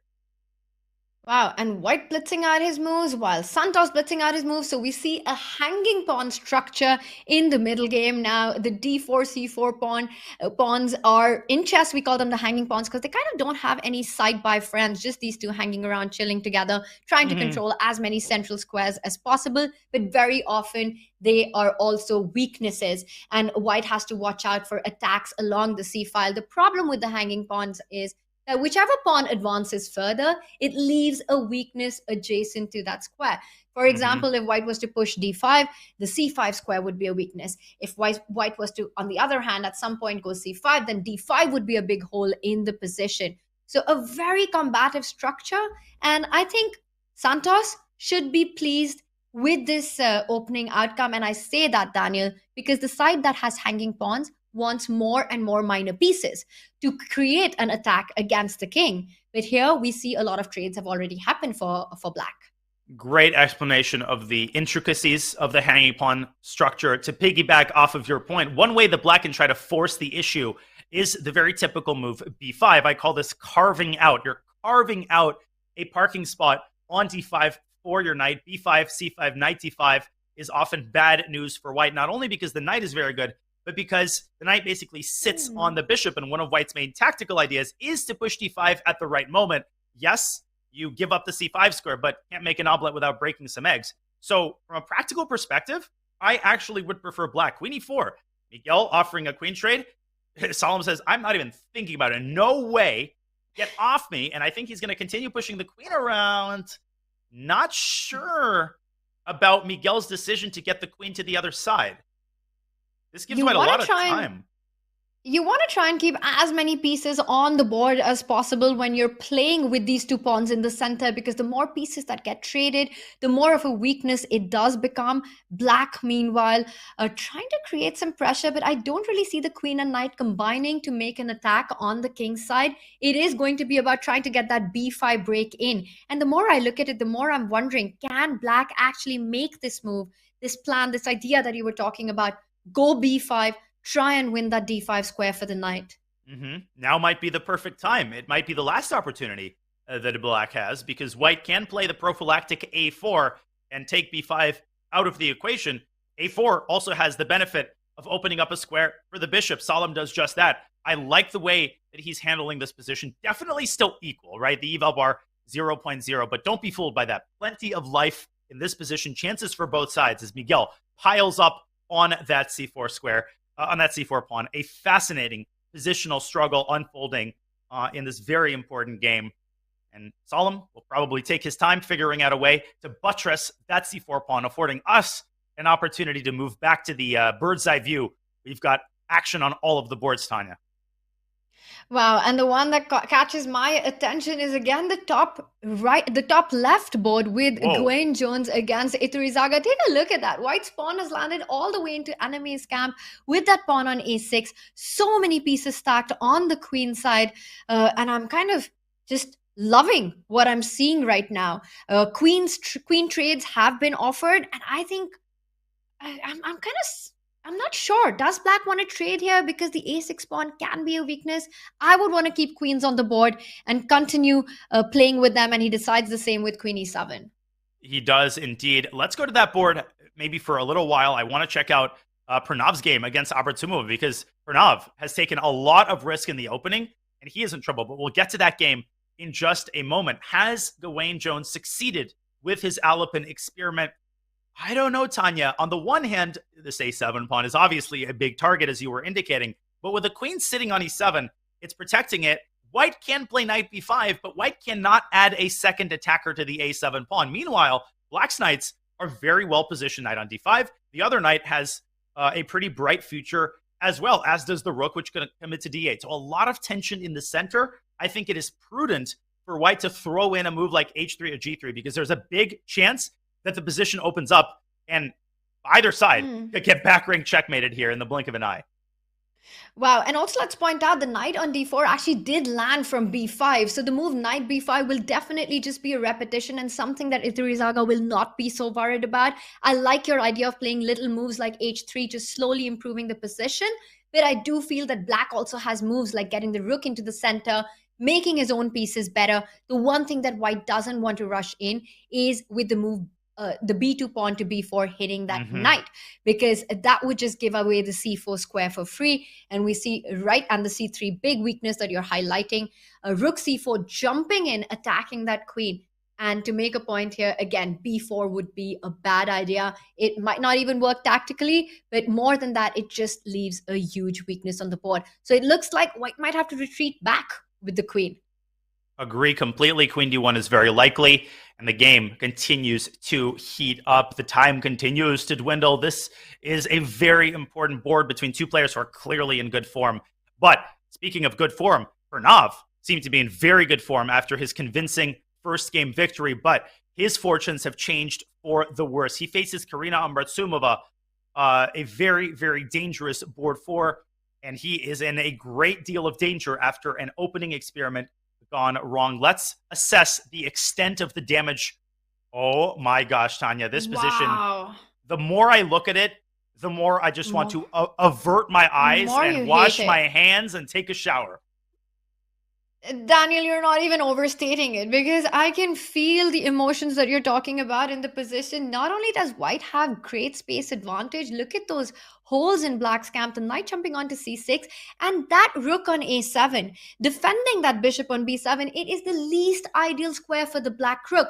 Now imagine a scenario where white advances the e pawn to e4 and lands his own bishop from c1 to e3, targeting that rook on a7, which is just stuck defending the bishop on b7. And I think we've got to move on the board. He has immediately played bishop e3. I love it. Knight jumps. The knight is coming on to f5. The knight is landing on c6. Big trouble here for Pranav. Karina, what a play by her with the white pieces, and it just looks like over ambitious play there, and it's backfiring. Yeah, Pranav with an early a6 b5, kind of a souped up Queen's Indian, but he didn't bring his pieces out in time. Karina established this monster on d5, which is just lording over the position in the light squares. Now, I think Pranav's only move is knight g4. This might have been overlooked by Karina. I think she was a little bit over-eager with her last move. More accurate would have been to start with knight c6 and then play bishop e3 with tempo attacking the rook. But no need to panic. Drop the bishop back to d2 if you're Karina, and you preserve all of the advantages. No damage done. You can chase the knight away. But I think it is critical for white to stick a knight on c6 as quickly as possible. One thing to note, though, Tanya, a very, very poor move here, if we could bring up an analysis board, would be knight c6. I think a lot of players would get excited by this and say, well, we win an exchange. Bishop takes c6, bishop takes a7, but no, black takes on e3 and hits white's queen. And if you enter the complications, after knight takes d8, knight takes d1, white suddenly loses a piece because both knights are hanging. White could undo a lot of the damage with f takes e3, and incidentally, even here, white holds essentially a decisive advantage. That just shows you how bad black's position is. Even with this favorable transformation, Pranav's position would be bad. But Karina, she needs to keep her composure here. She needs to be calm, but she also needs to make sure she doesn't use too much of her clock. That has been a problem for her in her past games. She's gotten good positions, but low on the clock, and that then decides in critical moments. Now, in chess, the hardest things to do is, well, not just in chess, but in life as well, Daniel, to accept your mistake and fall back here. So to understand that, you know what, I've gone the wrong way. I just retreat with my bishop. I keep all the pluses in the position, and everything is fine. And that's just a very difficult mindset. So I am actually expecting her to go ahead with that knight jump to c6, as you're pointing out. That's definitely what she's looking at. It will be very impressive if she falls back with the bishop and says that I evaluate this position as better for me. I keep the trumps. Yes, I went wrong. I need to first either push my pawn to e4, hit that knight, or jump in with the knight to c6. A big moment here on this board for Karina. Karina hesitating here, taking just a little bit too long. My former coach, Grandmaster Gregory Kaidanov, he called the skill that you describe saying sorry. And it's difficult psychologically, right? You make a move, you load up the discovery, and then you have to switch your mindset, as you put it, drop the bishop back and kind of reset mentally. Karina now down to 4.5 minutes. And with every ticking second, Pranav is definitely getting more hopeful about his chances to save the game. We have seen crazy comebacks all throughout the 4 matches that we saw yesterday and today. Good move by Karina. I think bishop f4 is largely similar to bishop d2, knight c6 coming to a theater near you. And Karina keeping her control over the board. I love that, coming to a theater near you. And that's a movie that definitely Karina wants to watch here, Daniel. Smooth. Bishop f4, nicely done there. So moves the bishop away, doesn't want to trade that off, keeps the bishop pair. Now the pawn from e2 can advance to e4 as well, along with the idea of knight c6. And also notice the queen on d1 will suddenly open up, targeting that knight on g4. And big questions now to Pranav, but it is action on the board everywhere. We see a move there, by the way. He jumps in with his own knight to c5. Pranav is not going to go gentle into that good knight. He is so tricky. I've played hundreds of blitz games with him, and I think much like the new crop of Indian grandmasters, all of them are just incredibly resilient. I mean, Nihal, Arjun, it's just part of what makes the young generation so exciting to watch. Pranav, he hasn't gotten as much coverage. He's still in the 2500s, but he also has that unwillingness to go down without a dogfight. Let's see where he puts his knight. I think he'll go knight e5 and try to keep his knight centralized and just keep his queen side at arm's length. But still, Karina is decisively better. She should win this game if she can keep her composure and make a couple accurate moves, Tanya. Daniel, there's dogfight on all boards, and I want to pick up a bird's eye view as Pranav takes a call. He does go back to the center, as you called it. We will come back to that, but take a look at what is happening. That board on the top right, Solemn against Santos, looks absolutely wild. White's knight has arrived on d6, and we've been talking about how with the hanging pawns, you want to build an attack, and it looks like the position has gotten super dangerous for black. It has indeed. Solemn is completely outplaying his opponent. He has outclassed him in the positional maneuvering battle. It almost appears as though Santos has made no moves, and Solemn has made all sorts of improvements to his position. His queen is perfectly placed. His knight has access to d6. Black's queen, right? He brought it to h5. I expressed my doubts about that idea, and I feel like those doubts have been borne out. That queen is stuck in place. It is doing nothing. It is miserable, and d5 ends the game here. d5 ends the game. Queen b4 is also good. d5 might have been immediately winning, but Solemn, I mean, he should be able to finish this game. Black is totally paralyzed here. And I think that's the point, that Solemn isn't rushing with d5 simply because his position is so good and he can hold on and continue to bring Santos low on the clock, because every ball that's passed on to Santos, every move that Black has to make is a difficult one. He has to burn the clock. It doesn't improve the position. So Solemn here, keeping the threats, a threat is stronger than its execution, and also bringing his opponent low on the clock. That is strategic play in this format. It is indeed, and just Solemn demonstrating better command of the hanging pawn structure. The position was equal. It is no longer equal. d5, e takes d5, and rook e7 is the reason I got so excited about that breakthrough. But again, it's always easy when you've got the engine, the eval bar telling you what to do. Solemn, he wants to play with an abundance of caution here. I still think it's going to happen. High time for Daniel, d5. It's coming. It's happening. You want it. It will be on the board. Solemn does not hang back from moves like d5. It is on his mind, but of course it is about timing. He wants to make sure his pieces are best placed for this break while he continues to jump around with the queen. So being a little indecisive on that, but it will happen. d5 sooner or later is the only way White breaks in with the position. Yeah, but listen, Miguel's not going to wait around forever. This is like that meme video that circulated a while back. It's a 10-minute video where a high jumper is kind of jumping on the trampoline. He's getting ready to make a jump that you think is totally impossible.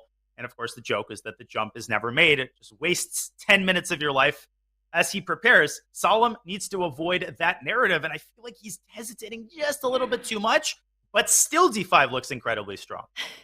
But with moving that bishop away from the long diagonal, one of the main points of getting that d5 in is to fire down that a1 to h8 diagonal. But with this last move, it seems to imply that perhaps Solemn is not so sure about the d5 break. So really here, big questions as well. It looks like a super pleasant position here for White. But where is the breakthrough? And can Solemn find it in just about 2 minutes?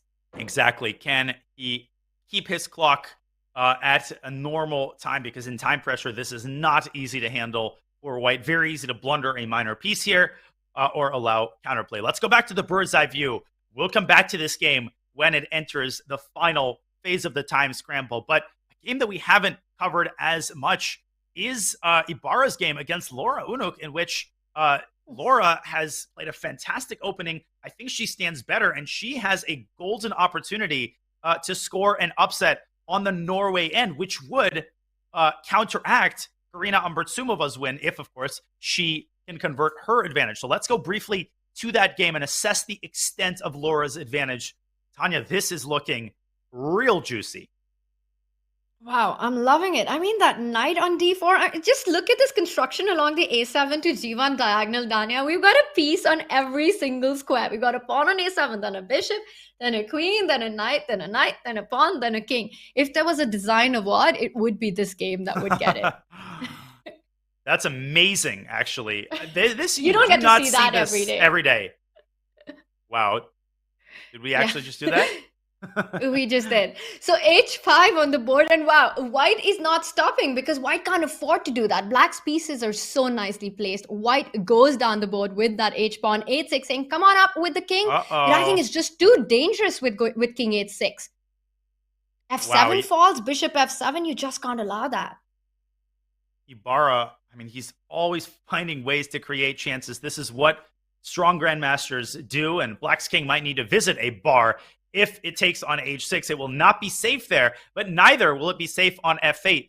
The difficult thing, Tanya, about playing king f8 is that you're leaving this pawn alive on h6. Whenever there's a pawn on h6, there's always going to be the threat of, as Hikaru deemed it, the lobster pincer mate. When a queen appears on f6, it threatens a devastating series of checks on g7 and h8. But can Ibarra find a way to get his queen there? Queen h4 would be ill-advised because of rook takes d5 with a fork on f3 on deck. So white is still worse, but he's created practical tactical chances. This is still a 3-result game. 100%. It doesn't even matter what the eval bar says. With a king position on f8 and a pawn on h6, anything can happen. White can jump in with the queen to b7 already, threatening mates on g7. But what works for black is that your rook can always step up to the 7th rank. We see that happen. Queen g7, watch out for that, Laura. And she says, I'll fall back with the queen. I really wanted Laura to keep the queens on the board. I'm just not a fan of offering a trade here. It's still a good position. And wow, Ibarra says no way and comes all the way back to h1. That's one big retreat. That is a ridiculously gutsy call by Ibarra. Taking that queen and following up with knight d5 would have given him, I wouldn't say a guaranteed draw, but definitely very good chances. But he smells blood. He senses that Laura might be losing control of this game. And she says, you know what? I'm going to make you pay. I love the move queen g5, preparing f4. And white could get checkmated here in the blink of an eye. What a fascinating position we have here. I will say that there are some bad news for the Shrimps. It appears that Ambratsumova has completely lost control of the game against Pranav. They are in a time scramble. So let's quickly go back to the bird's eye view as Ibarra continues to try to make inroads and save this position. What am I seeing on the bottom right? A crazy position. And I think Karina has lost the thread. And this is such an important round with both these teams on 4 points apiece. Just a massive round for both the Norway Gnomes and the Shrimps. What is even happening there? We see both rooks have jumped onto the 6th rank. Not just that, the board next to it we just saw with Ibarra versus Laura. That is absolutely hot action there. There's so much happening. I'm going to let you take a pick. Where do you want to jump to, Daniel? Well, it appears that Solemn still has things under control. Gawain Jones's game has been balanced for a long time. Let's go to Karina's game against Pranav, because I think we are going to see the denouement there pretty soon. Pranav has taken full control of the game. White's pawn on d5 is nowhere to be found. The queenside pressure that seemed decisive just a couple of moves ago is now in the past, and it is now Black's pressure in the center that I think is going to decide the game. Bishop d4 coming in hot. Black is also up a pawn. Man, Tanya, I mean, you see this position and you see the position just 10 moves ago. You will not believe that it came from the same game. Queen a4 apparently was a swindle, but that was a crazy computer move. And it's so hard to find. And again, it's the clock that plays such a big role with Karina down to just 9 seconds. A very difficult position to hold. Look at Pranav's pieces. They've just captured the center. They've captured the entire board. The knight on e3 cannot jump back to that central d5 square. The f2 pawn is forever hanging. It looks like Pranav is going to take this point for the Norway Gnomes. Oh my gosh, and it appears that the least likely scenario is transpiring. Ibarra has succeeded in swindling Laura Unuk. The Shrimps are going to win on that board, but conversely, Pranav is also going to take the victory. So, wow, this is just unbelievable. That leaves us with 2 more boards. You can see Ibarra is up a full queen. We've got to go into that. I think that should be finishing any second. And I see that Laura's still thinking, where has her queen disappeared? Well, I think Ibarra won the queen by infiltrating down the A file. Laura might resign in this very position. We might catch the end of that game. She might let her time expire, but Laura just shaking her head, making a couple last moves. D2. Ibarra, he went down the A file, Tanya. He created threats against Black's king, and Laura was forced to give up her queen again and again and again. It's the clock situation that decides the outcome on so many of these boards. Okay, now time just to pick resign. up the D2 pawn as well. You can pick up the bishop on D8. You can just do a million things completely busted. And Laura will resign this one. And she does it. No time, no position to play for. Wow. Yeah, that is going to do it. A big win for Ibarra. Pranav, oh my gosh, that game has gotten complicated again. He's let a lot of his advantage slip. Let's go back to Karina's game against Pranav. I'm going to flip it on.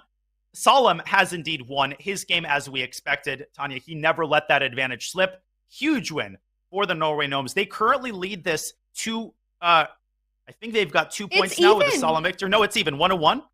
This is a huge game. And Karina is back in it, or is she? No, the knight's coming to E4.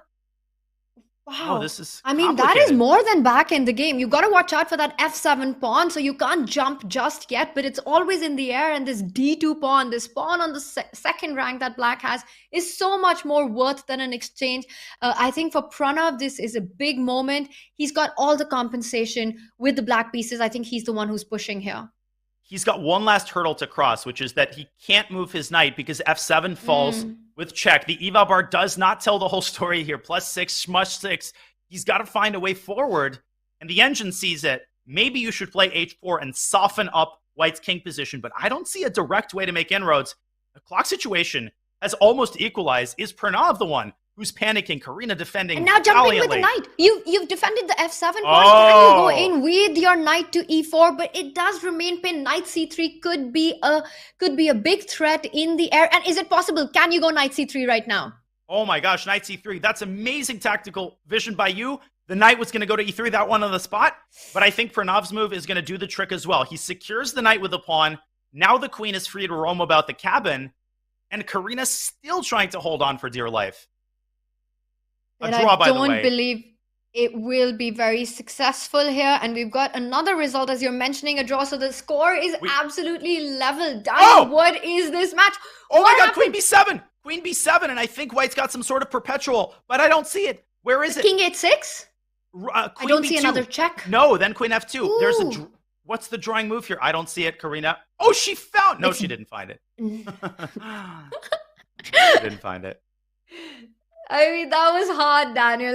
We still don't know what was the correct move, and that is it. Queen E1. You're threatening a mate on H1. The D pawn is about to queen. No checks on a Black's king except on F4, and that is it. The king comes. The queen will fall back, and guard against checks. And Pranav takes this one. What a game. Oh, man. I was a slave to the eval bar there for just a second. I apologize for that. But Queen H1 did not cut it. We will show you the move. I don't know what the move is. So let's go back to that fateful final moment. A heartbreaking loss for Karina Umbertsumova. And it was indeed... Oh my gosh, what an idea. Queen B2 is the right move. And here's the amazing thing, Tanya. Knight takes D1. Checkmate on H8. What a geometric idea. This is insane. And apparently Queen B2 holds the draw. Your intuition with Queen B2 was on point, and the whole idea is with this mate on H8, so easy to miss, and we see Karina there. Definitely a heartbreaking moment there for the Spanish Shrimps. Just so much at line, and with that, the Norway Gnomes take a 1-point lead in this match. What a treat it's been so far. It has been a treat indeed. Both matches have gone down to the wire. This match guaranteed to go down to the wire as the Norway Gnomes grab the 1-point lead once again on the strength of 2 huge wins by Solemn. That was a smooth game. Pranav suffered a very difficult opening. He was lost for a while, but the resilience of the Indian prodigy proves powerful again, and he wins his game. It's going to come down to the final round. 8.5 points is the necessary score. Norway Gnomes will need at least 2 points in the final round, Tanya. Seatbelts, they're fastened. They're mandatory. What more could we ask than things going down to the wire in perhaps the final round of the day? I'm loving it. I'm loving it, Daniel. And I'm still hoping for a comeback because I would love to see a playoff between these two extremely level teams. We've seen Norway Gnomes come up with the first punch, and then Spanish Shrimps equalize the match in the second round. And in the third round, Norway Gnomes takes it again. Will the Spanish Shrimp strike back one more time? Their task is cut for them. They need to win this 2.5, 1.5. Well, there is only one way to find out. The players, they need a breather. They need to steel themselves for a huge final round, and so do we. Ladies and gentlemen, we hope you're enjoying our coverage of the Pro Chess League. This is the second match of the day, and we will have the fourth and final round coming your way in just a couple of minutes.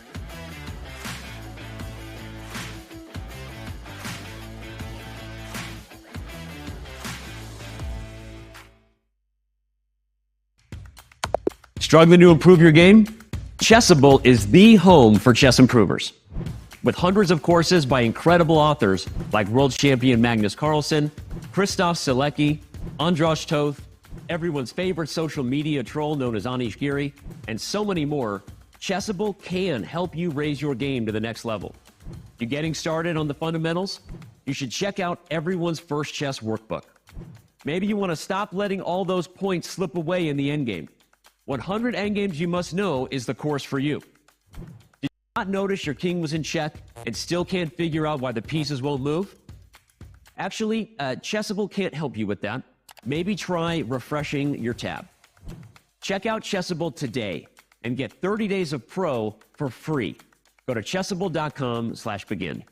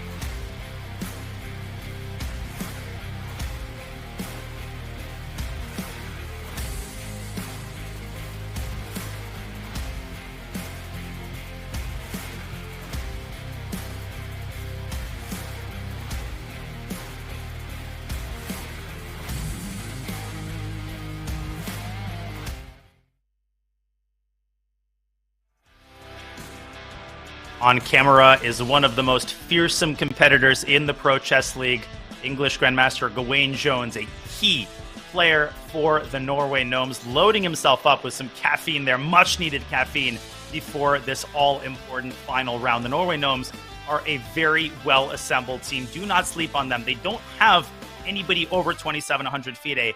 But, Tanya, it's important to indicate that it's not just about what super GMs you have. It's about how well distributed your team is. Who do you have on board 3 and 4? And the Norway Gnomes have some incredibly exciting young players capable of great things. Absolutely. And it's not even indicative. The standard rating is not indicative of their rapid speed chess strengths. And I think that's what Norway Gnomes is excelling at. They've got these dangerous players who play very attacking style, which really is the most difficult to combat and to reply against in these speed chess formats. Salim Saleh, we've got David Howell down there. We're not seeing him play today, but we will have him, I'm sure, at some point.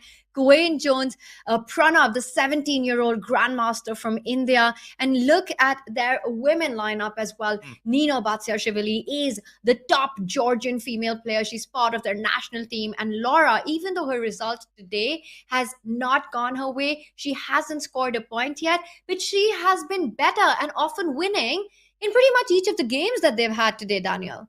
She has indeed, and Batsiashvili actually held Carlsen to a draw a couple of years ago in round 1 of the Qatar Open. So great lineup all around for the Gnomes, and they will need that lineup to fire on all cylinders. Let's review the current score and the final round pairings. They lead by a point. They need at least 2 points in order to reach the required 8.5 points. So with a 2.5, 1.5 victory in this round, the Maniac Shrimps will tie the match and force a tiebreak. They can win outright with 3-1, but they will need Turizaga and Ruiz and Ibarra and Ambartsumova, all hands on deck. Effort is required for the comeback round by the Shrimps. Wow, what an action-packed round this will be. The task is cut up for the Spanish Shrimps. I would love to get Chat's opinion. Chat, what do you think is going to happen? Will Spanish Shrimps take this away in this round 4, which means that they have to at least score 3 points? Will we see a playoff with Spanish Shrimps winning with 2.5, or will this be a Norway Gnomes all the way? Wow. Well, Tanya, the Charlotte Cobras were in a very similar situation. I think this was the exact score going into the final round yesterday. And I can tell you that when you have a score like this, the nerves are hard to put into words. Look at Eduardo Iturizaga there. He just wants the game to begin, because you know that ultimately the responsibility of making the comeback might fall on your shoulders. You know that your teammates might make a draw. It might be 1.5, and things might go down to your board. That feeling is incredibly unsettling. But for the players, it's important to focus on their games. They got to control their board, because that's the only thing they can control. Eduardo Iturizaga is going to try to control the course of this game by playing what he is most familiar with. 1c4 has been his weapon for many years. And asymmetrical English, ooh, d5. Spice. And Solid. Spicy stuff. And we've got asymmetrical English on the board with the center blowing up. You were mentioning the tension and the nerves going into the last round. And what doesn't help is knowing that the world is watching you. The cameras are on you. And it is really all about bringing out your best character and your best qualities as a chess player in these moments when it really counts. Will the Spanish Shrimps be able to do this? And this round in front of us, this game in front of us against Salim, is so critical in deciding how this day pans out for the Spanish team. It is indeed. And obviously, the Spanish Maniac Shrimps, they don't need to go crazy on all of the boards. They've got a little bit of room for error. They've got a margin, and they shouldn't force the issue. If the position is equal, then you should make a draw and trust your teammates. But with that said, you try as much as possible to unbalance the game. That is what Eduardo is doing. D4 used to be pretty automatic until a couple of years back. Shakir Mamidyarov was instrumental in developing the setup that we see Iturizaga essaying in this game. He goes for the fianchetto, and he delays the move d4 because he wants the dark-squared bishop to fire on all cylinders. The other bishop, Tanya, could come out to d3. I've heard these bishops referred to as the Horowitz bishops, but that's a pretty niche term. However you refer to them, clearly these bishops will be menacingly aimed at Black's king. I like that approach of really holding back on that central break and taking it slow with taking out your bishops, and slowly this will build onto a kingside attack, as you're pointing out. And currently, Salim also not backing down. He has brought his king to the safety. He continues to develop, and oh my god, look at that. If there ever was a way to make your intentions clear, Itarizaga goes for it. H4 on the board. He wants to march down with this pawn all the way to h6. Yeah, there is nothing that screams I need to win this game more than playing h4 before move 10, which has gotten increasingly popular. Alpha Zero style by Itarizaga as he secures a g5 square for his knight, but an exceedingly risky approach as he gives up a lot of the center, and d4 could potentially come with great effect. This is one to keep an eye on, but we also need to keep an eye on the other games. In particular, we have board 2 that is underway between Santos Ruiz with white against Gawain Jones, and Gawain has refrained from his usual Sicilian, opting for the more solid king's pawn game. And here he seems to have fully solved his opening problems. Not the biggest fan, Tanya, of how Miguel has handled this. I think he's given Gawain a really, really nice Italian setup with the f-file and access to f4, and just a good deal here for black. I completely agree with you. And let's not forget exactly this f4 square, the knight jumping into h5, really eyeing that. Meanwhile, white doesn't have access to those central squares of f5, d5 because of the trades of the bishop. So even though black has doubled the pawns in the center, it's exactly what you're dreaming for, because you open up the f-file and also take away key squares from white's knights jumping in. Now, Santos has to be on the defense. He has to make sure the knight doesn't jump into f4, which is why the move g3 has been played. And I'm expecting Gawain to continue building the pressure along the f-file. White's knight, meanwhile, is headed on to g4. Black stops it by retreating with his own knight. I'm also looking at the clock, though, and here's the thing. Miguel has all of his time, which tells me that despite appearances, despite the menacing appearance of black's doubled heavy pieces on the f-file, Miguel believes in his ability to orchestrate pressure on the queen side and maybe also in the center. I've seen a lot of Yannick Shistov Duda games in this type of structure, and these knights actually do a great job of holding down the f-file. Knight on f3 is very hard to dislodge. Still, I think from a practical, rapid play perspective, black's position is easier to play. We will see if that bears out as this game enters what will be a long and complex maneuvering middle game. Well, meanwhile, we've got action on the other boards as well in this super critical final round of this matchup. And let's take a look at Pranav's position there in the bottom left. Once again, very aggressive play. It looks like it probably arrived out of a French, which means black's bishop is stuck on c8. You don't look very happy. You don't sound very happy with a French on the board, Daniel. Well, listen, I take it personally when I see a French, because my score in OTB chess in the French is, I think, 0.5 point out of 5. And that includes some embarrassing losses that I hope will be buried beneath all of the other games. Or playing against the French? Playing the French with black. Ooh. So I've given it, the old college try, but I've lost a lot of my faith in it. And I think this position represents a part of the reason why. If you turn on the engine, it often gives a deceptive evaluation close to equality, but I always feel like white's play in this knight c3 line is just easier. f5 comes with greater effect than black's quote-unquote equivalent pressure on the queen side. It's not equivalent. b4 drives the knight back, but the knight is actually happy to make its way toward the king side. Maybe I'm overstating the case here, Tanya, and obviously Jose Carlos, he's not a stranger to the French. He understands the ideas, and in this time control, it's really all about familiarity.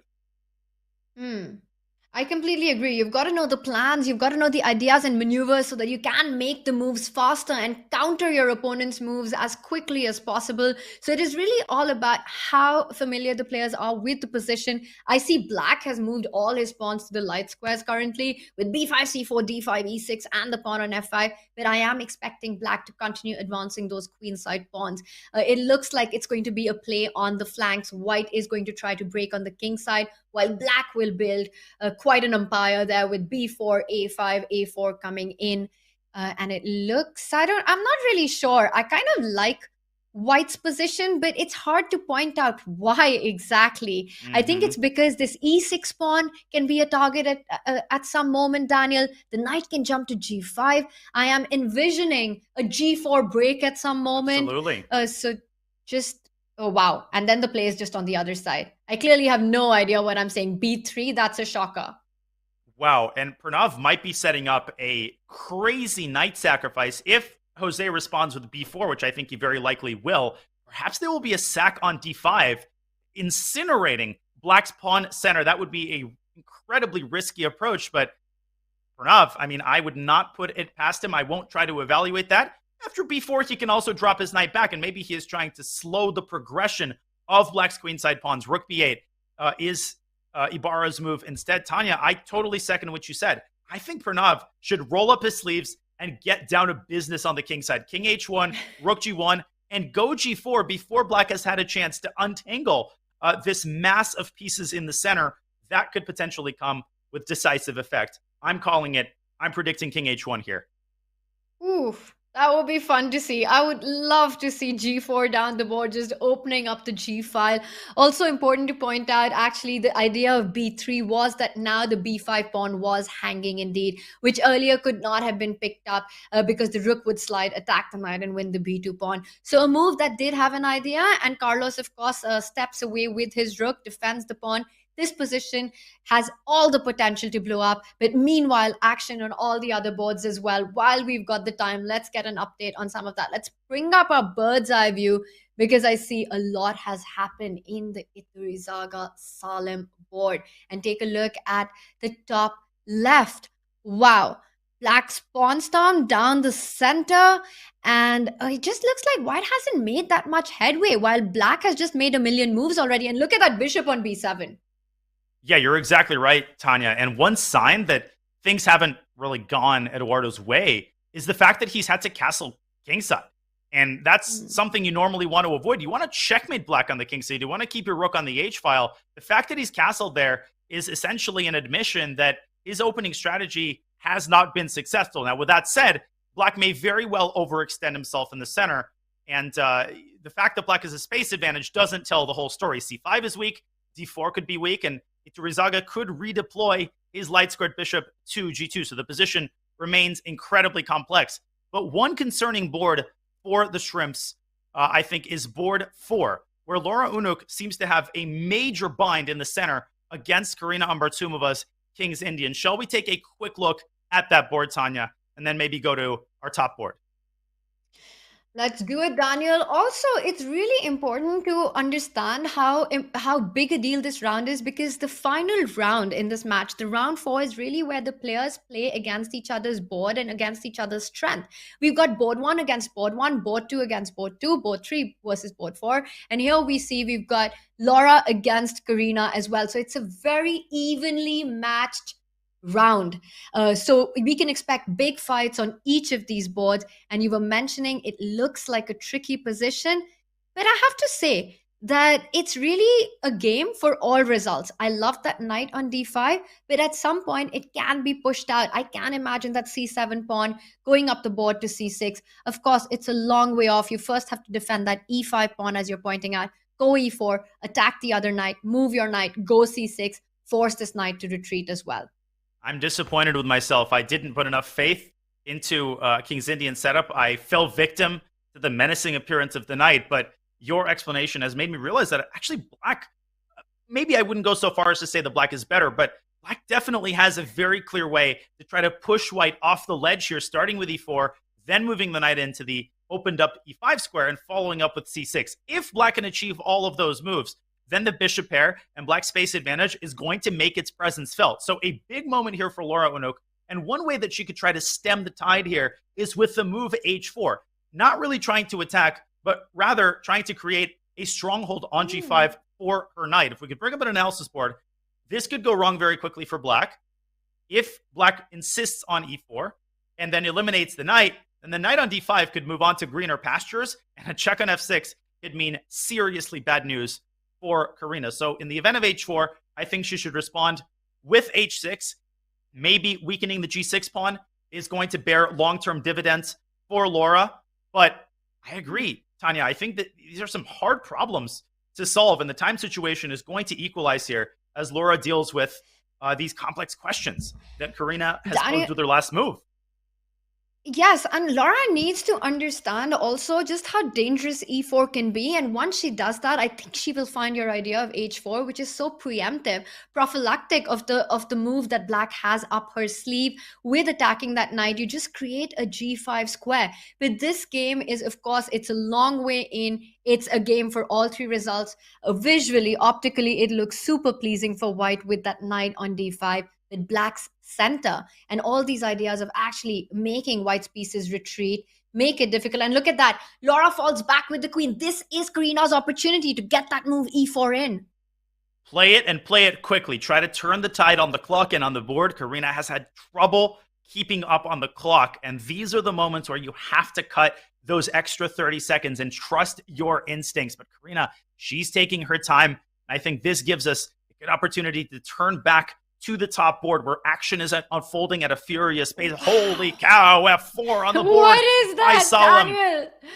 I cannot believe what we're looking on that top left board. F4 you're pointing out. I think we just have to jump into that game. Yes, we do. Really quickly. Because if we can back up one move and just show how this pawn got here, because White in fact captured that central pawn d4, and most of us mere mortals would just recapture back instantly. But Salim, none of that. He wants to go for White's king. He plays f4. This is fire down the board. This is blowing up for White. And I think Iturrizaga is in big trouble.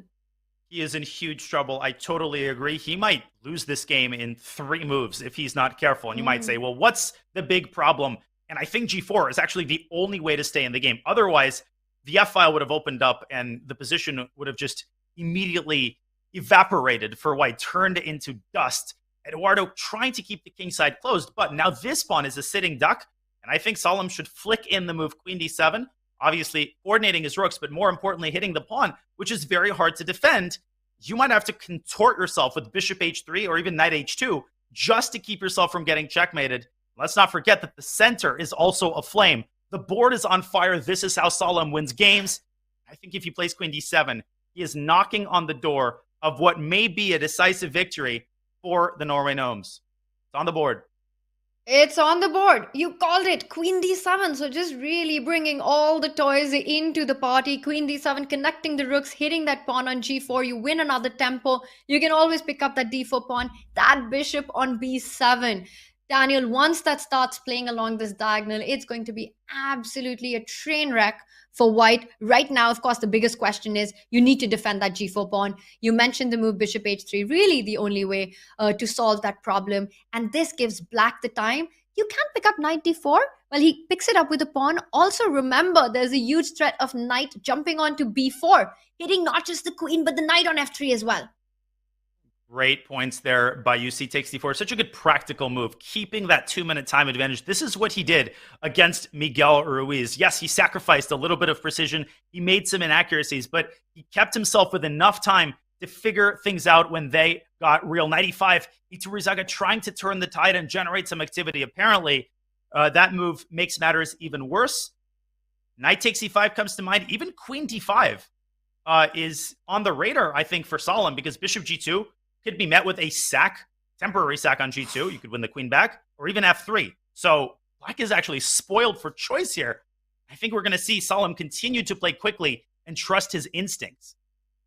He needs to do that because he really needs to put the pressure on the clock and make sure these difficult questions in these critical moments are answered with as less time as possible for Iturrizaga. Knight e5, you're mentioning getting that queen centralized on the board. White is dreaming and hoping for a queen trade. I would be super worried of a move like queen e4, trying to trade off on that diagonal. None of that. He says, I want to first trade the knights. I want to hit the bishop, rook. If you fall back, give me that d5 square for the queen. Imagine my queen lands on d5 and there's no stopping a mate on h1. Well, Salim was right. The commentator was wrong. The immediate queen d5 would have been a mistake, would have allowed White to intercept the long diagonal with queen e4, rook c5. Iturrizaga is on his last legs. He might be in a dentist's office, but Salim is the one who's demonstrating surgical precision. He is performing a root canal right here on White's center and White's king side. D3 looks mighty juicy, and he's going to occupy that cavity on e4 pretty soon. The filling has fallen out.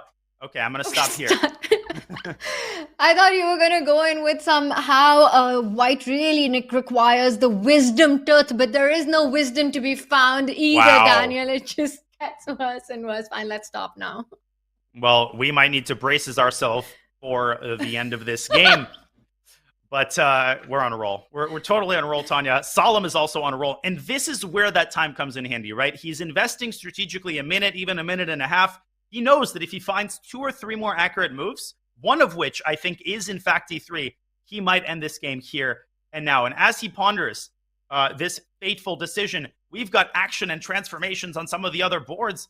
Pranav is trying to strike with an important Norway victory. We're looking at the bird's eye view and endgame in Santos Ruiz, Gawain Jones. Oh, and the Spanish Grandmaster is up a pawn. He's got great winning chances here. Oof. Tanya, he has managed to massage his way to on a Brook endgame. Wow, and right now we see a pawn is attacked, but it doesn't matter because it can be defended with that friendly pawn on the B2 square. So it does move forward. Everything under control in this one. There's action on the other board. Let's just say that board, it is white playing for 2 results. Either the Shrimps win or that ends in a draw. Meanwhile, take a look at Pranav's board. That is insane as well. What on earth is going on? It is pandemonium on the board, and Solemn, by the way, he continues to make accurate moves. I think he's going to win his game, but let's go to Pranav's game because time continues to dwindle for both players. This might be the decisive game of the match. If Solemn delivers with a win against Iturrizaga, that makes the margins even thinner.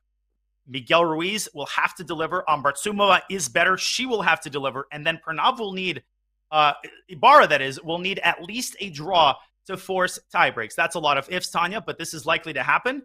And this is not looking very encouraging for Ibarra, who is a swindle artist. He has escaped from so many bad positions, but Pranav is just salivating at the prospect of pushing this pawn. Jose says, not so fast, my friend. Wow, and that is one characteristic that you really need in these formats is the ability to be resourceful and to swindle games and to really show resilience here. We see Rook B8 stopping B5, but I'm loving White's Rooks pinning that A pawn to A5. He first clarifies the situation on the king side. The pressure on the queen side is on with this A pawn pin. I think Pranav, look at him on the screen. He looks so chill and relaxed and confident about his position here. He is a Zen master. He's just so... Also, Daniel... Yeah. I just realized that White can actually just completely shift the play to the king side. Yes, Rook G1, Queen G2, line them up and give a mate on G8. And that is space advantage. You can fling from one side of the board to the other as quickly as possible. While for the defending side, it's never easy. Our eyes travel to the right side in synchrony. I kept looking at the B file. Can you go B5? Wait a second. There's a side of the board called the king side. And there's something called a king that's stuck on that side. Knight to d4. Pranav instead continuing to work in the center and on the queen side. A trade of knights. The position beginning to simplify a little bit. But black could still get checkmated here in 2 moves. Literally all you need is Rook G1, Queen G2. And these 2 squares cannot be protected. So Ibarra literally has 1 move to set up some sort of defensive line here. He needs to do it because you know what Pranav's done really sneakily? He's taken Black's defender with the knight that could have jumped to E7 to defend those G squares. He's taken that away. He's traded it off. And now we see Queen jumping in. But this gives White the time to actually go Rook G1. I don't think White needs to bother about the B4 pawn.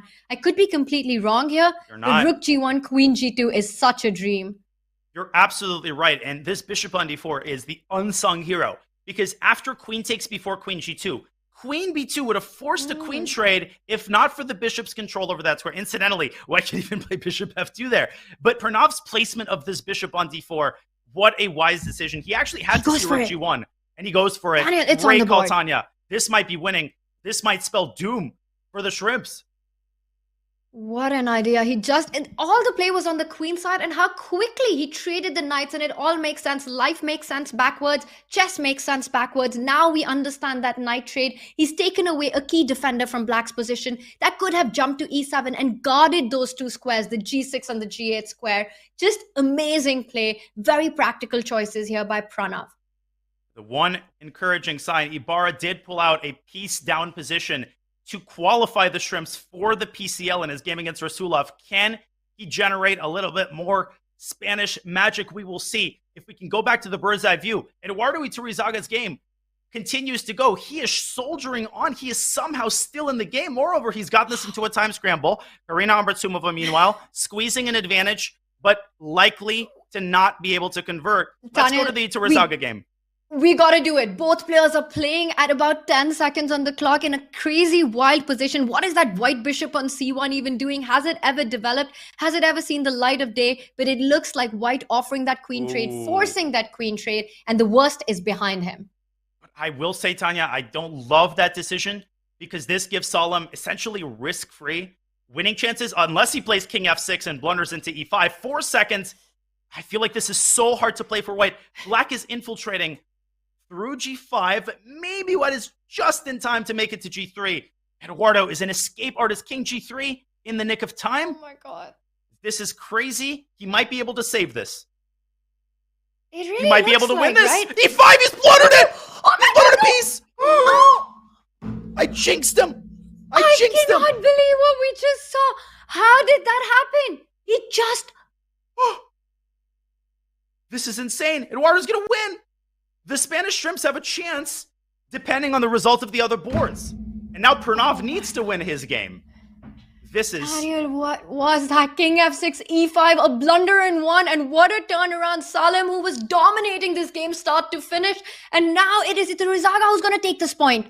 Unbelievable stuff. But, oh my gosh, Tanya, good news replaced by bad news. It appears that Miguel Santos Ruiz, who has been a pawn up in that rook endgame, he might have messed up his winning chances. Now we got to go to that game because Pranav does seem to be converting that attack into the full point. Let's see how Miguel Santos is doing. Gawain Jones down to 4 seconds. He's got to make a move here. He's still down a pawn. Here we go. F5 is on the board. It's the losing move. On the board, but it's a blunder. Why? Good question. Is it because of takes and king trades, d4? You lose 8-6. Oh my god, king d4 ends it. The reason it ends it is because black's position falls apart instantly and the pawn endgame is lost, and Miguel has just enough time to find it. King d4 might propel. He missed it. But he goes for the check because that is so tempting, and that's what I wanted as well. And the eval bar drops back, but it picks up again. Gawain went the wrong way. Santos missed king d4 again. This is incredibly sloppy for Santos. He had to take more time. King d4 was a very findable move, but he still has chances. Gawain needs to find a way to use the pawn and not lose on time. King d4 e3. King d4 e3. Ooh. Oh, wow. And if you take the rook, the e2 pawn is unstoppable. You can give some checks, but it will come to nothing. Oh, my gosh. And Karina has failed to convert that slight advantage. That game has ended in a draw. Laura Unuk with a huge hold. This means that Santos has to find a way to squeeze a win out of this. He's trying. Check back. E3's coming. I think Gawain is going to save this. E3 is on the board. You've got to come back with your rook and defend that pawn. He picks up the h5 pawn. He will lose the e3 pawn, but it won't be enough. And I think this is going to end in a draw now. Gawain is playing like a wizard here. Rook h4 is an amazing move. King b5 runs into rook b4. If you go back to d3, still rook b4. And Miguel's winning chances, they're evaporating, but he's still trying. Can he find some way to keep his chances alive? King d4, wait a second, it's not over yet. Oh, but now the king comes towards but he's going to just simply bring his own king. But you pick up the a5 pawn. It's really far from over with these two pawns. I mean, this should be winning for white. Even the eval bar has no idea what's going on. He's just going to run his pawns up the board. And white has to sacrifice his rook for black's pawn. Will the two pawns be enough or not? Black queens, white gives up the rook. This is super close. Pranav has won his game. This means Santos has to win rook a3. But white, he's going to pursue. Oh my god, he's going to pursue white's rook all across the first rank. And I don't think white can escape that mechanism. Rook h3, make a move. He's down to 1 second. Rook b3 1 second. Instead. He goes rook b3. That is ambitious. Okay, king d1. Wow, this is getting tricky. And 1 second for Gawain. Well, he's got to give up his rook now. Because otherwise, you just repeat and come back king d2. Oh, he's almost flagged. What is he doing? King a6. What is going? Whoa, it's king c4. What on earth is happening here? What was king c4? Rook c1 check. Rook c1 check at b7. Oh my gosh, Gawain is choking this away.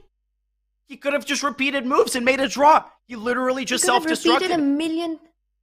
Oh my god, and now white is completely winning. The pawns are unstoppable. How has black E7. marched all the way down with the king? And that is it. Santos knows it. And Gwen there shaking his head. Oh, what? Oh, I don't know what to say anymore.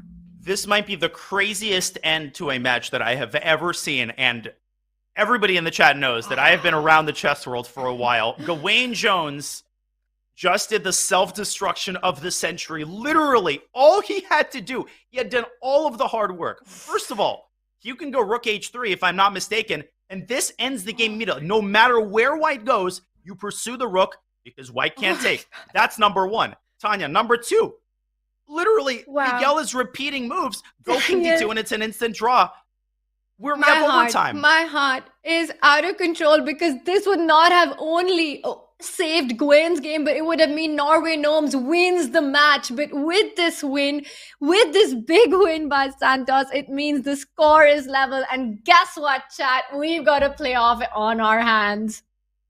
This is absolutely epic, and this is why team events are the best kind of events, because not only do we see the greatest performances, we see the greatest self-destructions. Gawain Jones, you could see him there. He is trying to make sense. He is trying to puzzle out what just happened, but he has got to put all of that behind him because his services are required in this overtime. This is the first tie, and definitely not the last, of the Pro Chess League. The score is 8-8, and the format is going to be very simple. We will explain more after the break, but basically, they're replaying the same pairings, but now it's blitz time, 3+2, and the winner of the match wins everything. We will expand on that, but first, it's time to refill our coffee, fasten our seatbelts, and we will be back with PCL overtime on the other side of this break.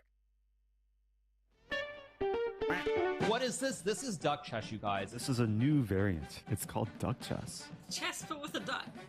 Quack, quack. How to play duck chess. The duck is a brick. Pieces cannot move through the square occupied by the duck. Click on a square to place the duck. Oh, you put the duck to prevent moves of opponent, not yourself. Yeah, so basically you do this, and this cannot move. I'm gonna go knight f6, and I'm gonna put the duck in the most inconvenient place for my opponent to move. No bishop, no queen, so no Londons can permanently stop the London. Capture the opponent's king to win. Oh, wow. Oh, there's no stalemate. Wait, there is stalemate. But the stalemated player wins. Ooh, if only that was real chess. I think I'm getting the hang of this game now. I think I actually am getting the hang of it. I think this works. Oh, that's a horrible blunder. Oh my god, I just blundered. I have to move something else first, then dock, and knight will take my king. This is the best way to lose the duck chess.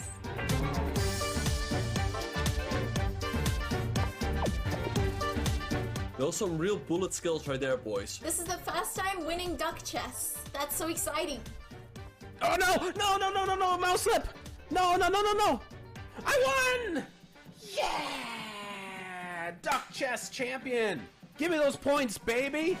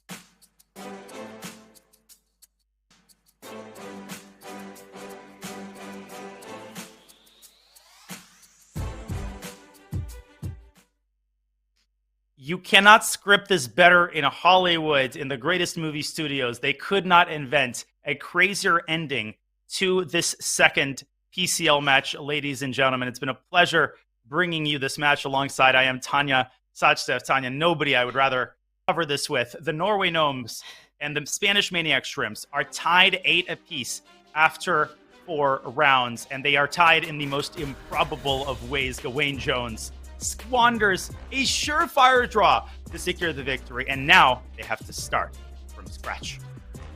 Not just Gwen, Salim, Daniel, remember, he was winning as well. And what a momentum shift this has been, with the Shrimps taking that win, going into a playoff, going into a tiebreak. And there, let's take a look at our format that we've got. A different time control. Daniel, just 3 minutes with a 2-second increment. Yeah, it's very simple. The pairings remain the same as round 4, but the time control, folks, is different. It's now 3+2. And if one of the teams wins the match, 2.5, 1.5, or higher, the match ends. If we are tied 2-2, then they replay with a 3+2 time control and swap colors. If that is also tied, then the time control changes to 1+2 bullet, and they play in that time control until there is a decisive result. I would say that a tie is quite unlikely with a blitz time control, but I wouldn't put anything past these players. So once again, folks, the pairings remain exactly the same. So Iturrizaga, he plays Solemn, Jones plays Ruiz, etc. It's just that the colors switch. So Gawain Jones was black, he will be white. Solemn was black, he will be white. And the other 2 players, Pranav and Laura Unuk, will have the black pieces. So it's blitz time, Tanya, and they have to adjust mentally. That is a huge adjustment. 10+2, 3+2. So different. It's also letting go of what just happened on the board. Gwen and Salim, especially for these 2 players, because they really had the match victory in their hands. And as we know that the pairings remain as they were in round 4, which really levels the playing field as each of the board is playing against the corresponding board. Big rounds here. Salim versus Iturrizaga. Pranav with the white pieces taking on Ibarra. We've got Karina against Laura, and with the white pieces, Santos taking on Gawain Jones. This is going to be an insane blitz game. It is the first playoff of the Pro Chess League. I am pumped, Daniel. I called this 2 rounds ago, and I'm so happy that it's here. You called this at the start of the match. I mean, it's insane. You said they would find a way to tie the match by hook or by crook. You know, by this or by that, they found a way to tie 8-8, and you're absolutely right. The big storyline here, will Jones and Salim Saleh be able to push aside, forget, bury under a pile of rubble the tragedy that befell them in the last round? Don't spin the wheels. Don't tell yourself, things could have been different. I could have been enjoying a dinner. No, you got to focus on the task at hand. Roll up your sleeves, because you got a chance at redemption. So there is still a silver lining for those players. This is going to be unbelievable. Tanya, I can't believe we're here. We're here. We made it. And of course, it is I think the board 4 is going to play such a critical role in this very important playoff. And as you mentioned, that only if it is a tie, only if this ends with 2-2, we get another blitz game. But for now, we know blitz. Very rarely do we get a tie. This match could be decided in this one. And I really want to get chat's thoughts. Who are you guys rooting for? Who do you think is going to take this away? It has been such a roller coaster of a match. It has indeed. We'd like to thank the thousands of you so involved in the chat supporting your favorite team. Folks, we will try to bring you all of the action. It's hard to cover 4 blitz games at the same time, so we'll do our very best. We will try to catch the end of the games, but we can't cover everything, but we will do our very, very best. Here we go. Gawain Jones has the white pieces and a King's Indian attack, so he starts pretty peacefully. Wow, and we've got action on all the 4 boards. As we can see, the players are, of course, blitzing out their moves. We've got the King Spawn opening on the bottom left, while D4 on the top board. And wow, look at this Gawain versus Santos opening that we have. Where do you want to jump to, Daniel? Because there's action, and it's quick action. It's action on all of the boards, and we've got a Nimzo Indian in Pranav versus Iturrizaga. Let's go. Well, there's already an endgame in Gawain Jones's game. Let's go to Ibarra's game against Pranav, because I feel like that might be the X factor. Pranav just delivered an amazing attacking game. let's not forget that he played perhaps the best game of the whole match, and he's playing for a win with the black pieces. He's already managed to unbalance the game. He's got an open B file, and I think he's got a very good blitz type position, but Ibarra starting to accumulate some of the pressure on the king side. Well, I'm happy to jump into that because we see it's really heating up. You were talking about the pressure along the king side, and we see the f-pawn advancing, and now Pranav has to always watch out for f5 or e5 break, especially with that king on h7. Notice White's bishop on d3. Let's see if we can jump into the analysis board and get the players on the screen as well. Yeah, we've got crazy stuff there. Bishop to a7 on the board, bottom left of your screen. Ibarra attacking that rook on b8. That's why you can't pre-move in a 3+2 time control. This isn't bullet, and you don't want to overcompensate and start blitzing out moves. 3 minutes, it's a long time. And Pranav there shifting his knight back toward d7. And meanwhile, top left, we've got craziness in Iturizaga's board. Knight takes e4, and knight sacrificed by Iturizaga. White's king is wide open there. So Iturizaga just feeling it right now after that swindle win in the last round. He is angry. Iturizaga is an angry man right now. He goes on to open the e-file. You're calling it a sacrifice. I'm calling it an attack, Daniel. If White does accept it, which it looks like White must, the black rook can slide onto the e-file, taking advantage of White's complete lack in development here.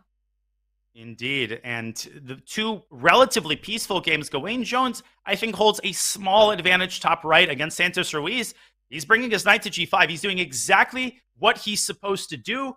He's squeezing out a small advantage, right? An anti-tilt opening. Meanwhile, I think Pranav has just gone very wrong with his last move. I think he's made a huge mistake.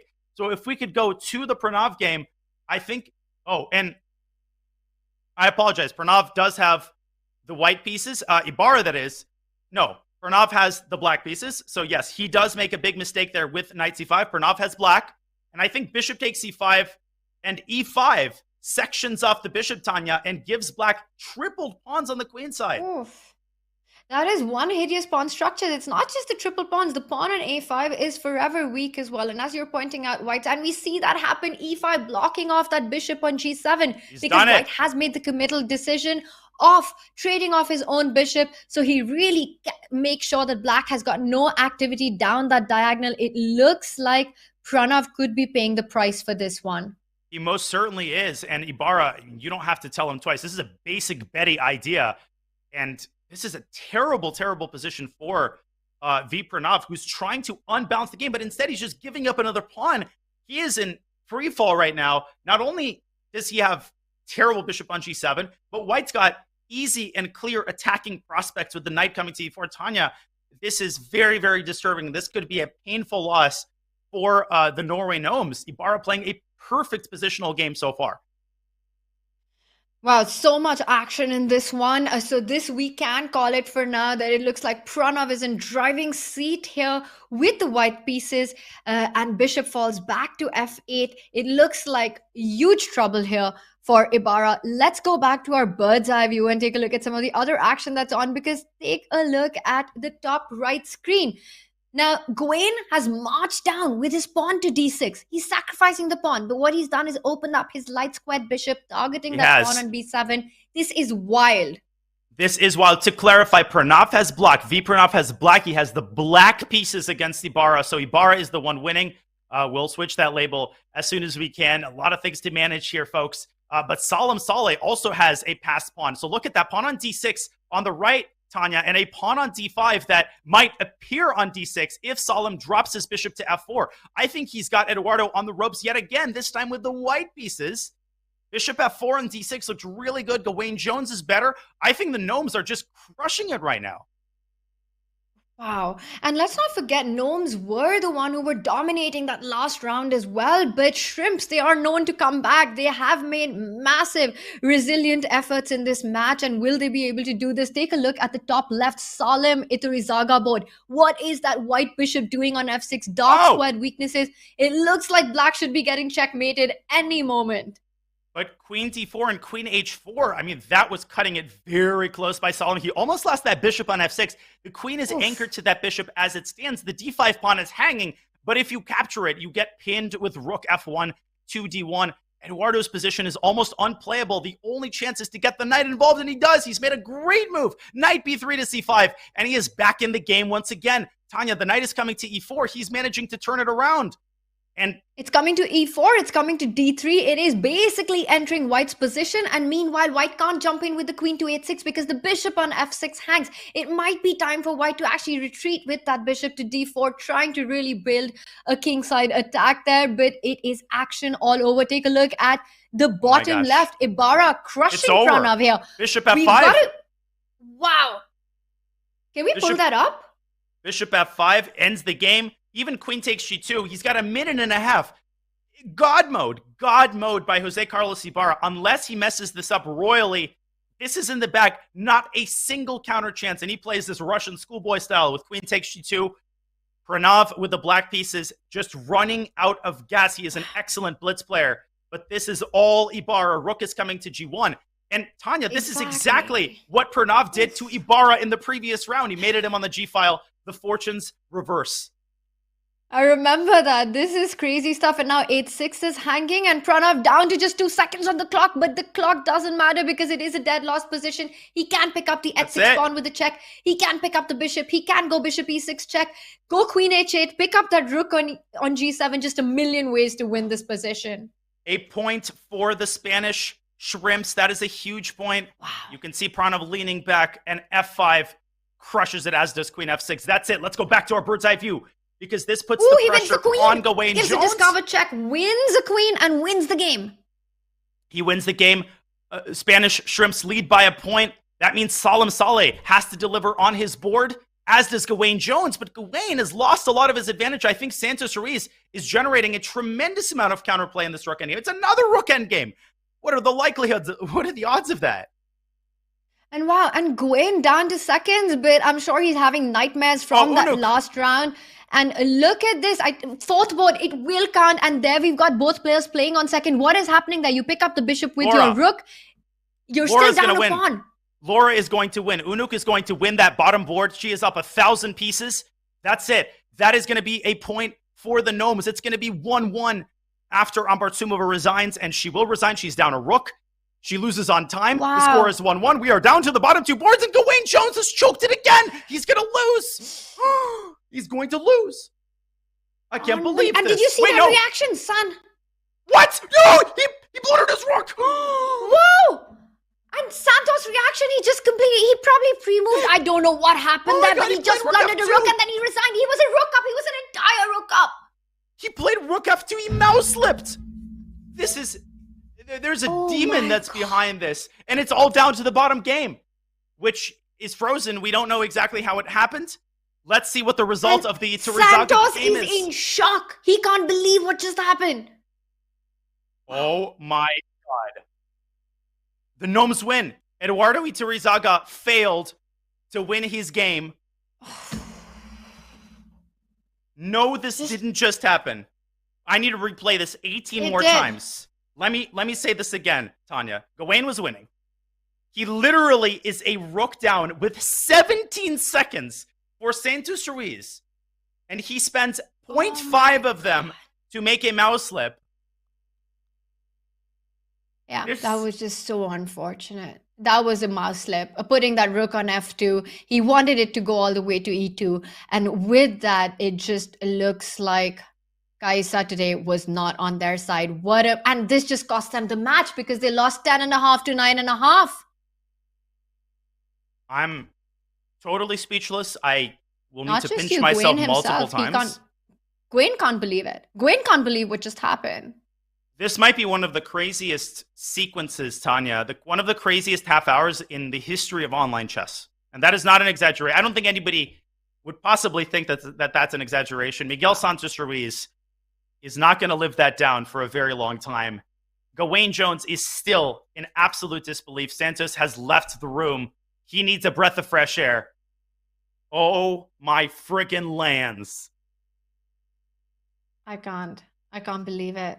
And it just reminds me of Gawain's last game. It feels like the law of averages here. Gawain messing that up, losing that round 4, and then winning this by luck. Just insane stuff. But you know what they say, Daniel, you make your own luck on the board. And what happened?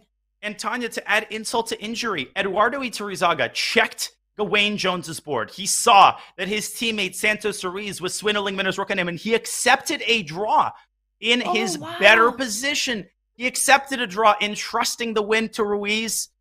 This compounds the feeling of utter disbelief. Let's bring up the bird's eye view because I don't have. Let me see if I can find Iturrizaga's game here.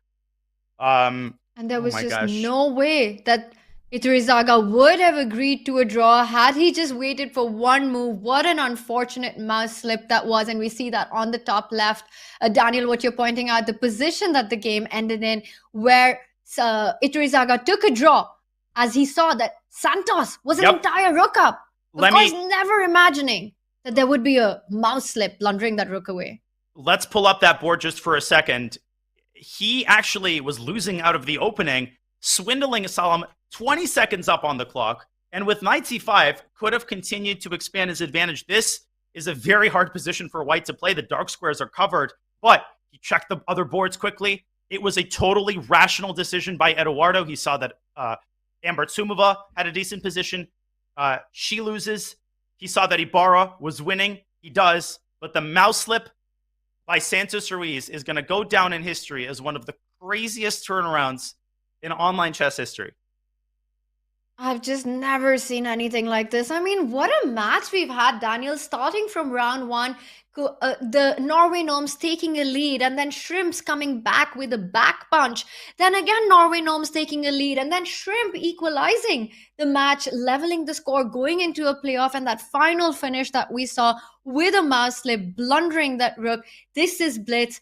It is completely unpredictable. It's not over till it's over. And if ever that was true, it is this moment. What a win by Norway Gnomes.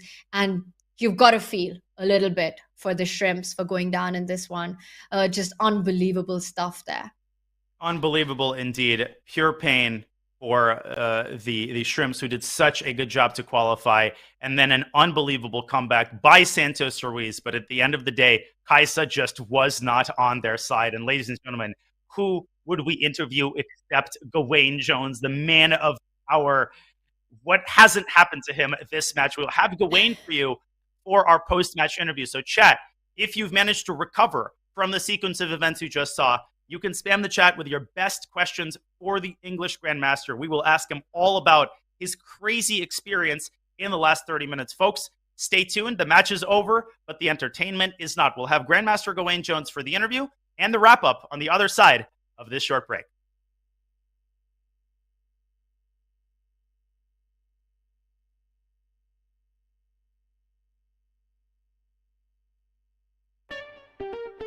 What is this? This is duck chess, you guys. This is a new variant. It's called duck chess. Chess, but with a duck. Quack, quack. How to play duck chess. The duck is a brick. Pieces cannot move through the square occupied by the duck. Click on a square to place the duck. Oh, you put the duck to prevent moves of opponent, not yourself. Yeah, so basically you do this, and this cannot move. I'm gonna go knight f6, and I'm gonna put the duck in the most inconvenient place for my opponent to move. No bishop, no queen, so no Londons can permanently stop the London. Capture the opponent's king to win. Oh, wow. Oh, there's no stalemate. Wait, there is stalemate. But the stalemated player wins. Ooh, if only that was real chess. I think I'm getting the hang of this game now. I think I actually am getting the hang of it. I think this works. Oh, that's a horrible blunder. Oh my god, I just blundered. I have to move something else first, then dock, and knight will take my king. This is the best way to lose the duck chess.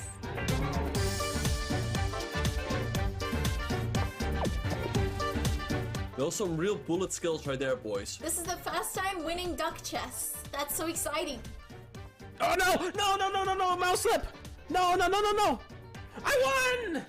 Yeah! Duck chess champion! Give me those points, baby!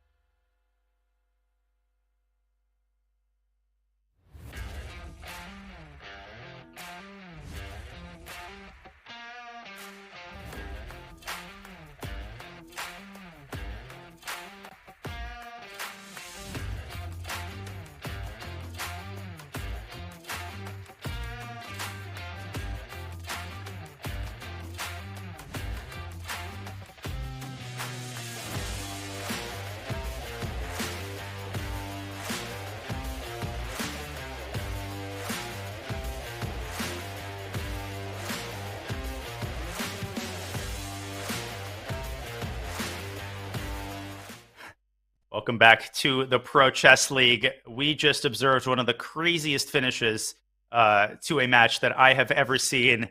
And the perfect guest joins us in the studio, Grandmaster Gawain Jones, the man of the moment. Gawain, I got to ask you first and foremost, is this the craziest thing that has ever happened to you in your chess career? Does this make the top 3?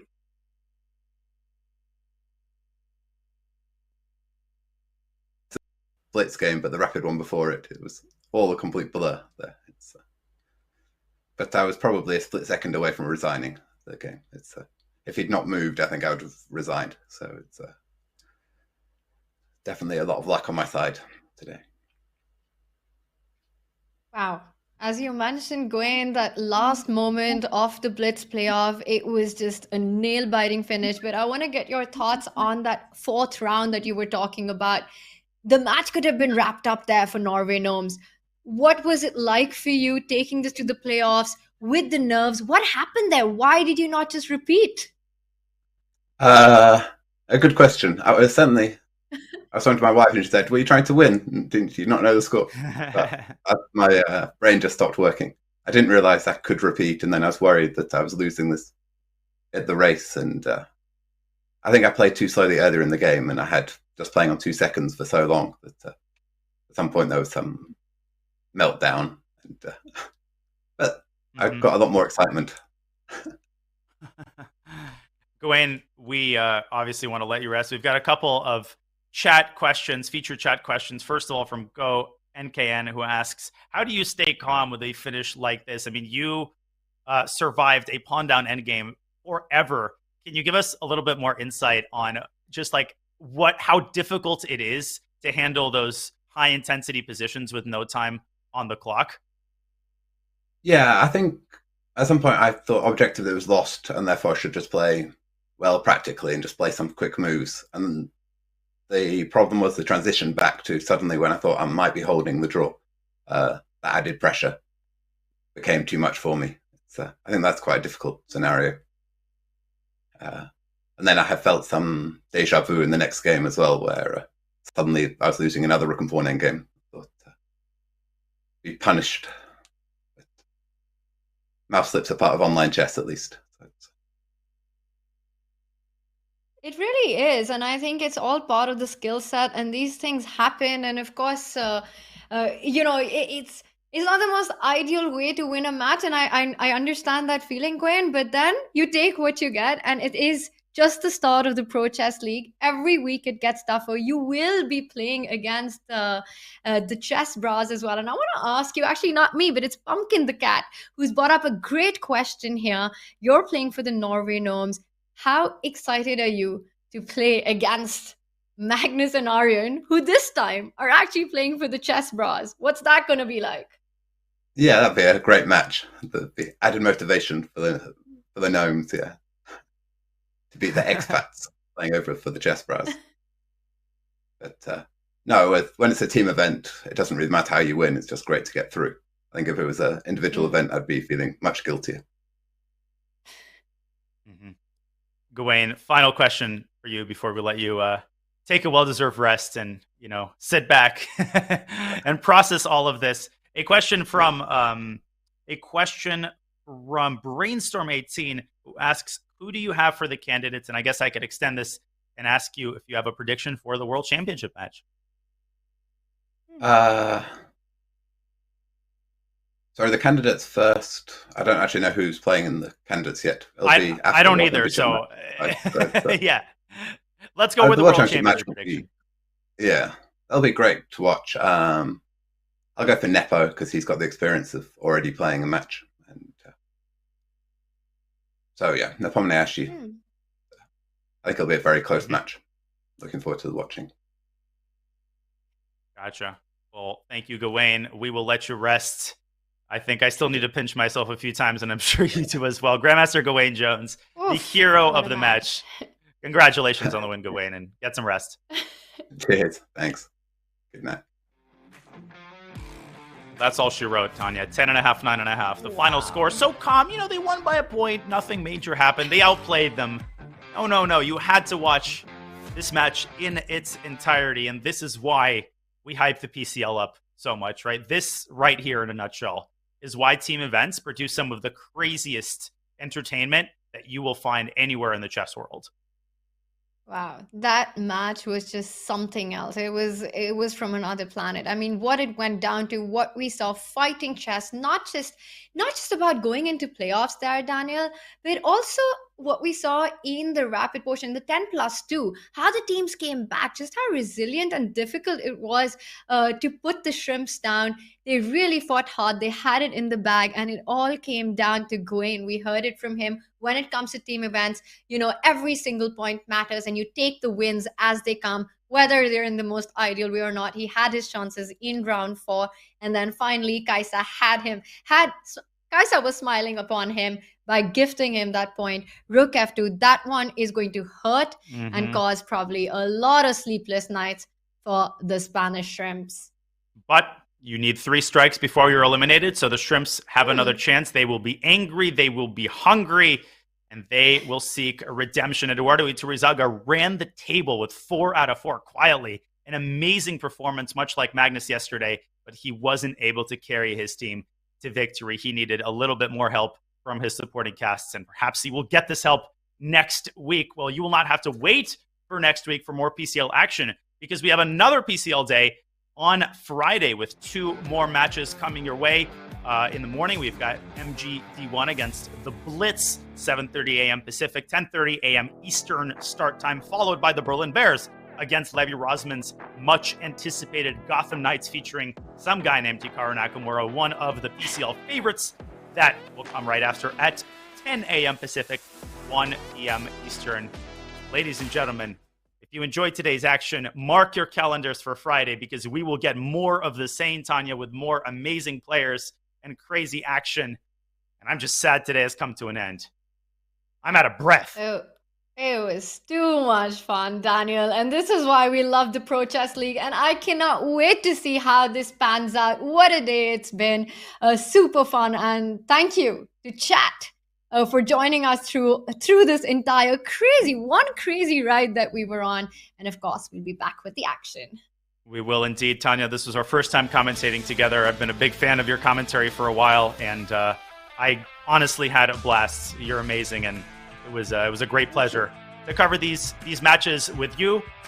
And folks, it is time for us to say goodbye. The sun is setting here on the East Coast. We're all going to get some rest. We all might need to pinch ourselves an extra time today, but no, you are not dreaming. This is just what chess looks like in 2023. Make sure to join us on Friday. And finally, we'd like to thank everybody in the chat and our amazing team at Chess.com, our producers Bick and Ahala, are working so hard in creating an amazing broadcast. Couldn't do it without you. And on that note, ladies and gentlemen, from the 2023 Pro Chess League, this is Grandmaster Daniel Naroditsky and International Master Tanya Sachdev.